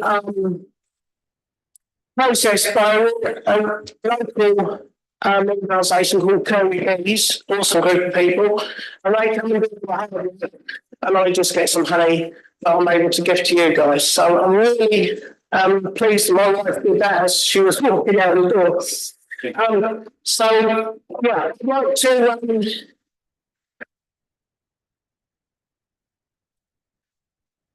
just start my submission. I think I'm going to dive into it now.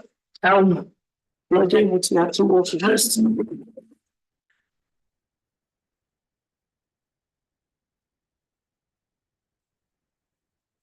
I've got 18 minutes, I believe. And I know I'm holding you back from the afternoon tea, so I'll try and speak fast. No, we'll have time for you to present, Elder, so you awesome, thank you.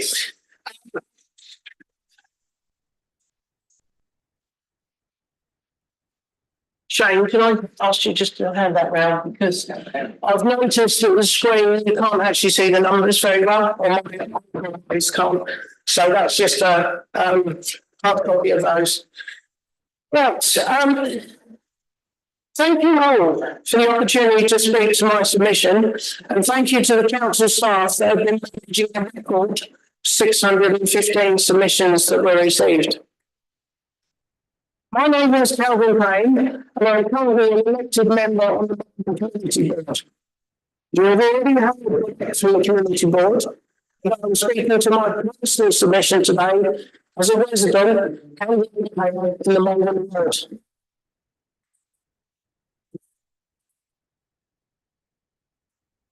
I'd like to give you just a quick bit of background to me. I actually do a lot of my work. I work as a construction consultant in the construction industry. My main client is currently the Christchurch City Council, so I understand how that organisation works. The University of Canterbury, some of their student accommodation, and our very own Lincoln University.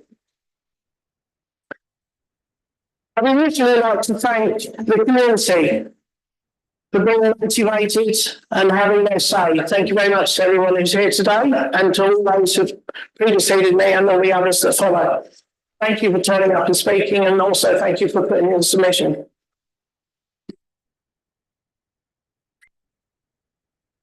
Can I now take you back 50 years.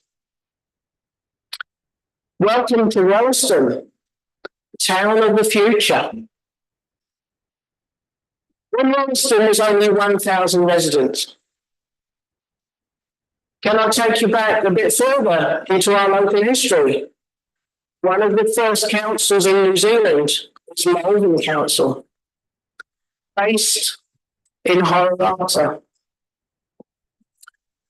And now to the current day, Rolleston is 30,000 people, and the Horirata community have just taken over Willingham Hall from the council and are stacked out with bookings. My point is we should not forget our history and use it as a foundation to build our future as the fastest growing region in New Zealand.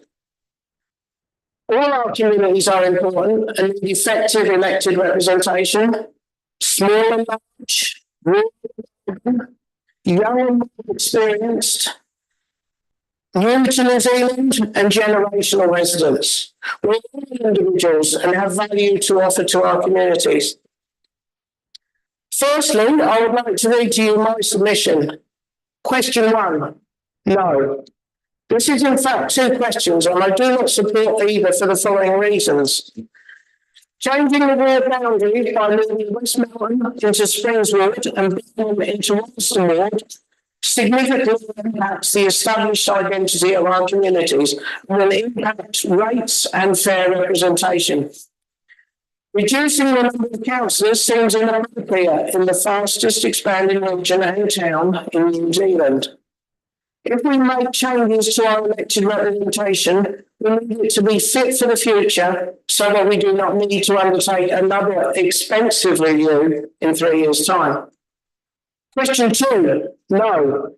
In our ward, which is 5,020 square kilometres and has a population density of 3 per square kilometre, this is a sparsely populated rural area where the most efficient way to provide effective representation to the 14 communities is to have a community board with appropriate delegations. The 14 communities in alphabetical order are Anthers Pass, Castle Hill, Colgate, Dartford, Glentunnel, Greenvale, Horirata, Lake College, Sheffield, Springfield, West Melton, White Cliffs and Windwhistle. We also have other smaller communities of interest that should not be left out, and I believe our community board is focused on advocating for every community member in Malvern. A similar situation also applies in Ellesmere Ward, 1,301 square kilometres, density 10 people per square kilometre. Where a community board could provide another link to council, a community board has members with local knowledge on the ground in our communities and can communicate without relying on a best unreliable broadband or internet. One councillor can only be in one place. Our current community board members live in Horirata, Colgate, Dartford and West Melbourne. We also have 5 ski fields in Malvern, 2 aerodromes and an observatory. Question 3, yes, I support the use of dual naming because this reflects the history of the area. Dual naming to me means the names can be used together, individually, or in order, depending on the context they are being used. The word ward always needs to be used to differentiate, for example, between Toowoomba subdivision and Toowoomba Malvern Ward.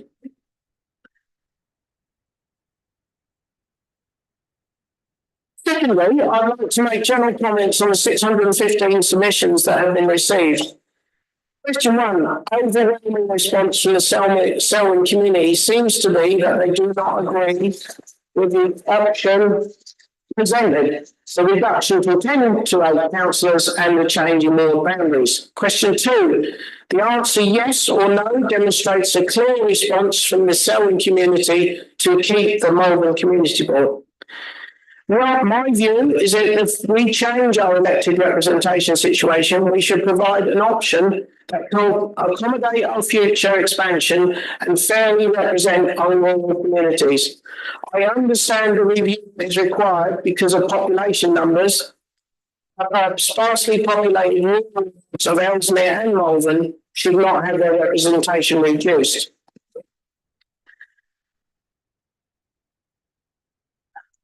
Finally, but not least, I have attached a suggested new option that is simple, straightforward, is fit for our expanding future and provides cost-efficient and effective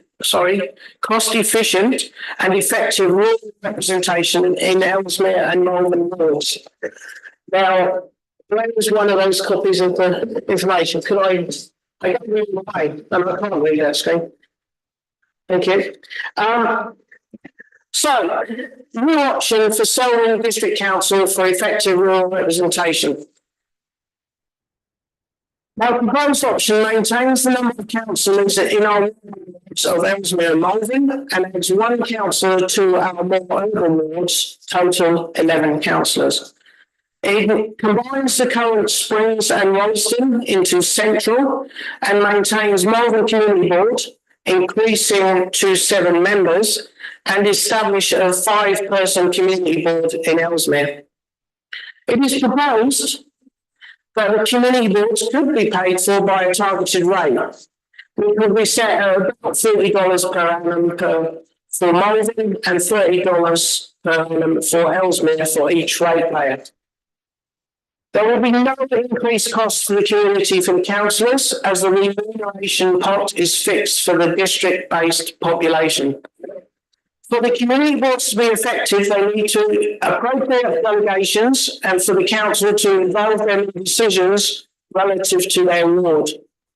The council will also need to be reasonable with their support costs to allow funds generated from the community to be spent in the community. The more elected representatives we have allows us to have more diversity within our governance structure, e.g., age, experience, culture, ethnicity, gender, local knowledge, enthusiasm, and of course, fresh ideas. The new option complies with the plus or minus 10% rule, although some tweaks on the boundaries around Ellesmere would make it more robust to future growth. The option also compares well to the community structure in our neighbouring councils of Waimakarori and Christchurch City Council. Each councillor will represent less population and have less area to cover, allowing them to be more effective. They will also earn less salary, although also, additional to that, have more elected members to support them and advocate for the communities. In my submission, I have included some of the base data I've used to form my suggested option. The summary data is on screen, and I will highlight the important points now.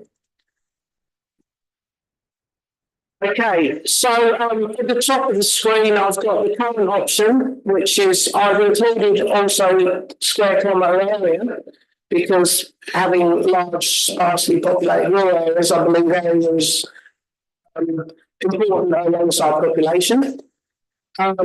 So that's what we've got at the moment. And that's quite clearly not within the percentages, so we have to make some changes, I believe. I've not compared it to the current option that was put out for the consultation, because it's quite clear that the public are not have rejected that option. So my new option is next down. I've included that we have 2 councillors in Ellesmere, 2 councillors in Malvern, and we combine Springs and Royston together. And we have 7 councillors, so it's adding 1 councillor. So it's 11 councillors overall. We have the community board in Ellesmere of 5 and the Malvern community board of 7. That being more because it's a larger area to cover, so we can have people on the ground in a larger area. That gives us total representatives of 23. where we are currently sitting at 13, aren't we? Including the mayor. 10, 5. No, I've got that wrong. Somebody's correcting me on the left-hand side. Thank you, board. So we're now putting forward this option. And I believe it provides representation. You can see on the yellow column on the right, that's where I've done the plus and minus figures. There's some Ellesmere is very close, -9%. So it's very close to those boundaries. So if we could sort out the boundary between maybe Ellesmere and Malvern a bit more and get some of those communities lined up, that would work. And what I've done at the bottom is just a comparison between the Selwyn current option. Overall, this is the Selwyn option that I've provided. The Selwyn option that has been put out in the consultation. Waimakariri is very interesting. 70,000 population. They're about a third of the kilometre area of us. They have 4 community boards. They have 24 additional elected members, not just 5 like we do at the moment. So they're a third of the area, but they have 39 elected representatives over a much smaller area. And you'll note that Dan, the mayor of Waimak, is in the paper this morning, saying how he supports his community boards and how he really backs them up. So, and how useful they are. So they've got 4 community boards over their whole district, not just. So I understand, obviously, then Selwyn we only have Malvern Community Board. I'm advocating for increasing that and having another one in Ellesmere, and not dismissing the fact that we may need ones in other areas as well. So hopefully all the numbers are there. If you want any more information, talk to me. Any questions? Thank you. Thank you. There's a few. Sorry. There are a few questions in the room. Firstly, Shane. Thank you, Sam. Kia ora, Calvin, and thank you, Catherine, for the lovely gift. Appreciate it. My children will really enjoy it. In your term as a current sitting member of the Malvern Community Board, what are you most proud of in terms of the representation and effective decision-making outcomes? Okay, there's the thing I'm most proud of is how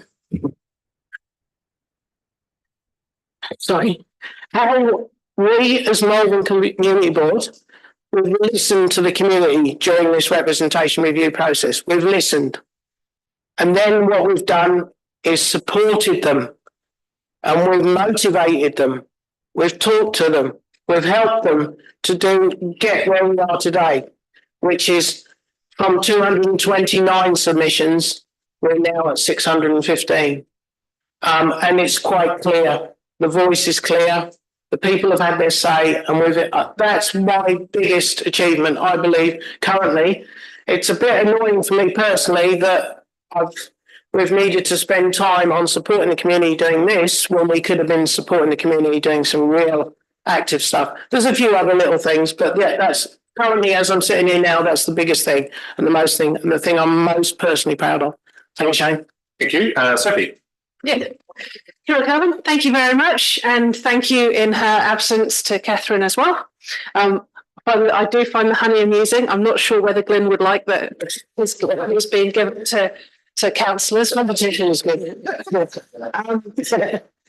Yeah, so I've got a couple of questions. Also, one thing, you're not the only person who's mentioned the size of the area of Malvern as 5,000 square kilometres. About 60% of that is conservation land with nobody living in it. So actually just did some sums because it was quite handy having the numbers there. If you take out and address the inhabited area of Malvern that is actually administered by council, because obviously even DOC don't even pay rates or anything like that, that actually brings the density population per square kilometre to 13, which is actually greater than Ellesmere, which is at 10. But there you go. So 2 questions. One was, apologies if I missed this. What's your reasoning behind 7 people for Malvern Community Board? And the second question is, what is your reasoning between bringing Springs and Rolleston together? Because it was interesting compared to our previous speaker who suggested, adding somebody to Rolleston and effectively creating the same population distribution as you have, but without joining those two wards. So I'm kind of wondering where you came up with that, and I'm not sure how the people of Lincoln and Prebbleton would feel about. I came up with that because I was looking for a solution that was simple and easy to do, as close to the status quo as possible. I didn't, thanks for your comments. I didn't just look at what we got and added a councillor. I just looked very simply, because I had to work out how to get those percentages first.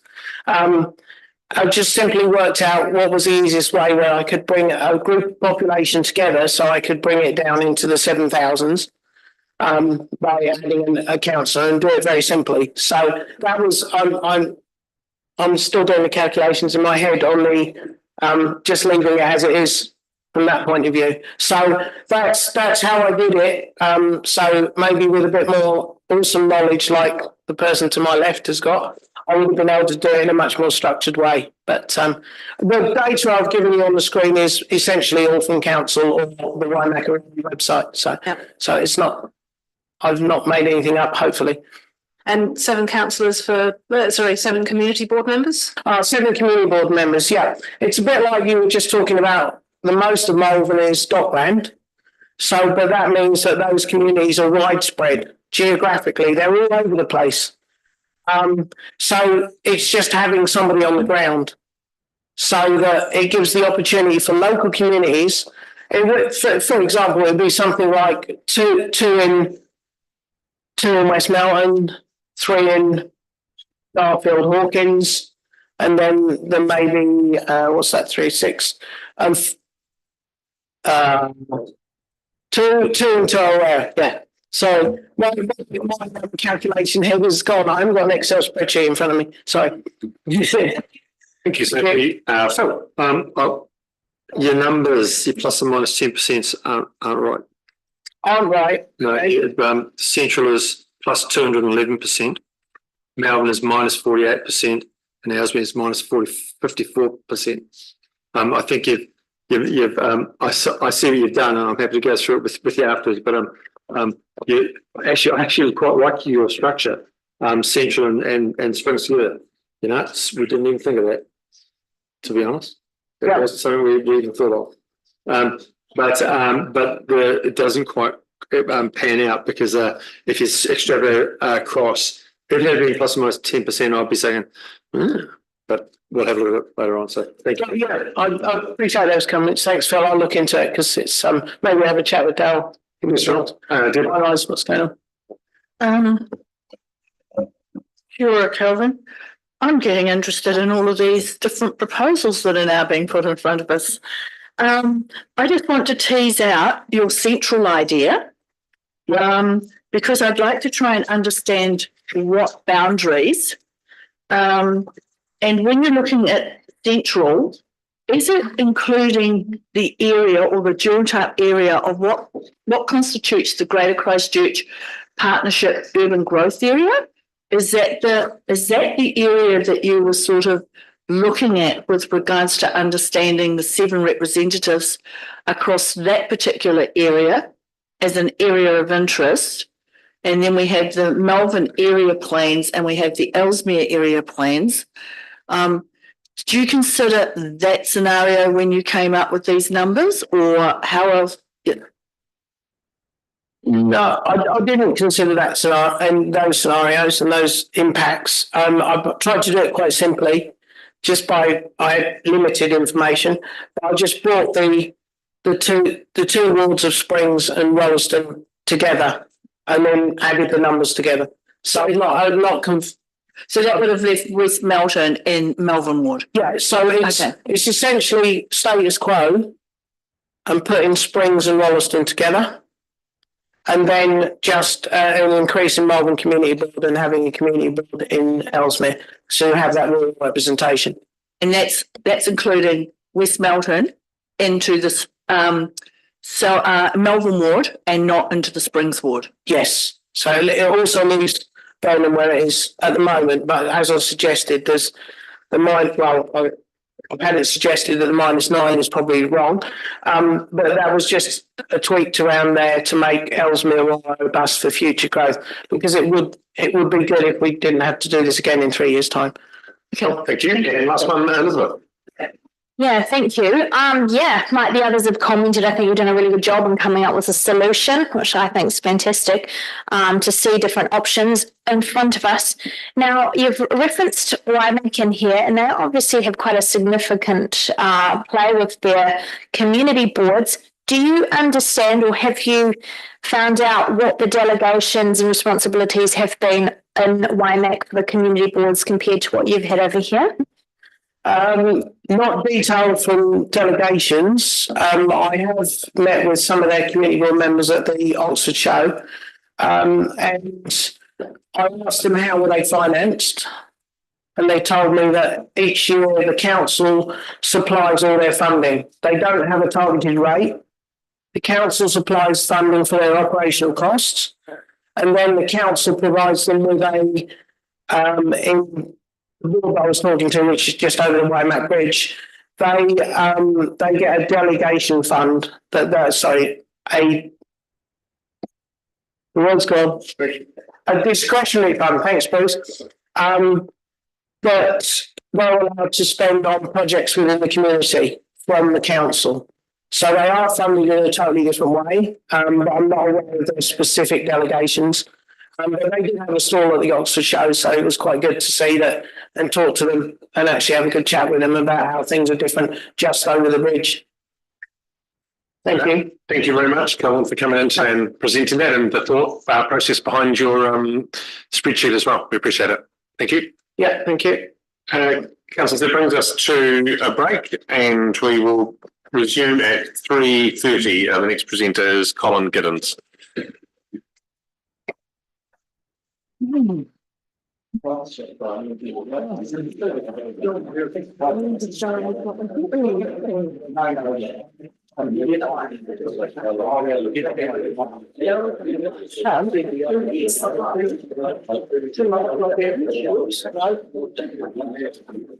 I could either one with my name.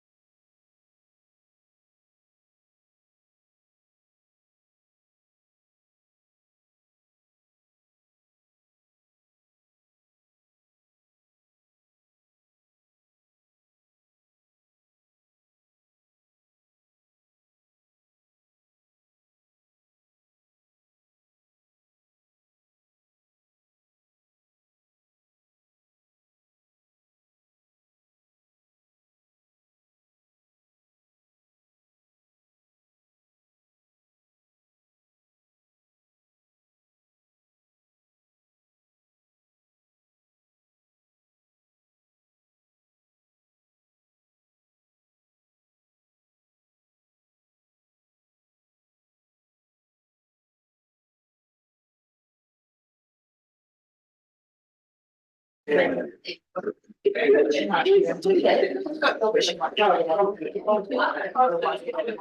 next presenter is Colin Gibbons. Colin, thank you for coming in. If you'd like to come and grab a seat down the end. Councillors, this is submission number 534 on pages 105 to 107 of today's agenda. Colin, just the right hand button on that microphone will turn it on for you. And we've got about 10 minutes for that conversation. Thank you for your written submission and looking forward to hearing what you've got to say today. Thank you.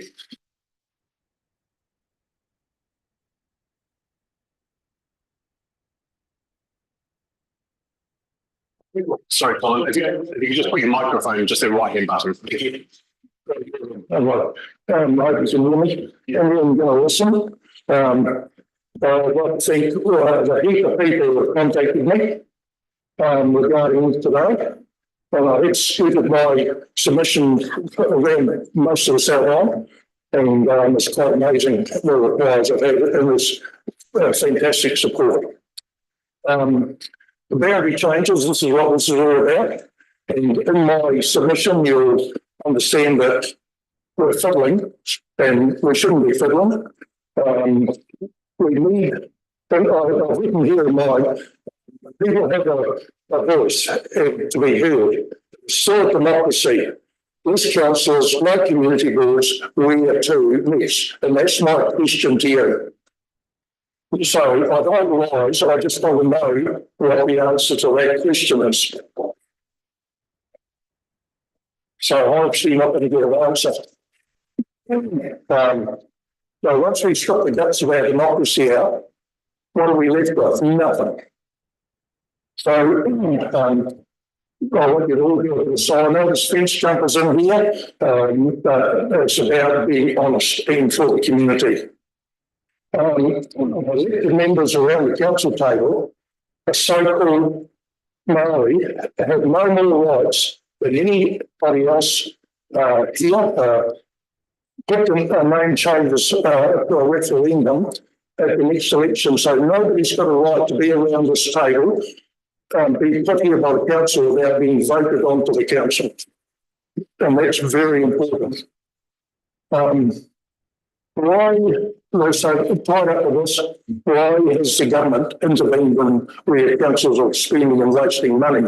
I've had to do it because you know what you're spending and wasting. So you've got to do something about it. We're running the tin dry. Nothing needs to change. Change is coming anyways, and I know it is. So irrespective of what you think your agenda is, there's change on the way. Leave your egos at the door, leave them there and come in and run this business as a business. No bullshit. Partly ratepayers are not bothered with the council, and they're not, because they know they're going into a headwind. The days of closed doors, behind closed doors, are finished. And that's directed at you, Mr. Mayor. We have finished, this isn't Dodge City, Mr. Mayor. A little bit of education helps right away in this community. So that's about all I've got to say, apart from digging in, and I don't think, I've got some other questions here, probably more appropriate, and you wouldn't answer them. So thank you very much. Thank you, Colin. Any questions from councillors? Shane. Thank you, Colin. I appreciate your submission. In relation to your question that you don't believe that people have a voice, does this forum provide for you a voice? You don't turn up and answer me. When I send you an email, you don't answer it. You put it through the boss. So you answer that yourself. I answered your email, is that what you're saying? No, you told me to direct my emails through. I'm not answering my question, Colin. Does this forum provide for you an opportunity to have your voice heard? Well, yeah, I've just sold you it, I think, and you're not answering my question. You never have. Okay, I think what you hear, Colin, your submission today is us hearing your voice. So yes, I know. I'm just telling you the truth. Okay. So if he puts it in an email to go through Sharon, what does that say? let's Just can't handle it, that's why. No, Colin, we didn't come here to throw accusations around the room. So thank you for coming today. I'm not throwing accusations, I'm just trying to tell you the truth, and the ratepayers need the truth back. Not fence. Thank you for. And you'll be gone. Thank you. Thank you for coming in and presenting to us. Councillors, I'll just remind everyone in the room we're here to listen and we're here to take on board the views of those who present and ask questions of clarity where we need and remind presenters that we are here to listen to your views where they are constructive to the process around representation review and would ask for future presenters to refrain from accusations at councillors through this process because we're all here to listen. So the next presenter is Fred Paul. Thank you, Fred.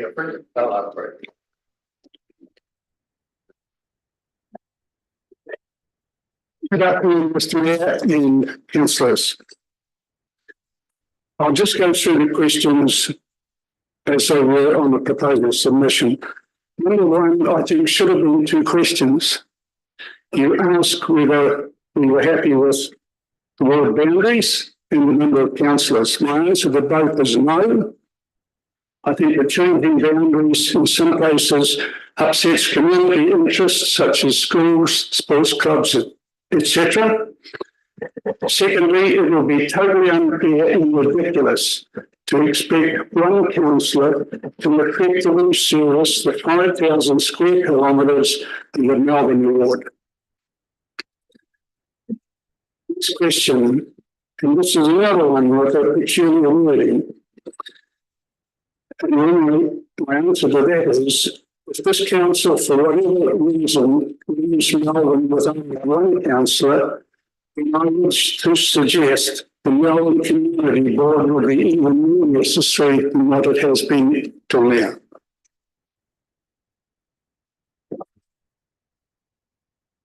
Three, do you support the main suggestions? No, I don't.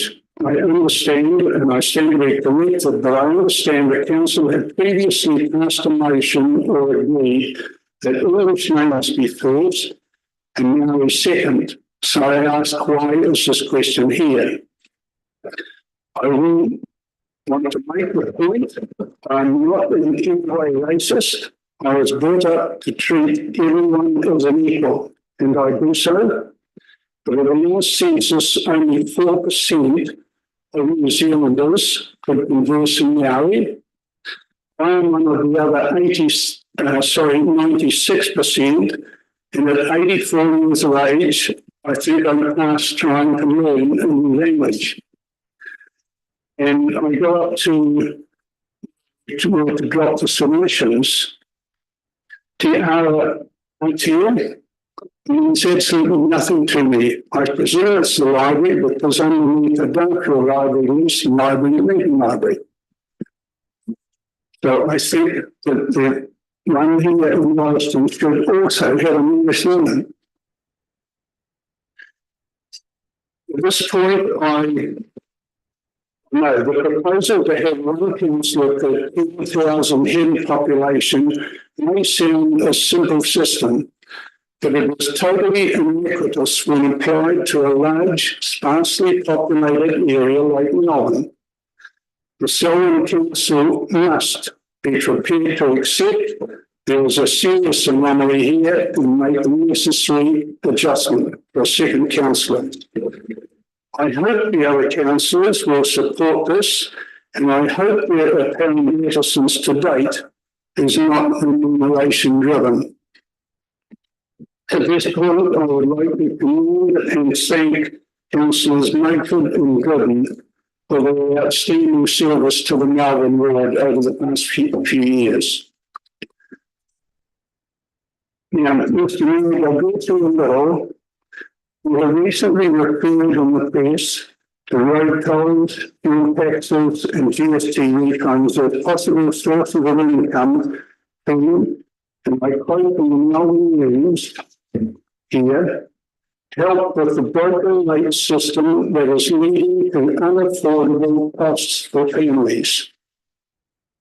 I agree with unaffordable costs to families, but this year the rate system is not broken.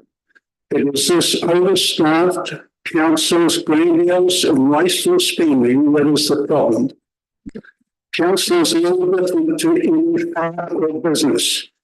Your rates are 2.5 times higher the rate of inflation, and you can't control your spending. Just relaxing rate councils a very clear message about needs and likes. Councils need to take notice of what he said.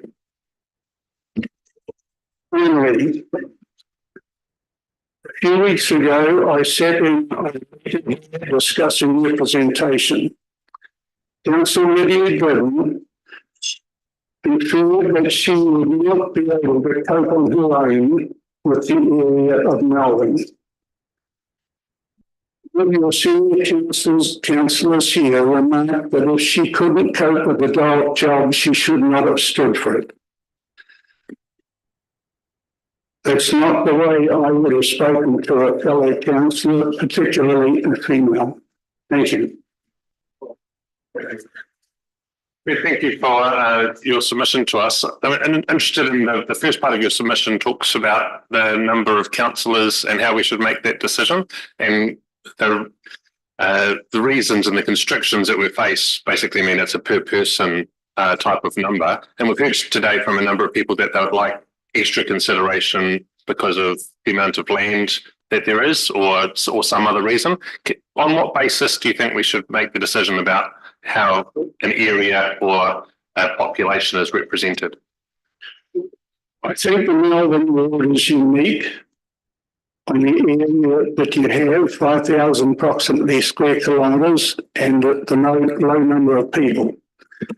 My suggestion would be that we go back to the status quo, two councillors, the original Melbourne ward. In fact, the status quo for the whole lot, if that's would suit better. But I think it is totally unfair and would be not effective to have that area try and be served by one councillor. Thank you. Sophie. Yeah, I was going to ask a question very similar to Sam's. So I'll just follow on from that part. So if we kept with the status quo, then that means that other areas are underrepresented. And I'm just wondering if what your thoughts are around how to remedy that part. Obviously, certainly at this end of the district, people live more closely together, and I can appreciate that that's a bit different when it comes to the distance conversation. But as ratepayers, residents, they still have the right to a certain degree of access to an elected representative as well. And if it gets too far out of whack, that's why there's the 10% is usually what the legislation asks us to try to achieve. Well, I think it would be far easier for, say, 3 councils to look after 10 or 11,000 people in 8 or more than 10,000 each in a fine area like Wollaston. They can do it on a bike. But Lydia Goodwin and Bob Mughood cannot service Arthur's Pass in Lake College on a bike. And so I think the system is flawed. It sounds simple, one councillor per 10,000, sounds good. But you have got to look at the anomalies and work around them. And I think the status quo we had before was quite acceptable. Thanks, Fred. Elizabeth. So again, following on from the trail of questions around the percentages, what are your concerns about reducing the elected members? As you've touched on it a wee bit, but I'm just wanting to ascertain if it's something more. So you've talked about the distance that they have to travel. Is there anything else in terms of their representation, in terms of the voting base around the table, or the ability to hear your voices? Can you touch on specifics about what it is if you were to lose, if you were to go down to one councillor and lose the community board? Well, I'll put the question back to you. Would you like to be a solo councillor trying to look after a family and household and service 5,000 square kilometres? Yes or no? Well, that's the question. Thank you. You've answered my question for me. Yeah, You've answered your own question for me. that's the question we're all having to ask ourselves, because that's what we're faced with at the moment. So we appreciate the challenge that you brought today to our thinking and bringing your submission to us. Thank you. Thank you.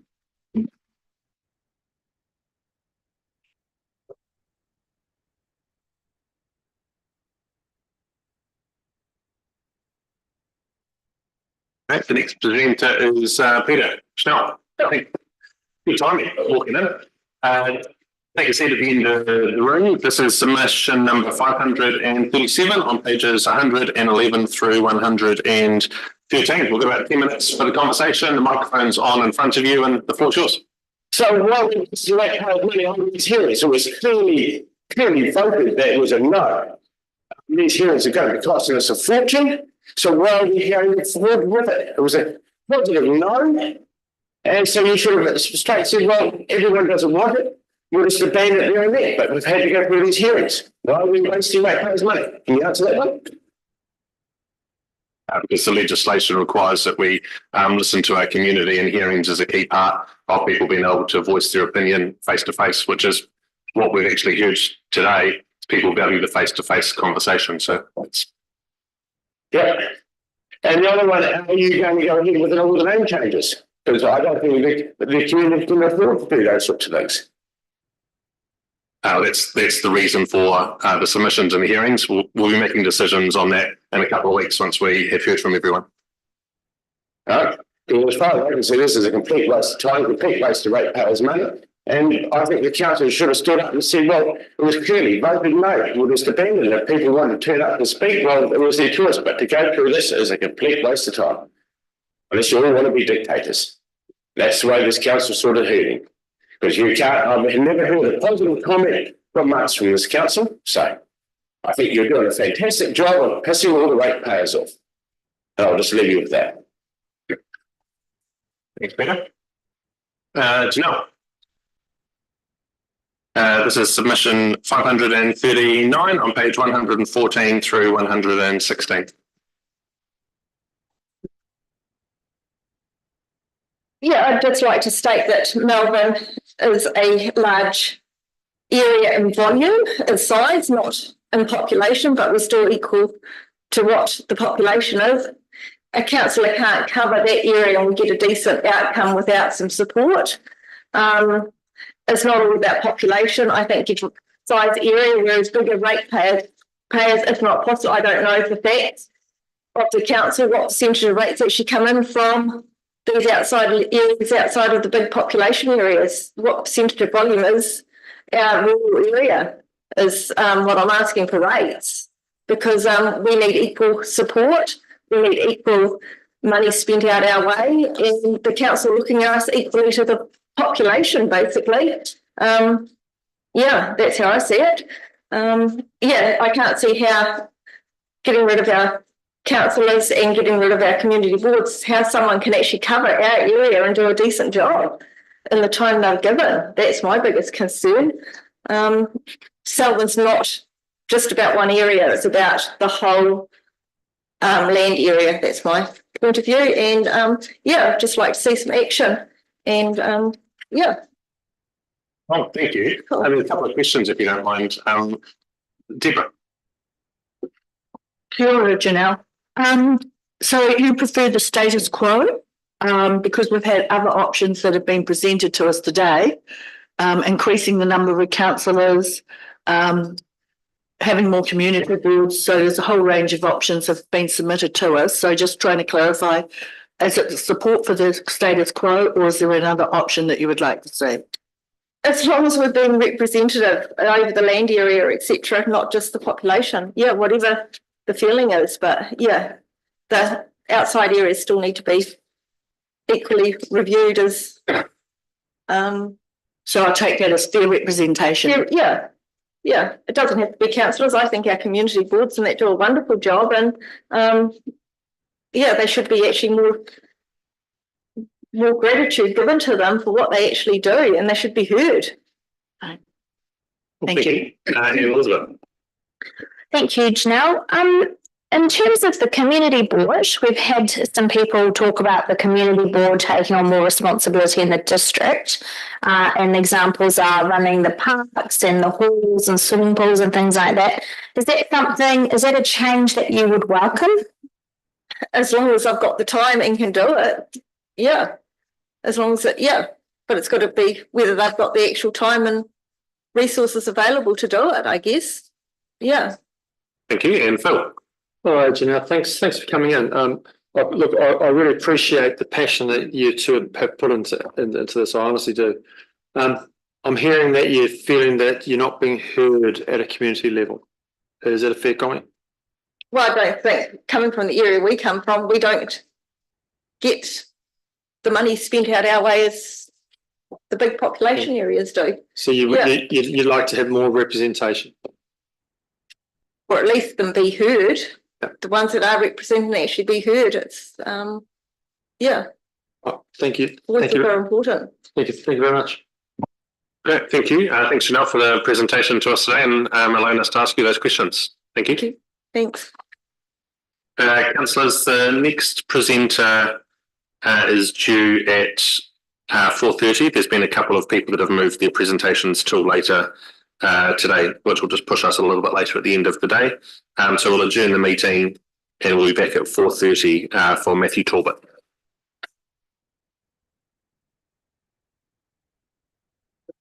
Now, what about Valdine? That's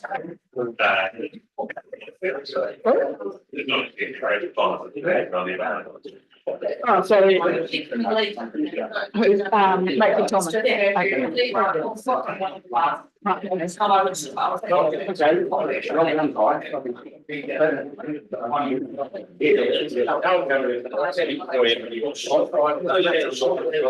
Thank you.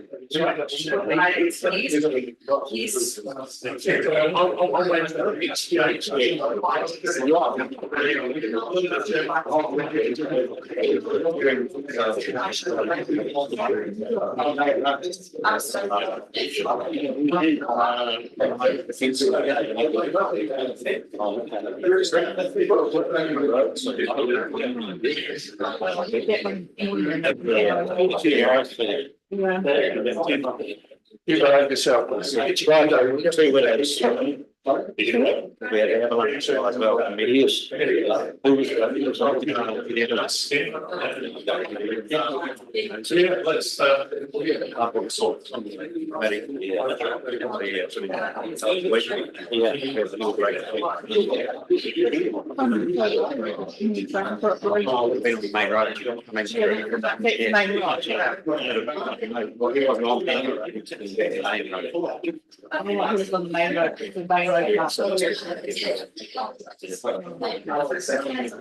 He's got everything.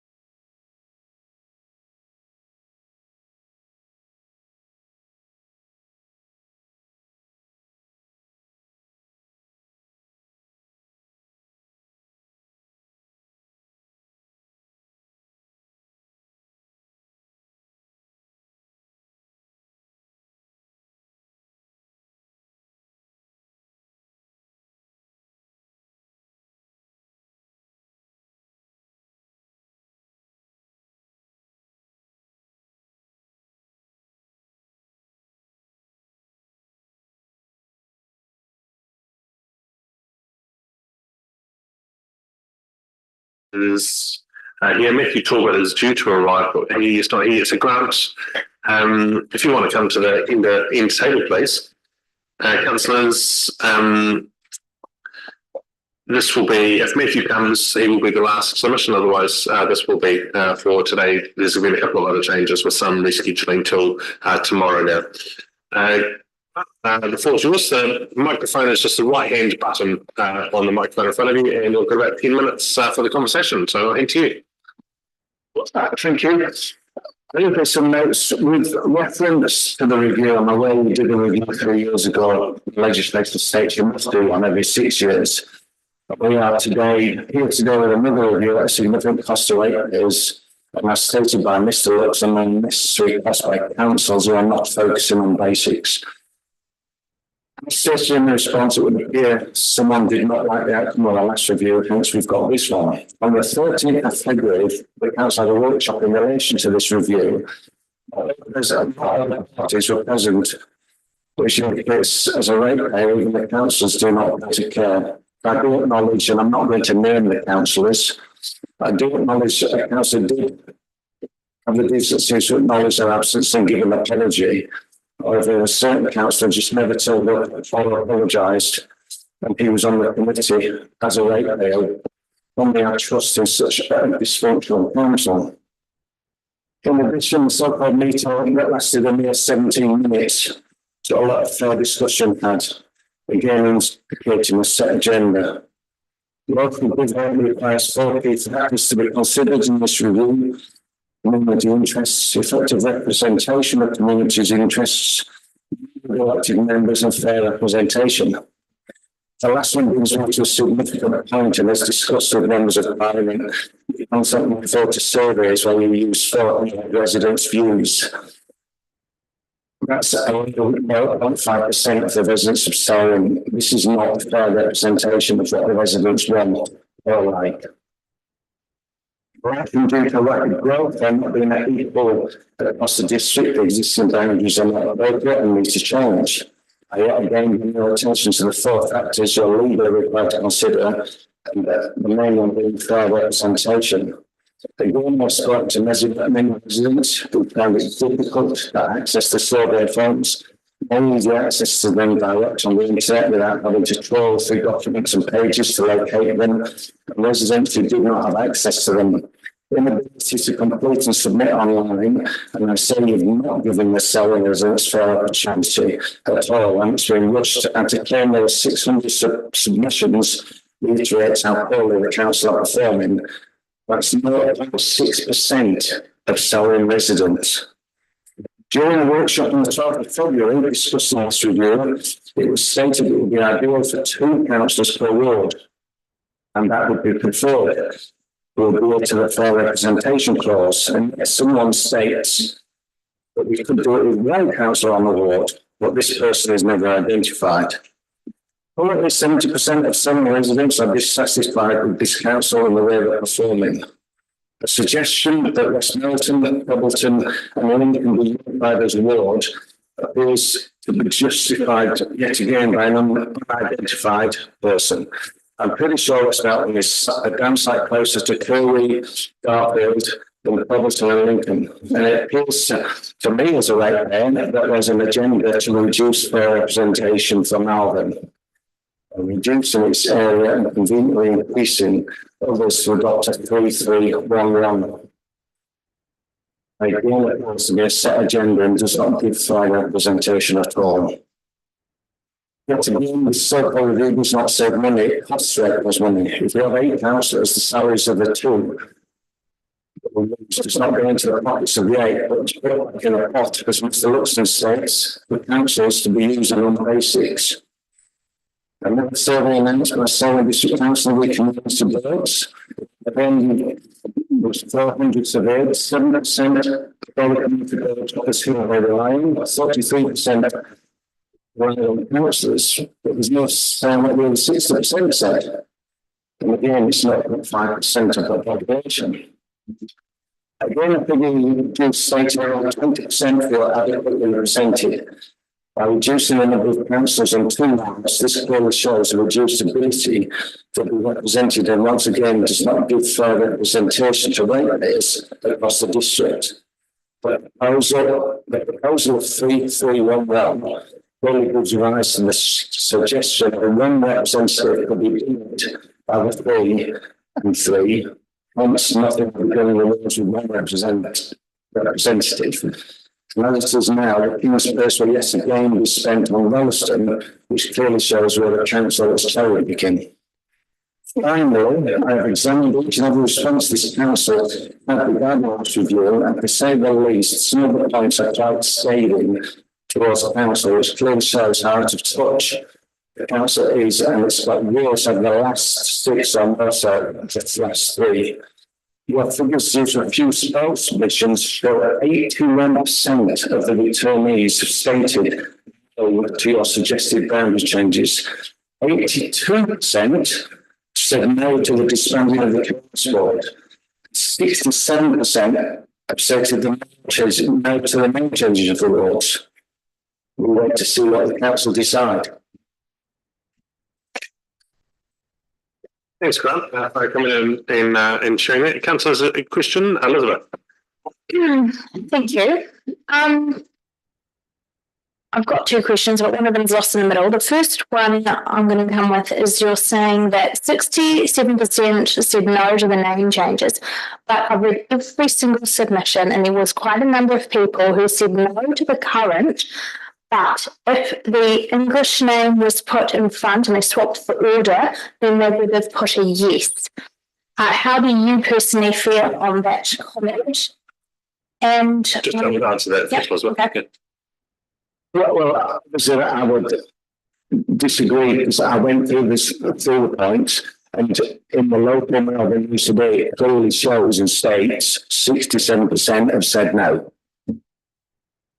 Thank you. Second question, Elizabeth. Yeah. Would you like to see the status quo to what we've got here? Would you consider what we've got at the moment as good and fair representation? Something needs to change. No, something needs to change, but it has to be fair to that whole of Selwyn, not just Rolleston. Can you just give us a bit more feedback on what you feel needs to change so that you would feel fairly represented in your area? I think it's Bob and Lydia. Lydia, but nothing that actually is getting done at Selwyn. So this is my personal view, is you divide it up equally and everybody, each area, new area, gets the same amount of councillors and the same amount of representation as Rolleston, Brotherton, Lincoln. It's treated equally. A lot of people in Melbourne do not feel we're getting equal representation. Thank you. Cool. I guess, look, I'd like to pick up on that point that you've just made. We've got some data that shows that in Melbourne, it's about 1 representative to every 1,200 people who live there. And the rest of the district, it's 1 in 10,000. One representative. Yeah, I know what you're doing. So I'm not sure you're saying that Melbourne's not getting fair representation, but it seems to me like they're getting 10 times better representation than the rest of the district. What do you think? What's your comment on that? I understand what you're saying, but what we're trying to say is I've spoken to so many people, and yes, we've got Bob, and yes, we've got Lydia. Rolleston have got 3. There's another section who've got 3 councillors. Bullying's not a nice word, but I've got to use it. I think our councillors, and have in the past, have been bullied. So you can have this, or you're going to have to give away this. And I know that's happened for a fact.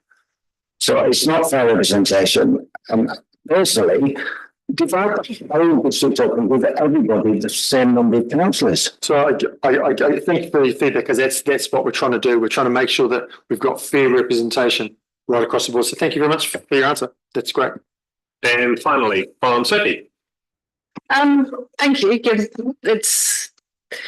Yeah, it's interesting in the sense that, so would you, what you're saying that every ward should have 2 councillors? And if so, does that mean that you think we need more wards? Because otherwise, if, for instance, there were 2 councillors in the Rolleston ward as it is now, or 2 councillors in the Springs ward as it is now, that means that they have less representation per person.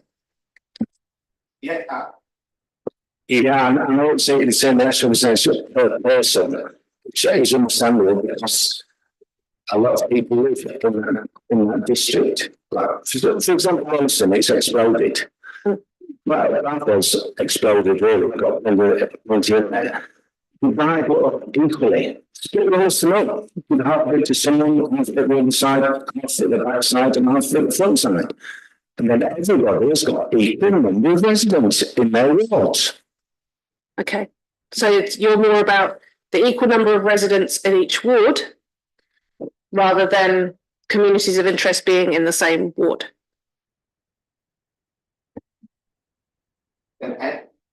Everybody then has got, we've got our representation. If you split those up into 4 areas, rather than representation, a part of it might be involved with Westmount and Birmingham. But we still get representation. Fair enough. Okay, thank you. Thank you for coming and sharing your views with us. It's helpful for us to understand as we listen and make decisions, which will be in a couple of weeks' time. So cheers for coming in today. Thank you for your time. Thank you. Okay. Councillors, that brings us to the end of today's session. Mr. Talbot won't be attending.